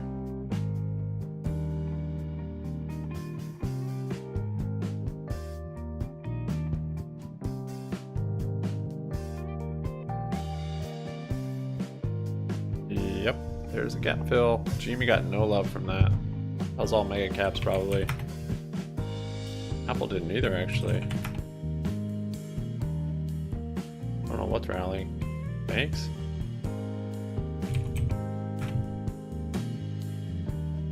CME is green. Yeah, SPY filled that gap. It is done. The downside, this green dashed line, and 64 mid-September or so. So even though we're getting this plus 8% move upward today, it hasn't taken us beyond this key area that we've been struggling to get above for many months, really. So let's backtrack a little bit, though, and kind of explore what's happened recently. Price stabilized right here during the most recent leg downward around the volume profile point of control, which comes in just about near 57 or so, a little bit below that area. This bottoming action now gives us a upward trend line to look at for the future going forward here. We can see that our moving averages, our yellow 21-day and our orange 63-day exponential moving averages are trending upward now, which suggests that the trend is to the upside here. However, our longer term moving average, the purple 252-day EMA, is downward to sideways here still. So the longer term trend is maybe not as great as the bulls might want. But looking more closely at some of the things on our chart here, like our momentum indicator, the RSI, we can see that we've had a nice bullish move. I just didn't see that hammer candle, that green hammer candle that day. I should have checked it out. Our 21-day EMA and our purple 252-day EMA with today's gap upward here. So I mean, given, of course, I didn't know nice this crazy news about Samsung, breaking above that midline of this move here, breaking above the a couple of resistance areas at the same time. I am not interested in trading Alta. Stopping here right on the edge of the value unless it's for area, earnings or something. This thing is such a slow These mover. two thick yellow lines I would only in between invest them in is this where thing. 70% of the trading has taken place during the past year. So options are that insanely is expensive because the often stock's so an area expensive, of so you have to support do or resistance, spreads. the edge of this It's like trading volume options profile on value area AT&T. here. So now to consider, where do we go from here? Well, we've got to get above the 64 level. That said, like it's I had said. quite a bit of volatility in the Break last above that point, few weeks. and you can see that the more Quite a bit times for an Ulta, at area is least. tested like this, here, and around here too, the more significant it becomes when it's eventually broken here. It could be an energetic breakout if we do get a strong close above that area. Now, it's certainly not a guarantee that's going to happen, but if it does happen, the next area to be looking for perhaps might be the 66 level, because similar to this red dashed line, we had several closes right around, or several bottoming out areas right around that mark. So 66 to the upside could be a source of resistance if we can break through 64. To the downside, look for the 61 level. That gas is kind of moving up a bit. 252-day EMA, and below that we've got our other two moving averages to provide us with some potential support. 66 to the upside, which is just, you said break above right now that key $64 level. But, today we're already seeing so much optimism, Rick, it's hard to imagine things continuing to propel higher. But I guess crazier things have happened. So now when trading this name, Alex, you mentioned we now have a sort of lull period for a lot of these names where earnings aren't for quite some time, which could be beneficial when trading this name. You don't have any major high volume catalysts in the near term. So walk us through what you're thinking for an example trade, leading them more neutral to bullish. Yeah, Rick kind of described the fact that this stock has gone sideways, mainly saying between 50 and let's call it 65, with the midpoint of that being about 57.5. It's getting up towards the upper end of that sideways channel, and it's having a really nice day today. So rather than entirely chasing it, looking for that breakout, simply looked at a neutral to bullish strategy in this name. Going out to May, as we don't have to worry about earnings until some point late in this next cycle. And so I looked at that middle point of that sideways channel around 57.5 as sort of the anchor for this particular trade. Looking at the 57.5, 55 put vertical for a 50-cent credit. That would be a break even of 57 on $200 in risk. Again, a neutral to bullish strategy. If you looked at the risk profile of this particular strategy, we've talked about it quite often on this show, Jenny. It's an elongated Z in which we start in that max profitability zone and there is no upside risk. So when you're doing a credit spread, as this short put vertical would be, you collect that credit, oftentimes out of the money, and you need something to happen for this not to ultimately work over time. And that would be, of course, the stock goes lower, breaches that strike, falls below the break-even point, and ultimately the stock would be trading below 55. That would be our max loss scenario. In that case, it'd be $200 in max loss. If it does, however, stay above those marks, it expires worthless. You can keep that $50 collected for credit. Neither accounts for transaction fees, though, of course, and I think that's important to mention. But all in all, this is one that says hold on to these gains. I don't need anything else. Yeah, and I think that's really well put, and obviously just hoping to build on some of the momentum we've already seen this year. But now a name with a completely different story affecting the stock that is all things block. That's a good rhyme. I always still want to call this name Square, Square Block, what have you. The issue is regulatory concerns regarding its Cash App, and we did see an analyst today highlighting the fact that they do see this being a continued risk for at least the next year. So Rick, walk us through what you're seeing here with Block, because while we have seen some weakness, I was mentioning that we've seen a slight recovery, all things considered, but right now, like Alex mentioned, a lot of opinions in this name, a lot of controversies surrounding Snap or Square, excuse me, right now. Well, if I could add one more opinion, I would say that even before we had that short report come out, things weren't necessarily looking really great for this stock, in my opinion. So we have a lot to unpack here, though. We have this upward channel in our two white dashed lines here that started back close to where we had the yearly lows from earnings back in October. So we had been trending up for a while there. We had that short report come out. It kind of crashed and burned then all the way down to around the 59 level. That's about where price bottomed out over here. So SPY filled that gap after the short report. So that 409 is a place might be to the watch next for level some up here. potential support going forward. Kind of hit this and resistance we can see, and but support even from before that happened, though, check out these two purple dash lines. We were trending downward for quite a while. We formed another downward channel here. Market's really just probably going to chop around until CPY. After the report came out, the lower level of our white trend line, our upward trend line, serves to be some resistance here. So the old adage, old support can become new resistance and vice versa, seem to be holding in this case here. You could also make the argument that we were stopping around our yellow 21-day exponential moving average as well. So we had two sources of resistance to consider close to the same area in this name here. So looking at some other areas of interest here, we've got our volume profile point of control to the downside near 62. That's this thick red line. That's the area where we had the most trading taking place during this given calendar year. So that is often a price level that's worth noting. It can be a significant source of support or resistance. In this case, we'd be looking for it to be support.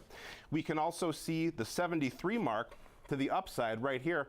That's this red dashed line. That's where the gap downward began. We have not come anywhere close to really filling that gap yet, so that could be another area to watch if this stock kind of gets its act together and resumes some kind of upward trajectory here. Started going. The $75 mark is this blue dashed line. That's the price target that they mentioned here. That's about 14% to the upside, and that would be above that gap too. So they're looking for a return to I guess you would call it normalcy since before this report came out. Triple bottom, sort of. That is, well, I mean, that's debatable whether that's going to happen or not, but, you know, that's the price target they chose here. So, RSI, our measure of momentum, has been trending down for quite a while here. And you can use trend lines on RSI similar to how it works with price. You can see that we peaked out several times in line with this downward sloping trend line that we have here. Momentum is now more favoring the bears here. We're below that 50 midline on the RSI, which denotes bullish momentum to bearish momentum. So things do look to be tilted toward the downside more. You can also say that our three moving averages, all of them are sloping downward here and diverging farther apart from each other, which suggests the downtrend is still in play. To sum it up here, to the downside, 62 is a point to watch based on our volume profile point of control. To the upside, we've got our moving averages. First, our yellow 21-day, which is in confluence with our trend line, near about the 69 mark. Above that, we've got 73 for the start of the gap. Yeah, and I think it's really important to know, like you mentioned, just momentum overall has seen a complete reversal. We've seen something shift really following that short report, even though we've had still very many bullish analysts defend this name. It definitely feels like we've seen that overall shift, but we will leave it there. Appreciate all of your thoughts, as always, on the technical front. Rick Ducat, our chart master. And Alex, when trading this name, considering the fact that we did see shares downgraded today with a reduced price target, $75, though, does still imply upside from where we're currently trading, but the technical front, not necessarily painting the most positive picture either. So what are you thinking then leaning into a more neutral strategy today? Yeah, we talked about this one being kind of polarized right now. I would almost describe it as you have a bearish force and a bullish force kind of playing tug of war, and oftentimes that can create a situation that is sort of just a stock at tension. And so obviously it was repriced rapidly in response to that report from the Hindenburg research team. But then there's been, other analysts and commentators come out and basically say, hey, that's overblown. We're still like this name. And because of that, you sort of have this stock that's kind of going nowhere and just chopping around. And it might be the top. You're getting some wicks up there too. Looking at it, and it's called an iron butterfly. Essentially, this is selling a straddle with defined risk. So for those familiar with options trading, selling a straddle means selling a call and put at the same price, looking for the stock to basically stay at that price and you keep your credit that you receive. However, by selling just a short call, even with that that short put, you are undefined in your risk as you basically have a naked short call as part of that position. And so you can then buy wings or buy cheaper options that are out of the money to create an iron condor or an iron butterfly, as I oftentimes will call it when the stock or when there's a straddle involved, to define the risk and make it a little bit more capital efficient. But you can also give it a little bit of attitude, and that's what I've done here. So starts by selling the 65 straddle in April, and then we bought just a $2.50 wing on the call in this illustration, but a $5 wing at the 60 mark on the put side. And so there's only risk in one direction if the entire credit is greater than $2.50, because that credit received is greater than the width of the spread to the upside. So no upside risk here. Peaks out where you'd keep the credit right at 65. That's where both these options would work towards, or all four of these options rather, would work towards zero. But there is risk, of course, to the downside. To find the break even, you simply subtract $2.75 from 65. That'll get you to 62.25. That 62.25 mark, the break even. Below 60 is max loss, and that's 225 in risk on this one, Jenny. But kind of an interesting looking risk profile here. You can kind of structure things and adjust your wing placement and where those are based on your own particular outlook. This would be of course, a neutral strategy, but it is neutral to bullish in a sense because it doesn't take upside risk. So you start with one strategy, you give it a little bit of flavor, can turn it into a whole new thing. And I do think this is one of the most unbiased ways to sort of weed through what has been a lot of noise weighing on block right now following that pretty negative report from Hindenburg Research. But I mean, I think for both of our example trades today, important to be aware of some of these risks when looking at these names like Micron and Square moving in very, very different directions today. But also important to keep in mind for both of our example trades today, they do contain multiple legs that can lead to higher transaction fees. Short options can be assigned at any time, and carrying option positions into expiration can add risk like unanticipated exercise or assignment. Now, coming up next, it's time for our FOMO segment. We are looking at Warner Brothers Discovery. Shares are up just shy of 0.5% after some bullish analyst activity. We'll dive more into the streamer and some of its recent news coming up next.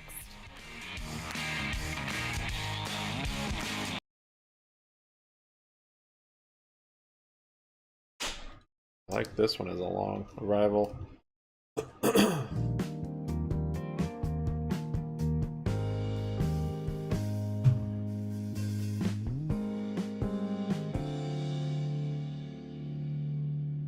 The share of households who said credit is harder to get versus a year ago has rose to the highest level ever. A survey that dates back to 2014.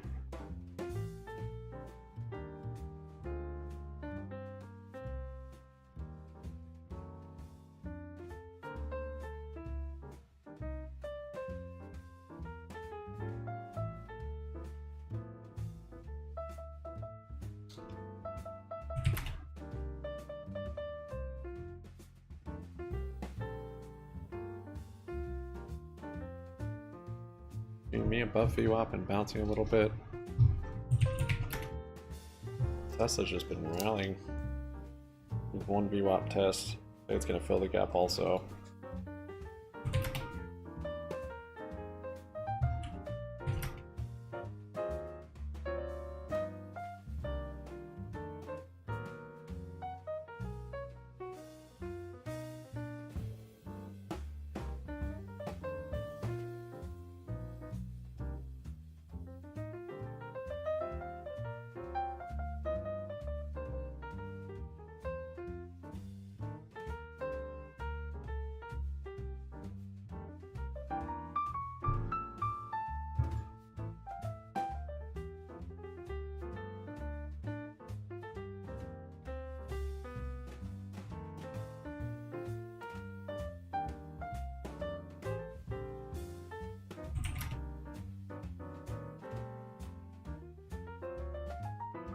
Bed Bath, right at BWAP. Barcoding, 29 cents.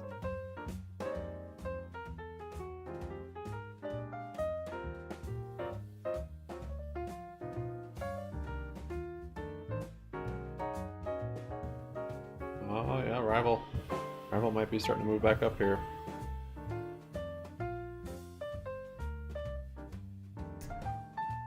Want shares, don't know what to get them on. Buying power on anything I want to spend it on. Options probably never move, they're way too far out of the money.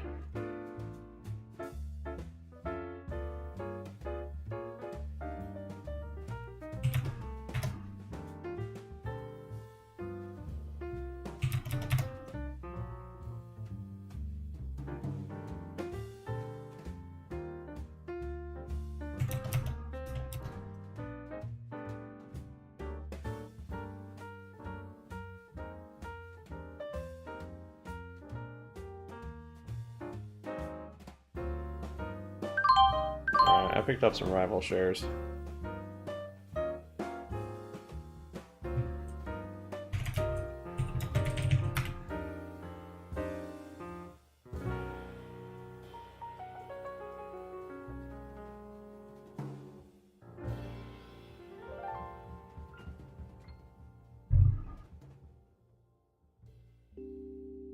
It's 675-309. Call me.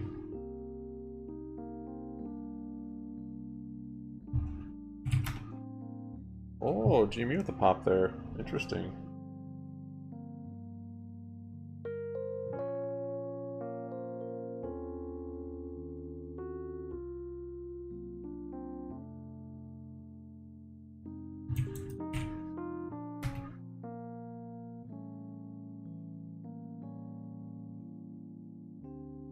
Rival with the red candle, but we do have bullish MACD, green over the 9. Like now respect to this fib level too, so this is one that has big after hours moves. Yeah, I like the upside potential there. I'm gonna be holding this though overnight at least because day trading.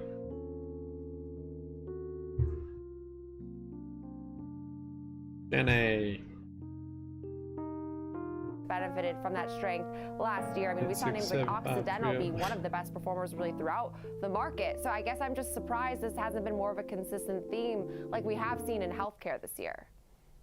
Well, a lot of oil producers and just energy companies in general do not want to expand at all. They have seen the market turn negative a couple of years ago, and that really burnt them, as well as just lower oil prices overall. On a longer time frame standpoint, we are seeing the consumption of oil becoming less and less as alternative resources are starting to become a little bit more of a bigger factor here. So they're not really trying to expand their operations, and they would rather return that cash back to investors in the form of dividends or stock buyback. So that's why we are seeing this situation that we are in actually today.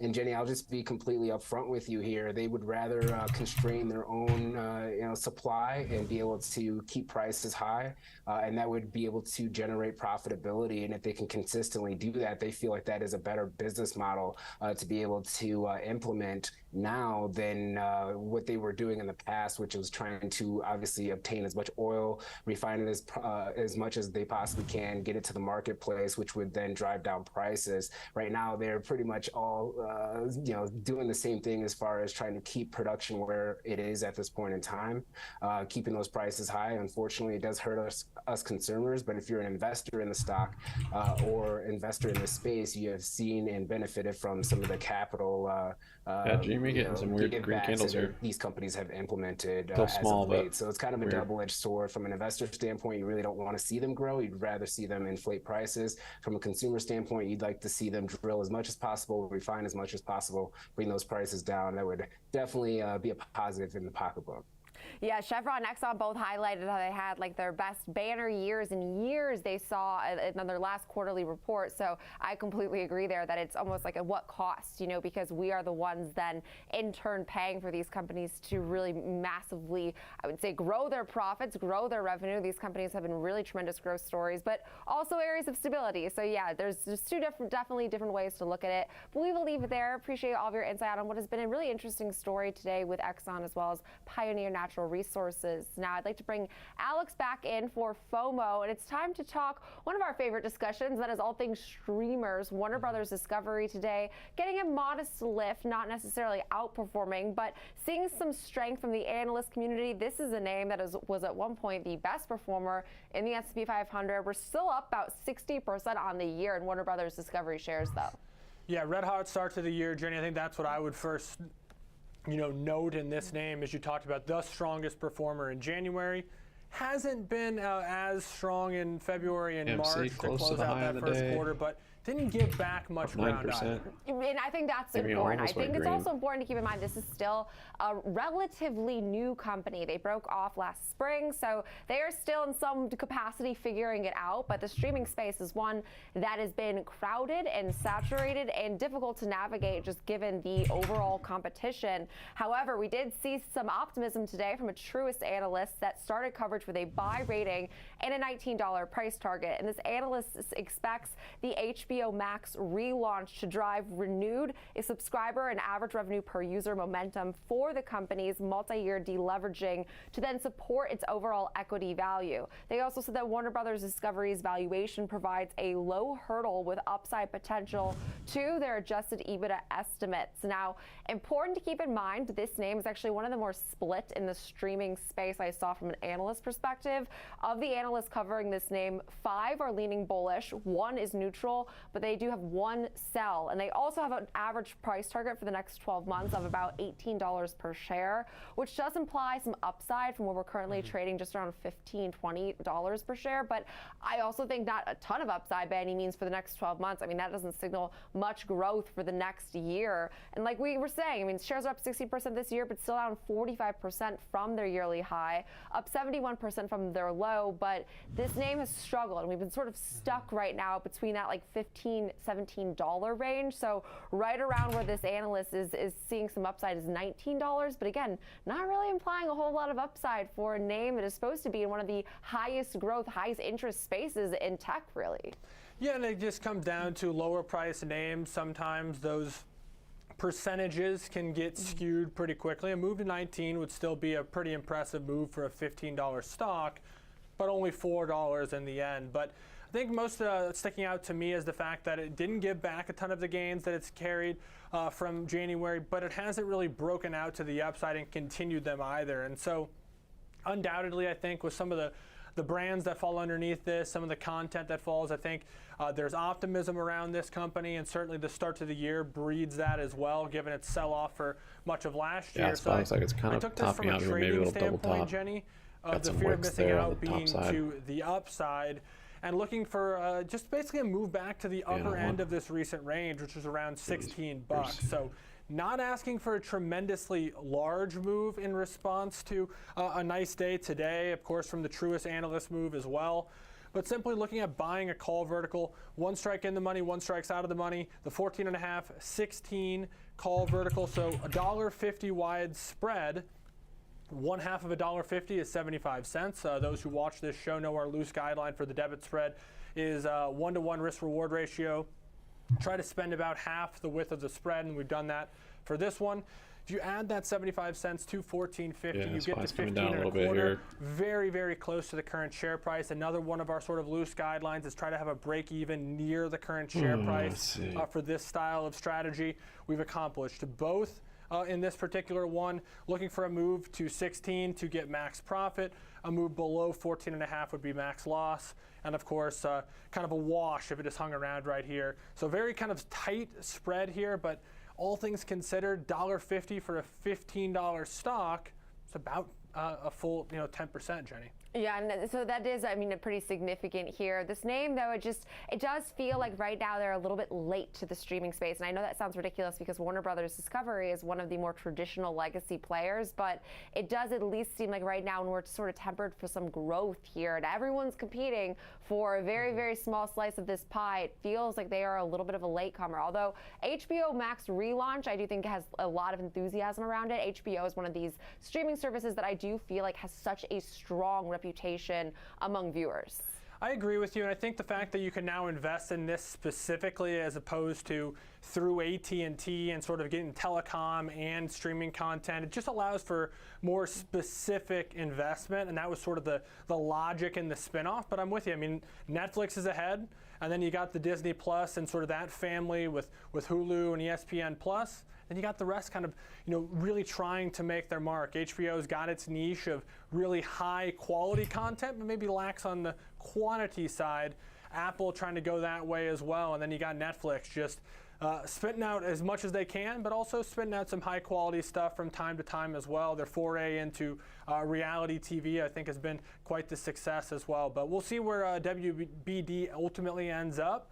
But trying to make its mark, I think, is a good way to put it. Yeah, I completely agree, and we'll have to wait and see, obviously, how this space shifts if Netflix does crack down on their passwords like they've been saying now for months. But I'm waiting for that to actually happen to see what that means for other names like Warner Brothers Discovery, of course. But that does it for our FOMO segment today. Coming up next, though, we are not straying too far away from this conversation. We are looking at what was a big weekend at the box office with record sales benefiting names like AMC as well as Cinemark. We'll discuss that more with Caroline Woods. 20 years ago, it was 2003.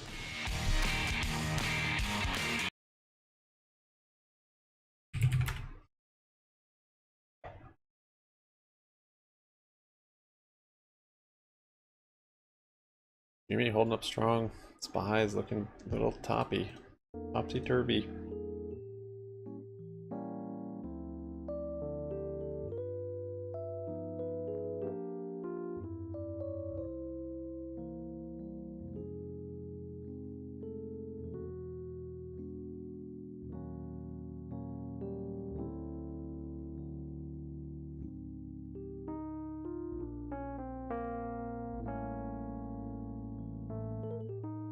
Yeah.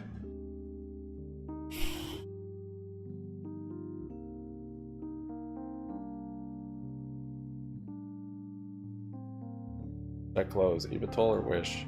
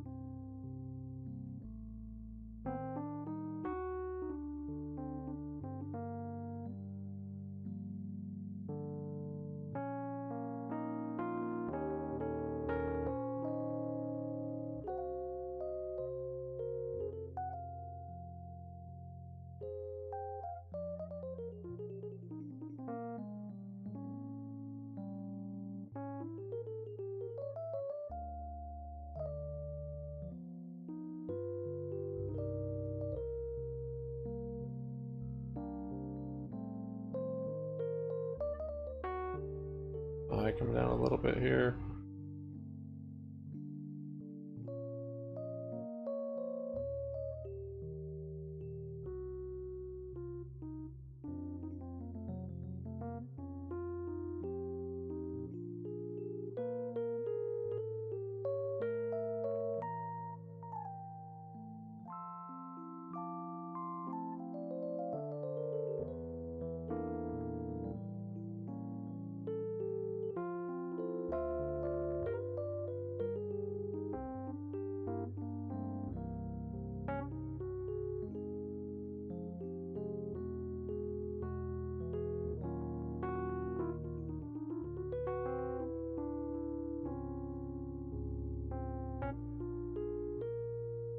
You guys popping? Not really, but yeah, a little poppy over VWAPy. It's this inverse beta going on. I's starting to sell off, BY is starting to pop.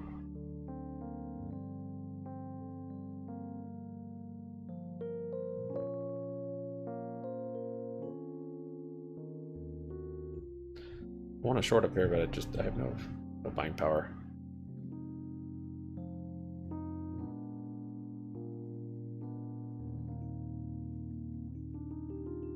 Sucks.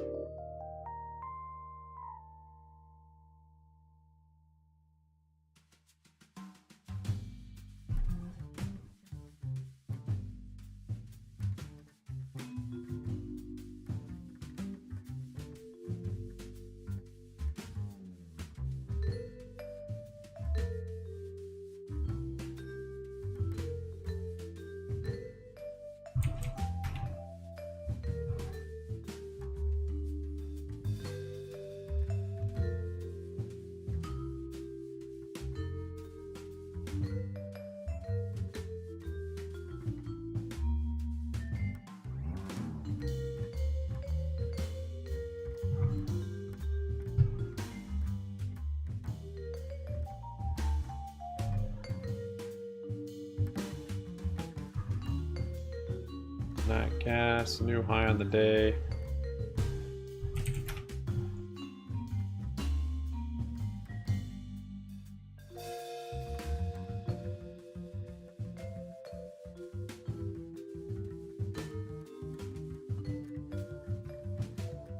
I'm scared to go along on this thing.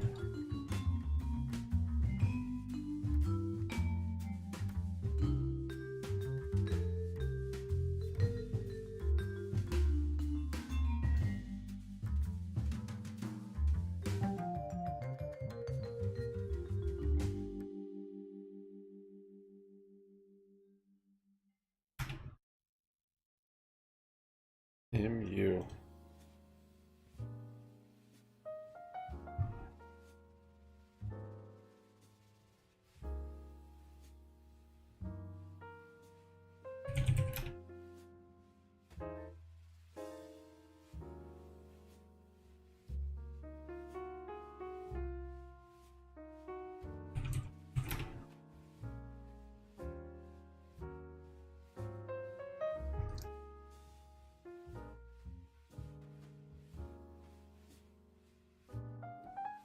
Oh, the hammer candle, green. Buy wants that support. Struggling to some extent before the pandemic. The pandemic just made things very difficult. They couldn't operate. There was a fear of being in close quarters with a stranger in indoor setting, and that's really what this is. And so it's taken a while for that fear to dissipate and this to come back, but a lot of damage was done in that time. I know that these companies have tried to restructure. AMC got caught up in some other stuff as well with the meme stocks, but how do analysts feel about the businesses? Obviously, this is a positive update, and you're going to need sustained big traffic flows into these theaters to do okay, but how are they looking, granted with all, or given all the things that have gone on the last couple of years? I was looking at the breakdown, Alex. I should note that Cinemark actually did just get some analyst action following this busy weekend. B. Riley Securities actually maintained a buy rating on shares and raised its price target to $15 to $20. Keep in mind, this is a stock that's up about 88%. A little bit more than 88% so far this year. So analysts kind of have to boost that price target a little bit higher. But the majority of analysts for this particular company are still in the buy camp. When you look at the breakdown, about 60 is trading below, so there might need to be some additional catch-up. Benchmark also has a buy rating, maintained a $17 price target after this weekend's news. I will say when it comes to AMC, obviously meme stock status, as Jenny kind of made reference to, it doesn't typically trade on fundamentals. It doesn't typically trade as much on news. There aren't any buy ratings on that company. There are 3 holds and 5 sells and a median of $1.80. So AMC is currently trading just below, around $5.30 right now. So way above where analysts actually, the few analysts that cover it think that it will trade. They're most bullish at this point on IMAX, which is actually seeing the smallest amount of gains today. It's up about 4%. It has had an impressive run so far in 2023. It's up about 40%. But when you take a look at the analyst breakdown, about 80% have a buy rating at this point. The median price target is about $2 above where it's currently trading, so about 10% above where it's currently trading at $22. So I think that, obviously a bit of a mixed picture. AMC definitely, they're the most bearish on, although again, analyst activity doesn't necessarily impact trading there. Most bullish on IMAX, but the majority also have a buy on Cinemark. So, definitely some shifts. It's not just, I think, the pandemic that has made people not go back to the movies. That's not necessarily the reason I'm not going back. It's just easier to watch at home. But, I think that some of these companies are having to kind of change the way that they're doing business. Amazon Studios, prime example. It's only going to air, it's only going to be in theaters for a few weeks, I think 6 weeks before it comes to Amazon Prime. So some of us might just wait till we can wear our sweatpants on the couch and watch it from home. I completely agree, Caroline. I think there's an ease of access that streaming has really made, viewing movies, viewing shows, and it just feels like we're greedy now. We want everything in our home. And the Air movie, I was actually considering going to see. I do like going to the theaters, but it's expensive. So I went to an IMAX theater for the first time in, gosh, decades, and it was like $30 just for the ticket. So that's also not cheap right now when we consider some of these spending habits of the consumer. I know this does fall into that experiences category, but $30 for a movie is not cheap, although it was very worth it to see in IMAX. So I guess you sort of weigh your options. Yeah. Well, we'll leave it there. Appreciate all of your thoughts, as always, Caroline Wood, Senior Markets Correspondent for the network. And now coming up next, it's time for Under 30. We are looking at Pinterest. Pinterest shares are lower today, but see some positive reactions from one analyst that is feeling now more bullish on Pinterest. We'll dive more into why coming up next. Dunkirk in real IMAX when it came out was life-changing.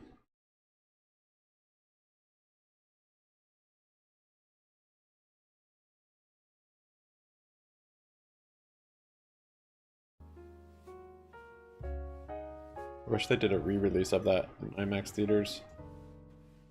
I would definitely go do it again. Wow, new high of the day there.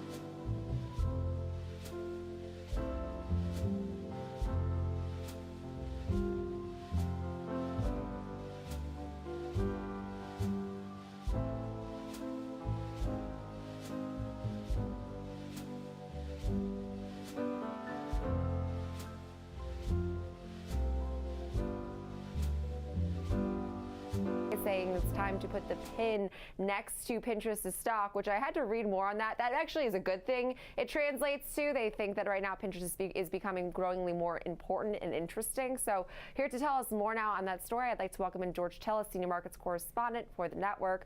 George, this analyst feels very optimistically about Pinterest, and Pinterest has been faring not quite like the outperformer Meta has been, but up about 14% on the year.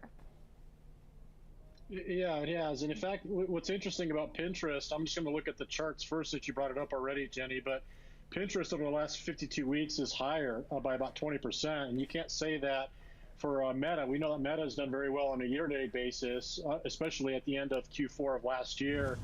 But even Snapchat is down over the last 52 weeks. So that's sort of telling. I think if you just consider what the market opinion of Pinterest is, like I said, higher by about 20% over the last 52 weeks. But nonetheless, one of the things that the Barron's writers and the analysts there talked about is they actually see some of the user growth moderating for Pinterest, and that's not all bad. One of the other things they talked about, and this is what the other analysts are also looking at is looking at monetization of users, which seems to be improving for Pinterest, which is really sort of a visual inspiration platform.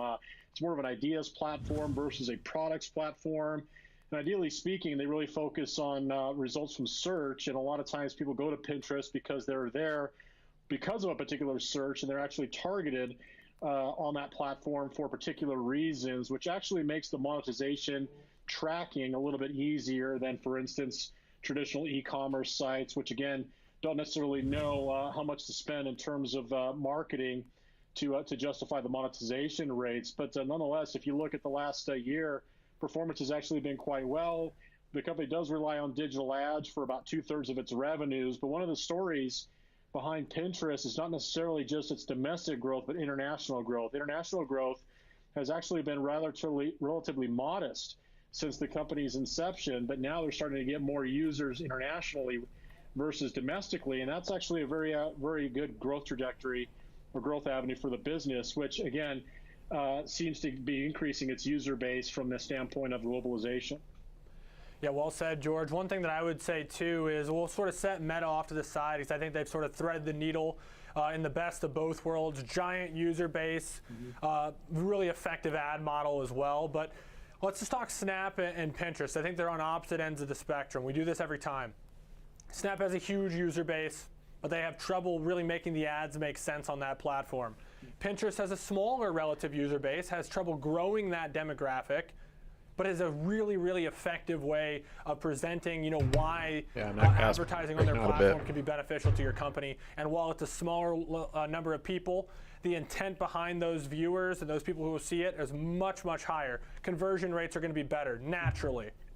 Using another way, we're just talking movies. Super Mario, huge demographic. It's not that great of a movie probably, but it's going to have a lot of people see it because families can go. Air, maybe it's a better movie, but a little kid maybe doesn't have any interest in how Nike and Michael Jordan, decided to make Jordan shoes. So, George, what are your thoughts on where we go from here? How can Pinterest do what Meta did? Well, I think one of the interesting things about Pinterest is that, like you mentioned, it doesn't have a large user base, but I think the quality of the user base is actually what's meaningful for the company. In terms of market capitalization, it's not a very large company, around $19 billion. I think it's a situation where, one, they didn't actually show constraints in operating cash like Meta Platforms did last year. Snapchat has always had a problem with operating cash, whereas actually Pinterest in the last year has shown operating cash improvement. So in other words, it looks like from a company standpoint, they've actually been relatively conservative, if not targeted, in their capital expenditures. Jeff Brand's back and to view up here. The ad revenues that they generate are a bit more easy for tracking purposes, which advertisers like because they can actually focus on targeted marketing. So my point is that despite the user base, which isn't very large, it's the quality of the user base and the monetization rates that seem to be improving for the business. And I think that's one of the reasons why Barron's is really covering the stock, and also just going back to the beginning of this conversation, why the stock has actually performed quite well in the last year. I mean, I look at the way the market tells me information, and the information I'm getting from Pinterest is, if you look at the last year, it's steadily increasing in terms of price. And that gives you an idea that its expenses are in line. It's still not profitable on a net income basis. It is profitable on an adjusted basis. In fact, if you look at last quarter compared to the expectations on a forward basis, they've increased their earnings expectations on an adjusted basis by 20 cents to 79 cents from 59 cents.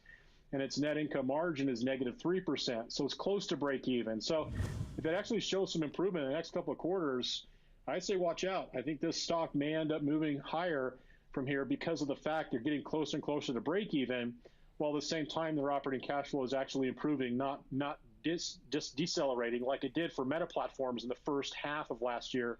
But nonetheless, we saw an improvement in operating cash for Meta once they started cutting expenditures, and that's why the stock has really outperformed in the last half of last year, including the first quarter of this year.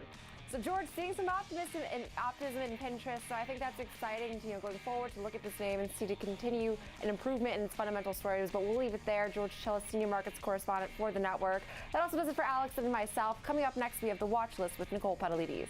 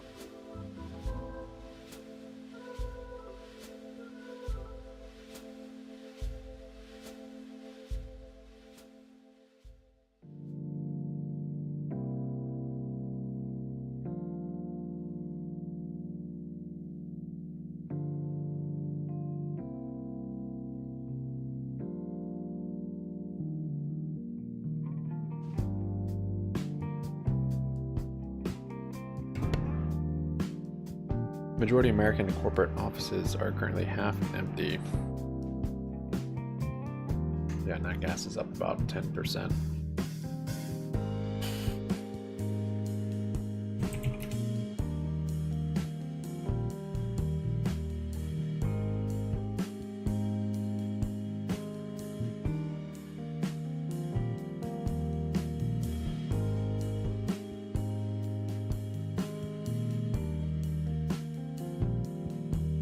Age trades with the super bullish SPY call.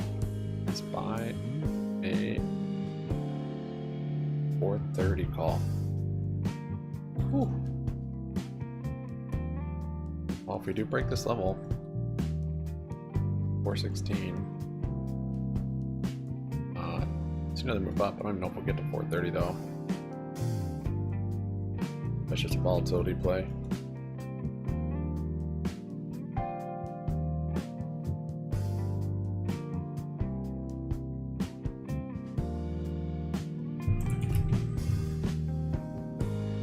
Coming down here a little bit. Still looking like it's consolidating this range up here though.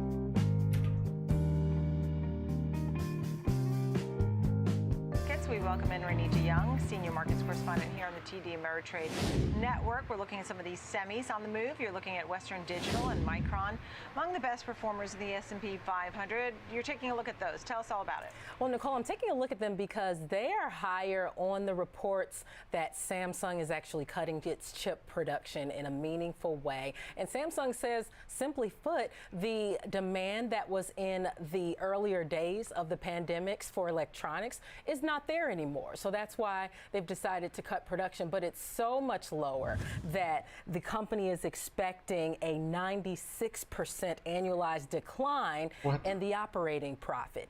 That's pretty huge. And so PC and smartphone sales, they're now running down inventories as shoppers, they're concerned with the macro environment. They cut back on purchases. Inventories have remained inflated. They haven't been able to chip away from them in a meaningful way, and this is just another effect of that. Now, it was an analyst update on Micron. In the wake of those preliminary results from Samsung, Citibank reiterated a buy rating on Micron, saying that all pieces are now in place for a DRAM recovery. Now, Samsung is roughly half of the DRAM memory market, and a production cut by the company would be a pretty positive thing for the DRAM industry. That's what this analyst says. And then they say that when combined with Micron and another production cut from other companies, this could help boost the recovery or start it at the beginning of the second half of this year. Yeah, understood. And then we turn our attention to maybe into the 60s, but I wouldn't even call 60s. I would call oldies. Even part of that story. Tell us about that as the stock is trading lower. At least to me, it's just an era. This stock is lower, and it's because Apple saw PC sales drop as much as 40% in the most recent report. And this is pretty significant because on a whole, they only dropped 29% compared to that 40% that Apple saw. But it's a very similar story, but people are impacting or investing rather in a different way based off of that story. It's similar in that the pandemic boom in electronics has heavily weighed on Apple, and it's dropped the demand. You know, no major brand was spared from this, by the way. The International Data Corporation says that on a whole, it was the 29% drop to 56.9 million. That's below the levels of early 2019. Lenovo and Dell both dropped about 30%. HP dropped about 24%. So it's definitely seen this across the board. This is just one way that one company has been impacted when you look at Apple. All right. Thank you for that. Appreciate it. Renita Young. Good to see you. Thanks. Now let's take a look at the bigger picture. Adam Curran's with us, founder Curran Financial Partners. Adam, your thoughts here. We're kicking off a new week. We did have that jobs report, but as you look ahead to this week, what are you focused on? Gosh, I just keep thinking of the old Wall Street adage, sell in May and go away. I know it's early April as I record this, but I think we're just going to continue to get really ugly data. I think the jobs numbers aren't going to come in as strong as what we saw in the past because the seasonal adjustments aren't going to be as strong. I think inflation is not going to quell like the Federal Reserve would like it to. I think consumers are going to continue to rack up debt. Really just a country song for the economy as a whole, but oddly enough, I'm actually kind of bullish on the stock market. Oh, I can't wait to hear more about that. I mean, I'll take that bait. Why are you bullish on the stock market? Well, we basically just bailed out the entire fractional reserve banking system. When you look at how the Federal Reserve, the Treasury, and FDIC stepped in on account of the Signature and Silicon Valley Bank failures, we're giving banks now free loans on all of their mortgage paper as well as their government bonds. I think smart banks, and banks are pretty darn good at counting beans, are going to look at these tax-free or these interest-free loans almost similar to how organizations looked at the COVID relief money. Think PPP loans and employee retention credits. Basically, we are giving access now to large banks, gobs of free cash and capital, and that capital is going to flow to publicly traded companies. And we all know not to fight the Fed. Well, the Fed is basically giving free money out to the banks, so I think that's going to be prosperous for the market. I don't think it's a good thing for our economy as a whole. I think we're continuing to exacerbate a bubble. But I think under the short term, when you give banks free money and you inject the system with lots of loose capital, it's going to be a good thing for the stock market. Look, banks' balance sheets, the bond portfolio, Barron's saying how they'll go under the microscope now after all that's happened. And we'll hear first from Citi and JP Morgan and Wells Fargo, which will report on Friday. What are you going to be watching for? Is this group? When do you invest in this group? Well, I kind of snickered a little bit. Like, the big four banks' balance sheets are going to go under the microscope. By who? The same regulators who allowed Silicon Valley Bank to fail right underneath their watchful eye. These banks' balance sheets are tremendously complex. We all know what's on their balance sheet. Tremendous amounts of unrealized losses. Banks have been leveraging money up 7-to-1, 10-to-1, and turn around and buying 10-year treasuries yielding 1.8%. So it doesn't take a rocket scientist to analyze their balance sheets, that their balance sheets are underwater, and the only way to instill a little bit of trust in the system is for the Federal Reserve and the Treasury and the FDIC to back them up with free money. That's exactly what they're doing. I'm not completely against the premise, but we are not solving systemic risk within our banking system by any stretch by just giving people who took bad bets and made bad bets and took unnecessary risks free money. It's the same old story, just different year. Yeah. So tell me what you are buying, because you do sound bullish, right? We got our jobs report. We'll get CPI, PPI, and banks this week. What are you interested in? You're putting so honest. It's hard to talk. You're actually bullish. Yeah, so we primarily work with seniors, people who are in or nearing retirement. We recognize that these people don't have the ability to go back and make it all over again. We love the risk-free rate being over 4.5%, 5%. So we're telling a lot of our clients, make short-term business decisions, think 2, 3, 4 years. And if we can kick the can down the road, get through whatever the heck kind of recession that we're in right now, we're probably in the first or second inning of a recession. I believe in the inverted yield curve. And if we could do a 2-3 year business decision to make 5% He believes per we're in year, recession. And see how bad and how deep this thing cuts, and wait for blood to be in the streets. I think there's going to be a lot of people who bit off more than they can chew, over-levered, overextended themselves. And unfortunately, I hate to profiteer off other people's misery, but people are going to do it whether I do it or not. So position yourself in a safe place, get 4 or 5% per year, and wait for fear and misery and despair to take over the streets. Understood, understood. Thank you for that. Good to see you, Adam. Thank you very much. Adam Curran, founder, Curran Financial Partners. Thanks. Later this hour, do you want to invest in someone's robotics speaking a little and sense to AI? these Vanek just folks launched on the an floor ETF. there. We're going to learn all about that. You can be in this thematic ETF and maybe something you want to add to your portfolio. We'll learn more about it when our special guest comes on for that. We'll discuss the state of the U.S. housing market as sales slow, which areas of the country are in fact overpriced and which ones undervalued. Where are we seeing the demand? Our panel will take a look at the March employment report. Jobs, jobs, jobs. So what does a slight slowdown mean for the economy, and what is the Fed really thinking? We'll try and guess that. And up next, some stock picks for you and strategies, including Meta and a semiconductor pick. Stay with us.